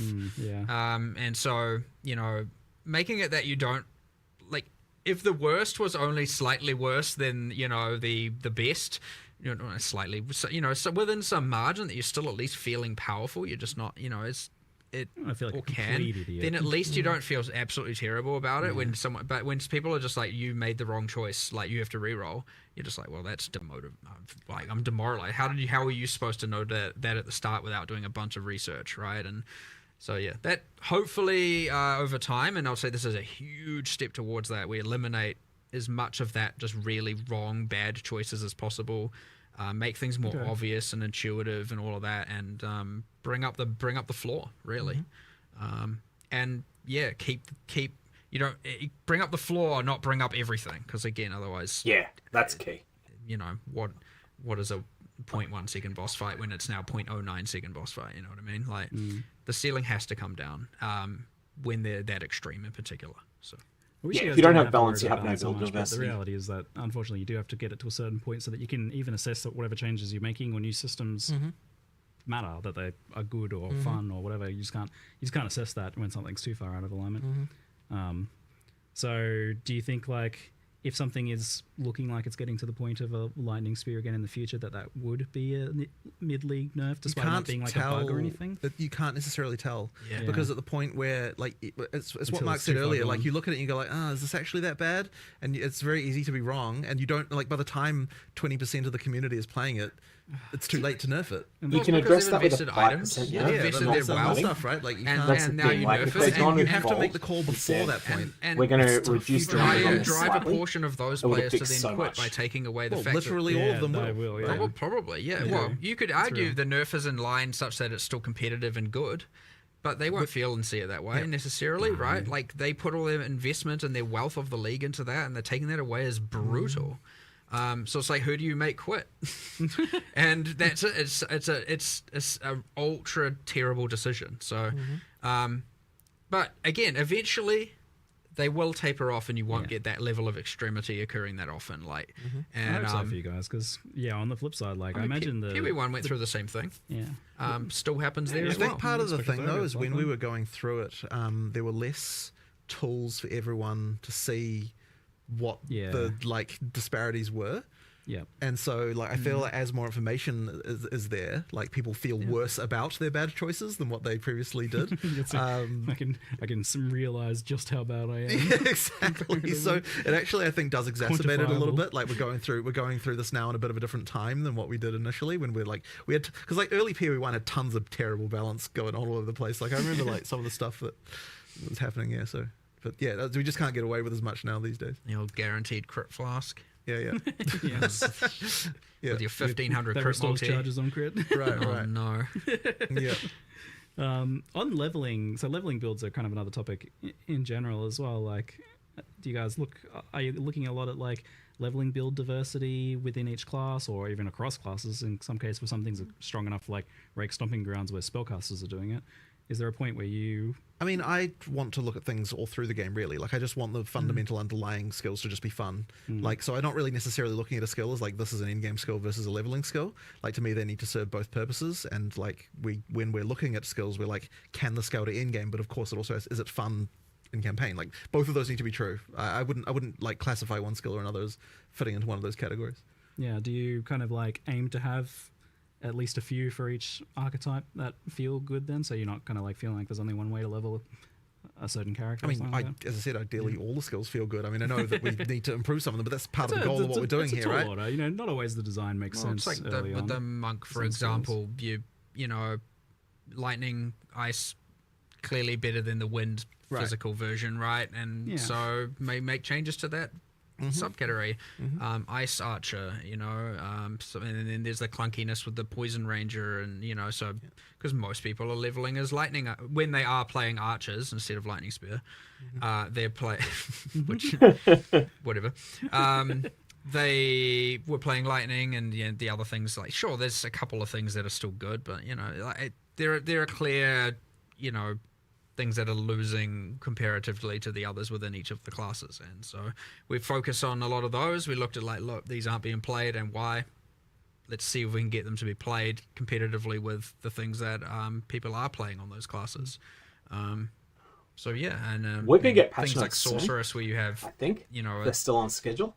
At top 15,000, 0 to 0.1% play usage on literally one of 7 classes. Not great. Like, so that gets something way more drastic. You know, so that's not just like bring up cold a bit. It's kind of like, all right, we need to do something crazy here and just like shift everything and pivot. And now we've got something that's a kind of promoting this multi-elemental. And honestly, playing each of the elements is probably still just better anyway. But yeah, now you got the multi-element and combining a lot more and passives and everything. Yeah, like, it's all. There's like so much going on there, though. It's like there are so many variables changing that it's almost impossible to predict what is even going to happen here, though. So we might come out of this and now another class is at 0%, maybe. Then we have a new goal to fix. You know what I mean? Like, but that's not by design. Like, you don't want that to happen. Yeah. But we'll see. Yeah, I don't know. It's exciting. I don't know what I'm going to play. I'll tell you that. I have no idea. I'm like, I don't know. Struggling between the unarmed, the elemental. Well, I said I'll play the worst class, so I need to know what the worst class is so that I can play it. What people aren't playing. Yeah, because I have to work on release day, because you know, trying to make sure everything's stable and and fixing anything we can. I get that day to see what's the worst class, and then I'll jump into that just so I can experience it and see how we want to. That's very good. It also makes it more challenging. I like it. You like the arbitrary challenge of play the worst one. Speaking of worst ones, on the topic of like defenses, we had a lot of discussion about armor and how good. Oh yeah, this would be interesting. And, defenses has been coming up in Twitch chat a bit in terms of it being able to apply to elemental damage through modifiers and nodes on the tree and such, and that looks really, really good. Do you think that there's any other fundamental issues with armor? Because I know you were looking at it as a whole and deciding even if you wanted it to work the way it does. Well, the thing that people would probably say is the worst part about it is that they take a big hit and they can still take a lot of damage. Yeah. But the thing about that is when we look into it, it's like it's still pretty damn good percentage reduction if you look at it. So like I was sort of less confident that was the true issue with it, and that's when we were looking at like, well, what is the actual weakness of this thing? That's when we started to look at the elemental part. Smith of Catava was alleviating that, and it's like, okay, that's probably not acceptable that you have to, in order to mitigate the elemental, get the insane max res, and thus go Smith of Catava. So like, well, hold on, we need to take that, make that not be so mandatory. Let's instead increase the elemental side of it, and that way you're not like feeling obliged to play Smith of Catava to get the insane high max res. That's like, you know, one part of it for sure. I wouldn't say that we have like another like, oh, here's like, there isn't more that we know we can do to armor right now, right? Like it's like we need to see how this plays out and see what happens, and then we'll know. Because people obsess about max hit with obviously we armor had the issues where like as a energy stat, shield, and it's honestly just like, not just that running important hybrid in was crazy. either Path of with Exile 1 or convalescence 2. in use and a bunch of stuff there. So You we've don't had to make often some die to changes one around single that as hit. well, bringing that back a little bit, buffing the others. It's like and a so barrage there's lots of of hits tends changes to around all of work, this, but So, and next in the triplicate then is the energy shield. It's a challenging one because it's difficult to make it not just be blue life, and be better life in some cases as well. How do you guys feel about where that is at the moment? I feel like the culprit is recovery. Like energy shield is supposed to be a defense. It is somewhere between a defense and a life pool. as much as a lot of people might not want to hear it, we're going away from like, look, recharge should be the way you recover energy shield. I agree. We need to better embrace that and not have just every other way under the sun to get it back. I can't remember the specifics. The patch notes, I'm sure, will tell you. But yeah, it's like, you know, anything that's kind of just like overly trivializing having infinite amount of energy shield is certainly the current main issue. So yeah, I mean, that's part of it, but like, again, like the whole weapon swap convalescence thing, which we have made changes around, is also just like, you get the bonuses of convalescence without having to incur the spirit costs while you're doing your DPS kind of thing is not okay, like, at least not from our end, so making changes around that as well. But yeah, I mean, before that it was Grim Feast, and you know, so it's been a couple of problems, but like ultimately, I'd say they're more equally balanced now, those three defenses, and on average, yeah, armors come obviously up, evasions come up, you know, more predictable things, less, and then energy shield, some of the recovery means have come down that are not recharge, and we've added a lot more ways to make recharge better. Cool, yeah. That's what I want to see. Just to be clear, yeah. It's not... I want to see what like chunky energy shield pools look like where you actually have to like recharge in some way or build to recharge. I like playing that way personally. Yeah. Again, I did this league as well. It can be I really quite enjoy rewarding. Like when I've played that sort of like Wicked Ward styles and stuff It's in just, the past. you or get we into have the problem patch where notes because you lists. have to, because especially with the mana thing, you have to put 30% of your tree into mana, and then you have to put so much into not only Into increasing tax, your energy yeah. shield, but also into the 2 recharge axes. And you know, you end up like, okay, hold on, I'm putting so many points into this just to be on the same level as something else, or just to feel like I can kind of basically survive. Whereas like other classes are just like, you know, as much as armor has its disadvantages, warriors are rocking around with, you know, double the life of the other you know, the average ranger, and they're pretty beefy for sure, and especially the titans, and then you get your all the smiths with all the resist, and you know, so there is some certainly tanky warriors going on out there for sure. But yeah, doing the elemental thing with that will go a long way, and the deflection with evasion will go a long way. Parry and block being way like just predictable. It's huge. You don't have to go like, is that so blockable? nice, that change. I don't know if that's blockable. No, it wasn't blockable. I'm dead. It's kind of lame. I do find myself, you see, didn't do that with evasion though. Like the guys that slap with statues, for example, those guys will still hit you as evasion, right? Like guaranteed. The slams will still hit you with evasion, yes, Yeah. but the deflection applies to everything. So curious about. So was it the case that you put deflection in? And you felt like, okay, we probably don't need to do the evasion thing like we did with block. Because There was we've got discussion of deflection. that, and I can't remember exactly why we decided not to do it in the end. Well, it was kind of one or the other, and we thought that the deflection being, because both are too strong, you'd have to water them down to some degree, and having one watered down seems bad because then, you know, like, you could have that and have deflection be 20%, and then you're like, what the hell's the point in this? Like, you invest all of that into it and don't really get much. So having to not water them down was the main idea, and thus you get to have both, and you get to have deflection being the thing that is like ultra predictable, and evasion can obviously still be quite strong, but not with the whole applies to everything thing going on. So I agree. I can see both ways. It's going to be quite complex. We landed on this one. We'll see how it works. But yeah, I always agree with the like, I don't know if I can avoid this or not. Yeah. At least deflect, you know, that's great. And you know, with block and parry now, that's also great. So I don't know. We'll just have to see how it plays a little bit though. But I fully see both sides 100%, and I wouldn't say I'm confident that one is necessarily completely perfect over the other. Good job in advance on solving the spell suppression issue with deflection by tying it to evasion, so that not like I don't have to play my Templar and have a mandatory investment in deflect. Yeah, we made that a specific goal, and we kept getting stuff like suppression. It being granted from other. I'm like, no, it must come from evasion. Otherwise, we're just going to have like every single character in the game having to get 100% chance from flat things from sources, and then we're going to have now every single character has their like specific way of getting 100% suppression equivalent. I kind of wonder if you don't just do that in POE1 for suppression as well. But that'd be good in one. Yep, different live stream topic. Different live stream. Not to say we have any plans there right now, just to calm anyone down before they're like suppression dead. Just hold on. But different live streams. Come on, suppression dead, please. How's then you your can rebalance schedule some of feeling overall? Like you damage feel like in 17s. we'll be moving into the next Path of Exile 1 expansion in the 2 months expected, and then having the next. I mean, POE2 we're definitely for going to hit those deadlines. Like, there's no question of that. Yeah, you guys are. However, it's certainly like it's certainly hard to get to meet them. Like it's difficult, but like it's so much better to commit to the date, and just make sure. It is. It's been difficult to adapt to this new cycle for sure. We obviously want to do everything we can for every patch and the next patch, and this requires a more parallel work going on and parallel thinking, and to be able to make sure that each game gets the correct time. You need to make sure, okay, if you're working on 030, you got to make sure at some point people are pulled off of it to work on 327, for example, right? That has to happen. Otherwise you don't get enough time.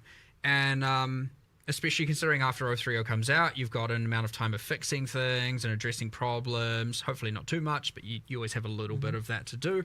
And so all of a sudden that can extend even further. And so, you have to, at some point, and it can feel very unintuitive to be like, well, 030 is what the whole team's working on. The team's excited. Everyone's like, yes, we're doing it. We're prepping all the marketing. And it feels weird to then just start pulling people off of the thing that you're kind of working your immediate goal towards, and have them working on a future thing. And same with vice versa. You get a little bit of that.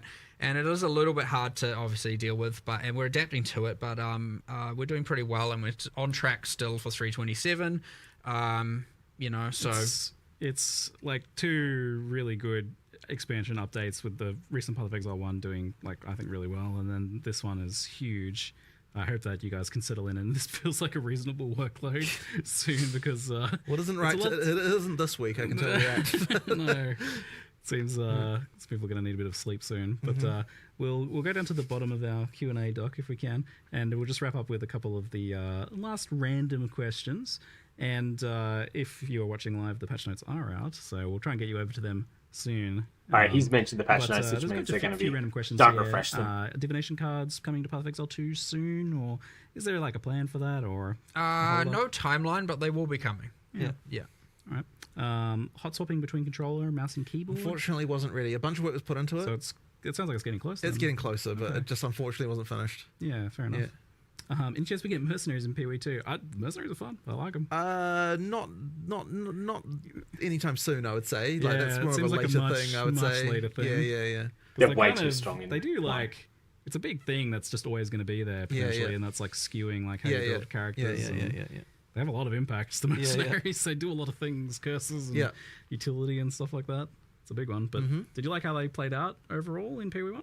Well, I mean... as allies, in many ways, yes. There's a few elements I don't like. Again, it's pretty weird. I don't know how much detail to go in talking about this when we're talking about, POE2 context, but there are some problems of... I don't like that you just end up putting uniques on them and it has minimal consequence in terms of their survivability. I don't like some of the, I'm not entirely happy with the Doriani's prototype kind of situation.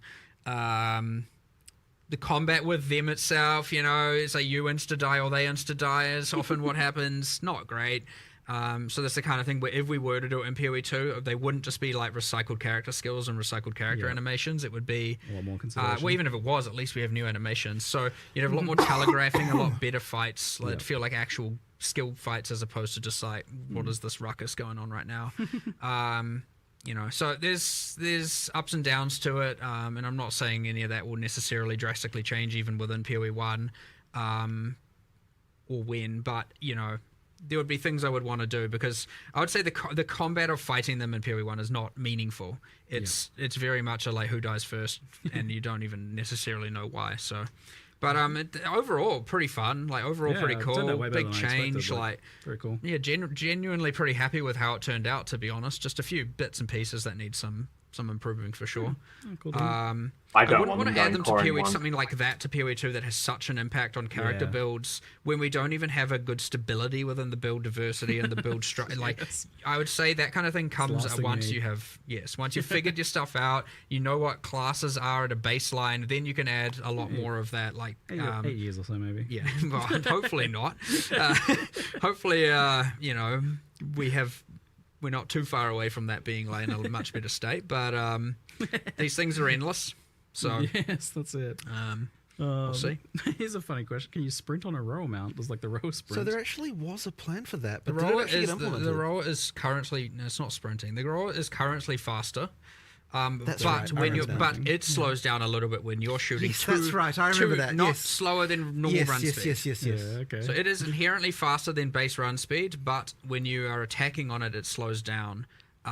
So that to the old speed that it was. Yes, so it is more okay. competitive. So that it is more Oh, so competitive. rower is faster, yeah. Yeah. But you can spec out. You can I believe spec out of that penalty even, and then you can. It kind of is so that when you're just running, it's more comparable to sprint and movement skill usage and stuff like that. Yes, so it's just it's faster. That's all there is to it, really. Does the sprint work with blink? You like teleport and start sprinting the same way that you always supposed It to won't. work, yeah. I don't think it will. You can, but it won't resume sprinting straight afterwards. Like believe. if you sprint, Am I blink, wrong about that? sprint. I feel or like I was something? trying this literally What do yesterday. you mean, sorry? You don't just like blink and keep sprinting.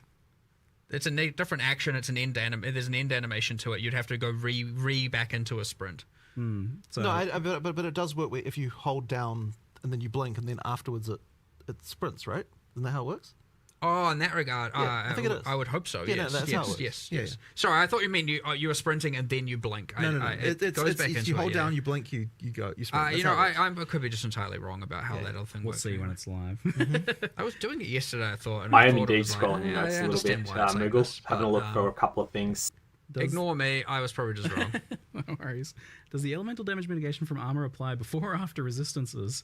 That's something you had to- Isn't it before? Wait, so hang on. So you and for us smooth no. brains- You resist first and then you mitigate.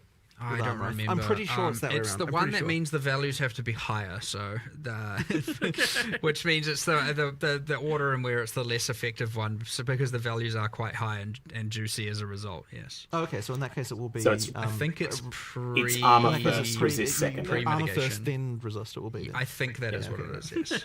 And they considered doing it the other way, but then they would have to have the fantastic numbers the other way reveal. around. I'm very excited to get into playing it. Thanks for spending a solid 2 and a bit hours chatting Q&A here. Very fun. I felt like half an hour, honestly.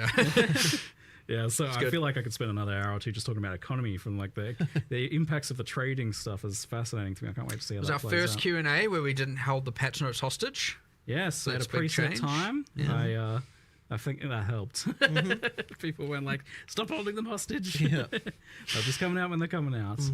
So we'll leave it there for now. Thank you very much, Jonathan. Thank you very much, Mark, and thank you all for watching. Yes. See you later. Thank you, and thanks everyone as well. Yeah. See you later.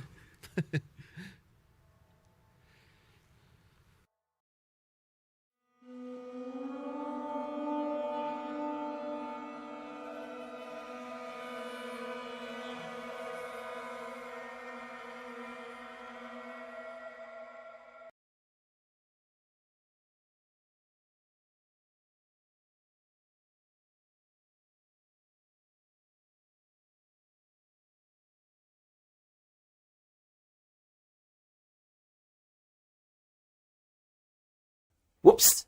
Okay, sorry. We are no longer muted. Thank you for clarifying that for me there. So basically what we're going to do here is have a very quick look at the patch notes, not at everything, but just at things people call out. And then we'll have a look through things later. I do think it is the case that, yeah, different people on the POE2 design team have different attitudes on things. That's come up in YouTube chat there from Shushi, that one of the things that really stood out to me was that Mark is much more open to doing like emergency balance than Jonathan is, and hopefully that's, like, given how bad 020 was with balance and the fact that lightning spear was just so dominant, that sort of makes me a little bit more hopeful there. Now let's have a quick look through, but we're not going to go into serious depth in this. I'm going to keep this stream reasonably short, because what I want to do is then an in-depth into the patch notes later, which might either be a video or I think I might actually do it as a video rather than a live stream and post that at some point today. So I want to try and go through these after having a bit of a quick chance to look through. Anyways, though, the structure of the patch notes, we start out with the basically high-level overview of what's in it. And while we're at it, there is another thing I've got open in the background. That is the third edict, like the sort of trailer page. So this is the features page. This is part of exile2.com/edict. And it's got the details here that are, you know, just Act 4 is coming, Namakanui is coming, and you'll get to meet this, and there's a whole bunch of different islands you can visit, whatever order you want. There's going to be more than a dozen new bosses in Act 4, and then there'll be more in the Interludes as well. And then there's the 3 Interludes, which are going to be additional things you can do. Just clicking, no, there's nothing to click on those. The Abyss here is the next thing, and Abyss content, which seems like it's a much more complicated mechanic than it is in POE1. There's a lot more built into it, and I get a bit of a Delirium vibe in that it has specific interactions with a lot of other mechanics. That means that when Abyss goes core, it's clearly being designed to go core, that it's going to then end up being this thing they're going to have to keep iterating to in new ways. Now, we have the Well of Souls. This is veiled items from POE1, and it's going to be a bit of a mess because there's one thing that's really bad with this is that you have to go to a specific location to unveil them. It's kind of like before we had the right click to unveil with Jun. I think that's going to get old really quickly. These are the... this is the Waystone versions, and these Preserved Ribs, this is basically a Veiled Orb for... Actually, it's a Veiled Exalt. It's better than... But it's kind of better than that, because it doesn't even remove a mod. And these are going to be the things that power this up further. And then we have the... This is one of the Waystones that's been modified. Sort of has special mods on it, so sort of think of that as a tier 17 or similar, or 16.5 from POE1. And this is one of those specific mods, although it's on a low tier item here. And like I don't think the issue is like just in terms of some of the stuff coming up in chat at the moment about this. I don't think the problem is that you are walking a long way inside the zone. It's the fact that you've got to go through load screens to use this. We just have this, like in POE1, it was bad enough when it was Jun in your hideout. But this is going to feel really bad. Honestly, I think this is the one thing that jumps out at me as needing a week 1 patch. The first time you do it, you should have to go to the Well of Souls. After that, it should just be something that's convenient, because it's just going to be an absolute nightmare to keep going back there. And honestly, POE1 had Crucible League, which had a mechanic where there was a craft you'd want to do a lot of times, and that was at the end of a zone, which was even more disruptive. It was the end of a zone you had to fight through. That was even worse, but ultimately I think this is just going to be really infuriating, and this is going to need to change week 1. I think that the Well of Souls has to be just the first time. Now we have Kurgle, the new Pinnacle boss, and I would say Kulamak, I mean. It's actually just the vessel of Kulamak, it's not him proper. And there's the Omen of Abyssal Echoes, which is going to be something that makes all of the Abyssal, all the Veiled Orbs better.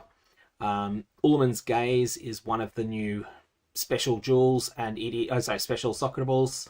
And then there is Darkness Enthroned as an item. This is going to be, assuming it has the same roll ranges as it's got in POE1, So this item is going to be hyper RNG. It's going to have its charm slots. It's going to have its flask gain roll. It's going to have its which item slot it's affecting. So whether it's body armor, whether it's helmet or whatever. And it's going to have increased effective socketed items. So there's so many different rolls on this. One of them that's 100% for body armor will be very, very expensive here.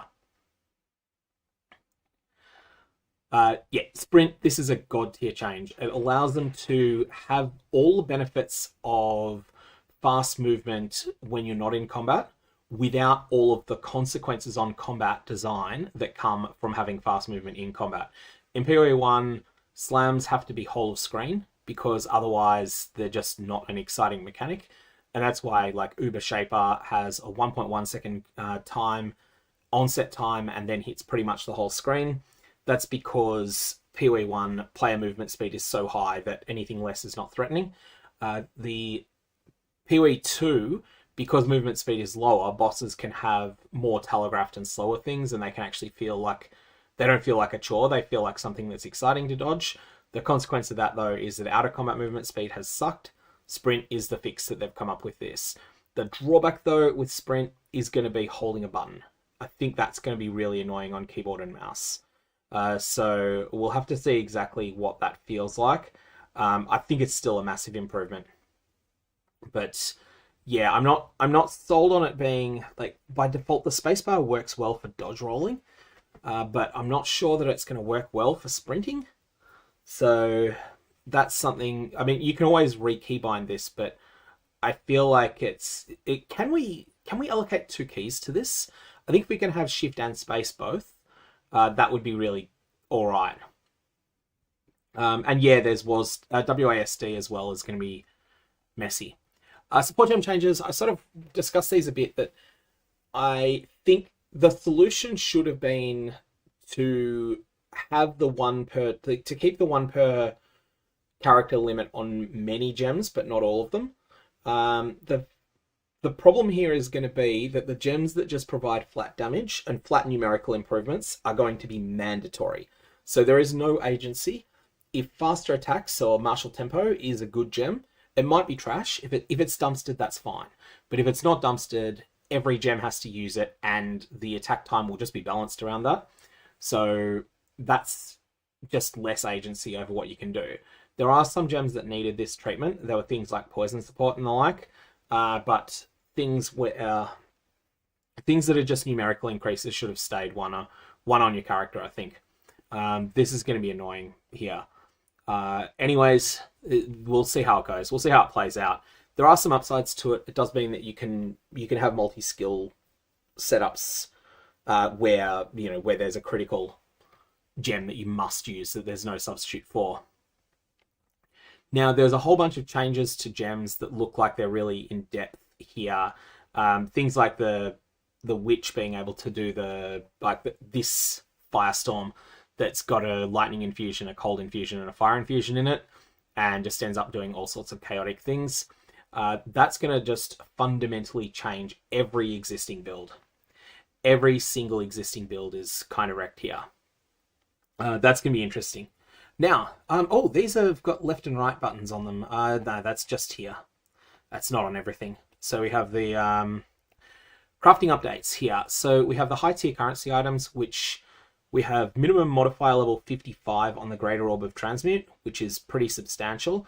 Perfect Chaos Orb is only minimum modifier level 50. So I want to know, though, can this remove a modifier that's below 50? That's what's not clear. My reading of this is maybe no. It has to remove a 50 plus and add a 50 plus. If it can remove 50 and if it can remove below 50, then it's really strong.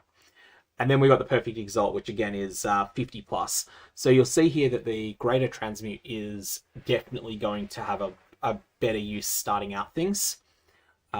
These are really strong, though. These are not deterministic, but this is like a build your own, not even tier 2. This is like build your own tier 3, 4, or 5 rare item.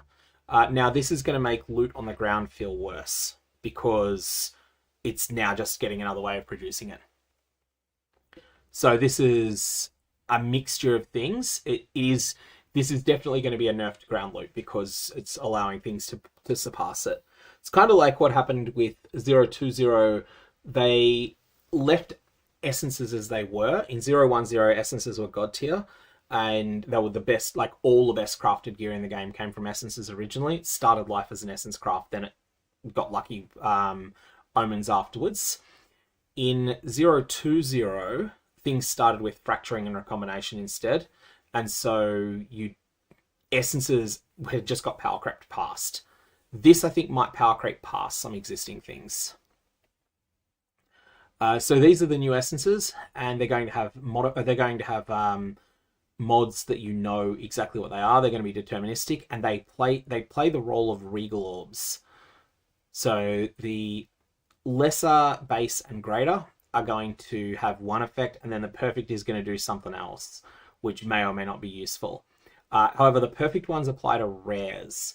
So they remove a mod first, and then they augment a rare with a guaranteed mod. So these are basically like a Chaos Orb, except deterministic what they add. And interesting stuff there. I think the greater essences will be really good in there, like when you start getting them.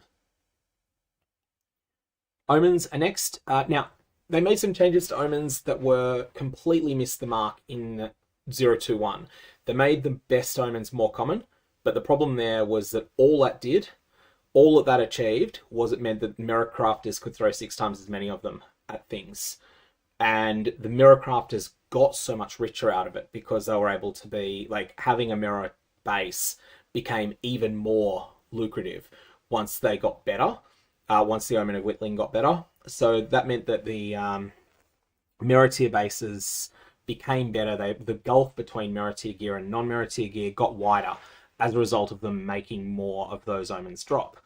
Now, what they needed to do was instead make things that were worse, that weren't good enough to be used for mirror tier crafting. Here, they've done a few things along those lines. Okay, Omen of the Ancients is a direct pull from Path of Exile 1. This is Orb of Chances guaranteed to work. Although it's same item class. It's not necessarily item base. So if you use this on a solar amulet, you should be able to get any amulet, not just solar. That's my reading of that. So that is actually a bit different. That's still going to be, it's strong, but it's not crazy. Omen of Sanctification is really, really new. This is going to be one of the new chase items, and it also makes things that can't be mirrored. So again, that's one of the things they're going for. This is not going to be something that's not something that's going to be used in mirror tier crafting, which is good. Because it can't be used in mirror tier crafting, it can be better than it could be otherwise. Omen of Chaotic Monsters was the one that changes water fires on a waystone. That should be, like, this is good, but not uber. And then we've got Hinakora's Locks, which are for very, very rich players, because these exist in Path of Exile 1. They play the same role in POE1 that Omens of Whittling play in Path of Exile 2. They give you very high levels of determinism on surgically removing mods and surgically making certain changes. And these are way stronger than they look, especially in conjunction with all the omens that exist in POE2. Omens are going to be absolutely bonkers with Hinakora's Locks. So these will probably be like only a few times as common as mirrors, and they'll be more expensive than Omens of Whittling are now. Okay, so we got the new items. Moroi Equi, this is very, very, very high strength requirement, very high damage, reduced attack speed. Yeah, this is exactly what you sort of expect Moroi Equi to do. This is likely to be mythic rarity, so the rarest tier, which nowadays, since they buffed the drop rate of Astromentus, this will be the same drop rate as Astromentus, I would say. Thunderfist, and this I'm actually not sure where these are coming from either. Some of these might be bosses, some of them might not be. This has a cool effect on it, and I kind of hope this is not super rare, but given the numbers on it are fairly high, it might be. And then this Totemic Great Club is a higher tier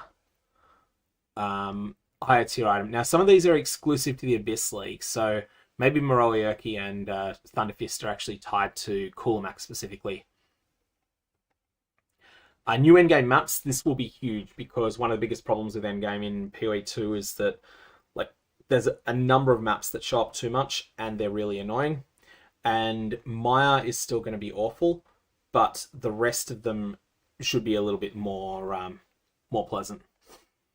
There's a bunch of new mini bosses in endgame. Really got to play with this to be sure. Like, their goal that they're going for here is that there's just more variety in middle endgame. I don't know whether they're going to hit this or not with it. And I think that's going to be something that's a big improvement. We have the lineage support gems, which are the Uber. These are awakened supports, but you can only use one of any given one of them, which is not clarified, I don't think, on the actual items themselves. Oh, no, you can't. Yeah, you cannot have multiple copies of the same support gem socketed at the same time. That's listed on these, but it's not the case for other supports. In any case, some of these are crazy good, and they're just basically chase items. They're going to be chase items. Next, we have probably the biggest thing of all in this for long-term POE1 players is that there's going to be asynchronous trade is coming in. This is a bit of a recap here, but this is going to be a really substantial thing here. And was that a legacy ingenuity? I just got to have a look at this. Oh no, it's a current ingenuity. Yeah. So there's an amount of gold that you'll send, then it will teleport you into their hideout next to the thing, and there will be trolls with this. My troll is definitely going to be just putting incandescently bright lights next to the hideout MTX person. Now, I have those incandescently bright lights in POE1. We'll see if they come into POE2 or not. And yeah, there's the thing about the third edict coming through. Now, all the patch notes, I will put a link in the YouTube description of this video to the patch notes, but the start out of this is just basically what we already knew. After this, there is a major balance overhaul, very significant changes to character balance across the entire game. Goal is to make it so that there's many more skills and archetypes viable into the endgame, and that's hopefully what they've done because 020 suffered very badly from that. Good little questions come up from King Bike on Twitch there, asking, should I convert my premium stash tabs to merchant tabs? I think only convert one or two of them for now, because they're the ones that have been purchased. I think they're not going to continue selling premium stash tabs, was the understanding I got from watching that. I could be wrong on this. We'll get clarification of this over the next while, but they're going to be pulling from sale the premium tabs and they'll be replacing them with the merchant tabs. That's what I think is happening. However, if you play POE1 as well, POE1, the merchant tabs are not going to work. So I think the best bet is probably just going to be, let's just wait for clarification from Grinding Gear Games. Ones bought after 0.3 won't be able to be changed. Yes, so that's the thing. Oh, maybe they do continue selling both afterwards. That's possible. There's a lot of things there. Sport Gem Overhaul, we've discussed already. There was a bunch of stuff there. Now, there's a bunch of new support gems, a bunch of other new gems that are coming up here. Grim Feast is getting... Oh, this thing caused so many troubles. Grim Feast is, instead of granting Energy Shield, it is now going to allow you to collect remnants from your dead reviving minions, then activate the skill to instantly revive minions based on their maximum life.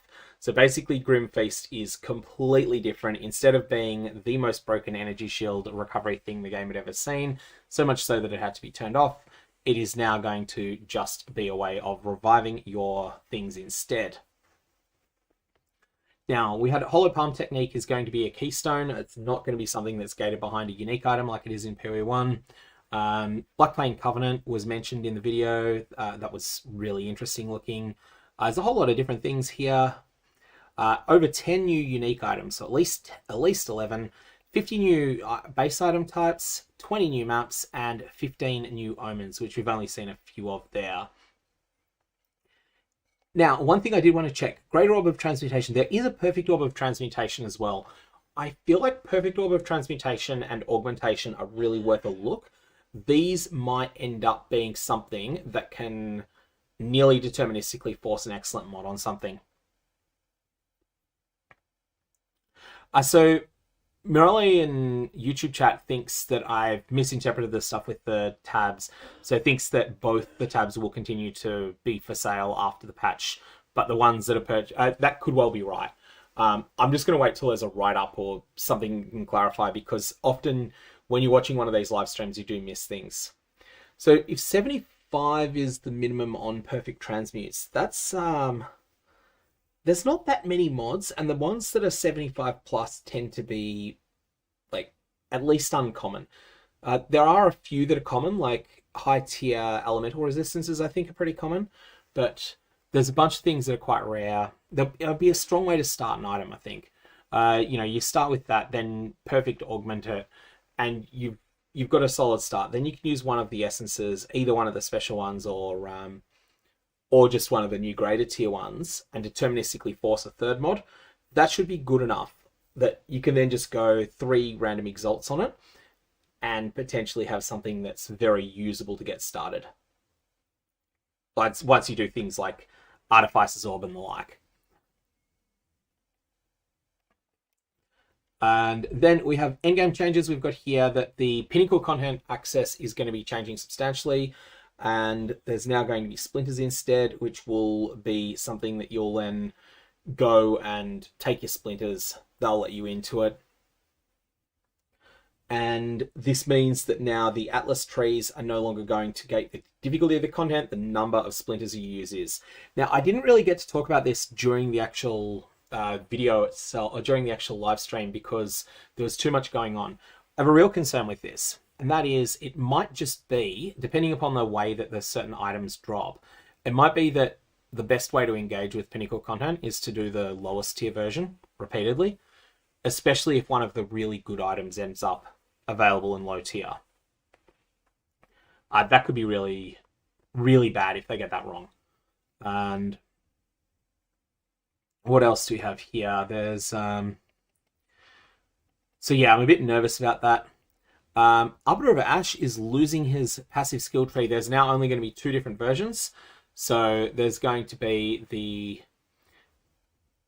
rewards of the current Arbiter of Ash fight. So the Arbiter of Ash fight is now a static difficulty encounter with infinite portals, and this will now have the rewards from previous difficulty 4. But there is now an Uber version of the Arbiter of Ash fights, which requires Calamity Fragments. These ones come from Citadel bosses only when you have maximized the Boss Atlas passive tree, and so those Citadels are as hard as they can possibly be. So we've got to see exactly how that all works.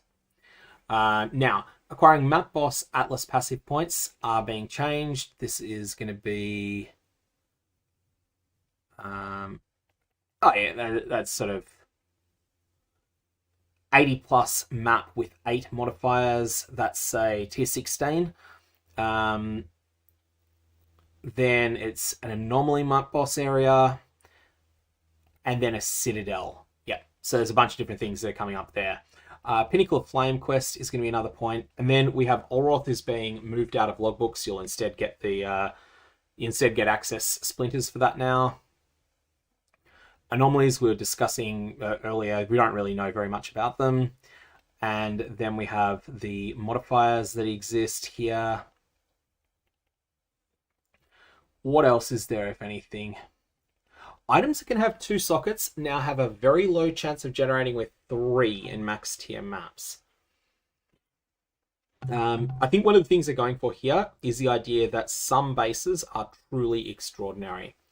And items found in very high level areas can have up to 30% quality.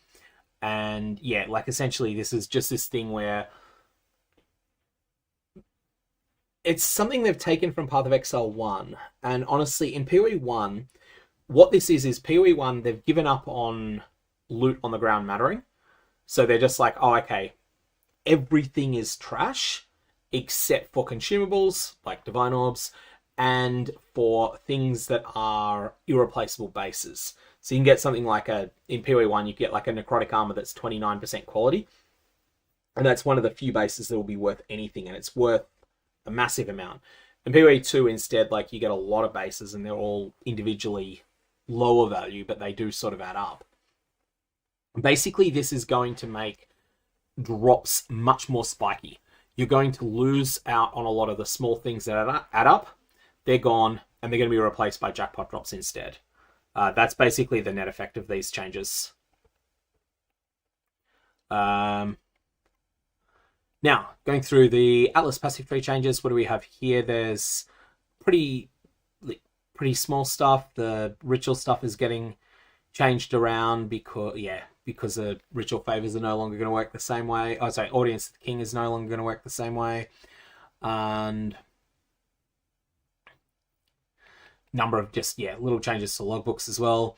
Essences reworked, we've already discussed that. Now we have here number of little changes, but nothing that really jumps out. But then I think the big thing is going to be all these player changes, all these ascendancy changes, all of the passive tree changes, skill changes. Skill changes will be the biggest thing in the patch notes. Like, this is just massive, absolutely massive amount of them. Unique item changes. Here's the thing that was Bureau's Anguish is now going to create ignited ground for 4 seconds when used. Ignited enemies as though... Oh, okay, it's changing the way... Yeah, so Bureau's Anguish is... Monsters can now run out of it. That was something that was fairly busted in the previous league.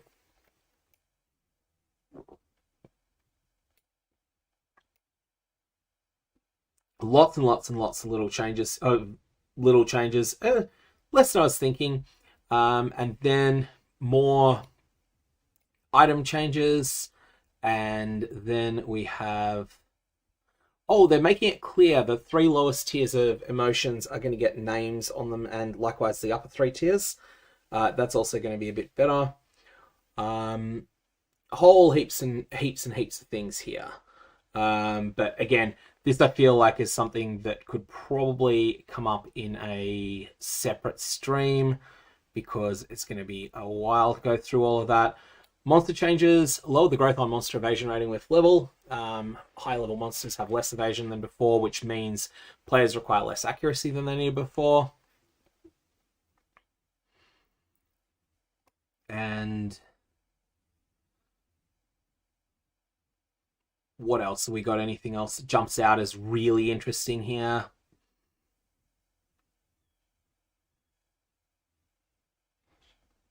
Oh, a whole bunch of MTX. Okay, so something I've thought about for a while is that in Path of Exile 2, one of the big tests as to how close they are to Path of Exile 2's full release is how many of the POE1 MTX have been ported over, especially the ones they're still selling. So this is something that is, something that's interesting to look at. There's not a huge amount of these actually done. Sin and Innocence armor set being in there is good. That's one of my favorites. But a question's come up in chat as well about the third Ascendancy method. They pulled it. It wasn't finished. The third Ascendancy was like just that they prioritized other things over it. And ultimately, they've got 2 things in there that weed out the bots at the moment. That is the purpose of the Ascendancy trials they've got at the moment. It's like, let's make content that bots cannot beat. And that's what they do. So anyone that wants to run a bot cheat, they have to have a human overseeing it during the Ascendancy trials. I think that the Sanctum specifically, actually both of them are going to feel a lot better just because of run. Like, the sprint is going to be... The biggest problem with them both is that you can't sprint. Is that there's so much running around. I think the Sanctum in particular is going to feel a lot better now that once you finish one of the zones, you can run through all of that wasted space to the next room. But yeah, they have to have stuff that just deals with bot cheaters, and that's what the Ascendancy trials that exist are. And I don't think POE1's Labyrinth is quite different enough from the base game to achieve that. That's why bots are able to be so much of an issue there. Just looking through if then there's a bunch of little changes here, but ultimately I think this is probably a good spot to call this stream. My plans from here are that I'm going to go through the patch notes and sort of break them down into an extended video, but it will be shorter than if I did a full stream. And that's my plans there for now, but that's not going to be immediate. That's going to be after a little while because I need to take a little bit of a break. It has been a crazy long morning. Been going for 4¼ hours now, so I think at this point we can probably call it. Thank you all for jumping in. May your Valorbs have interesting results, and I guess I will see everyone around. So yeah, like I said, there'll be a video coming which will be a patch notes breakdown. It will be long because partly there's a lot to go through, but partly also I won't have enough time to really tighten it up either and cut out a bunch of the minor stuff. That sort of editing something, if it's 2 hours in the original recording, editing that down to 80 minutes takes ages, and I'm not going to be able to do that today.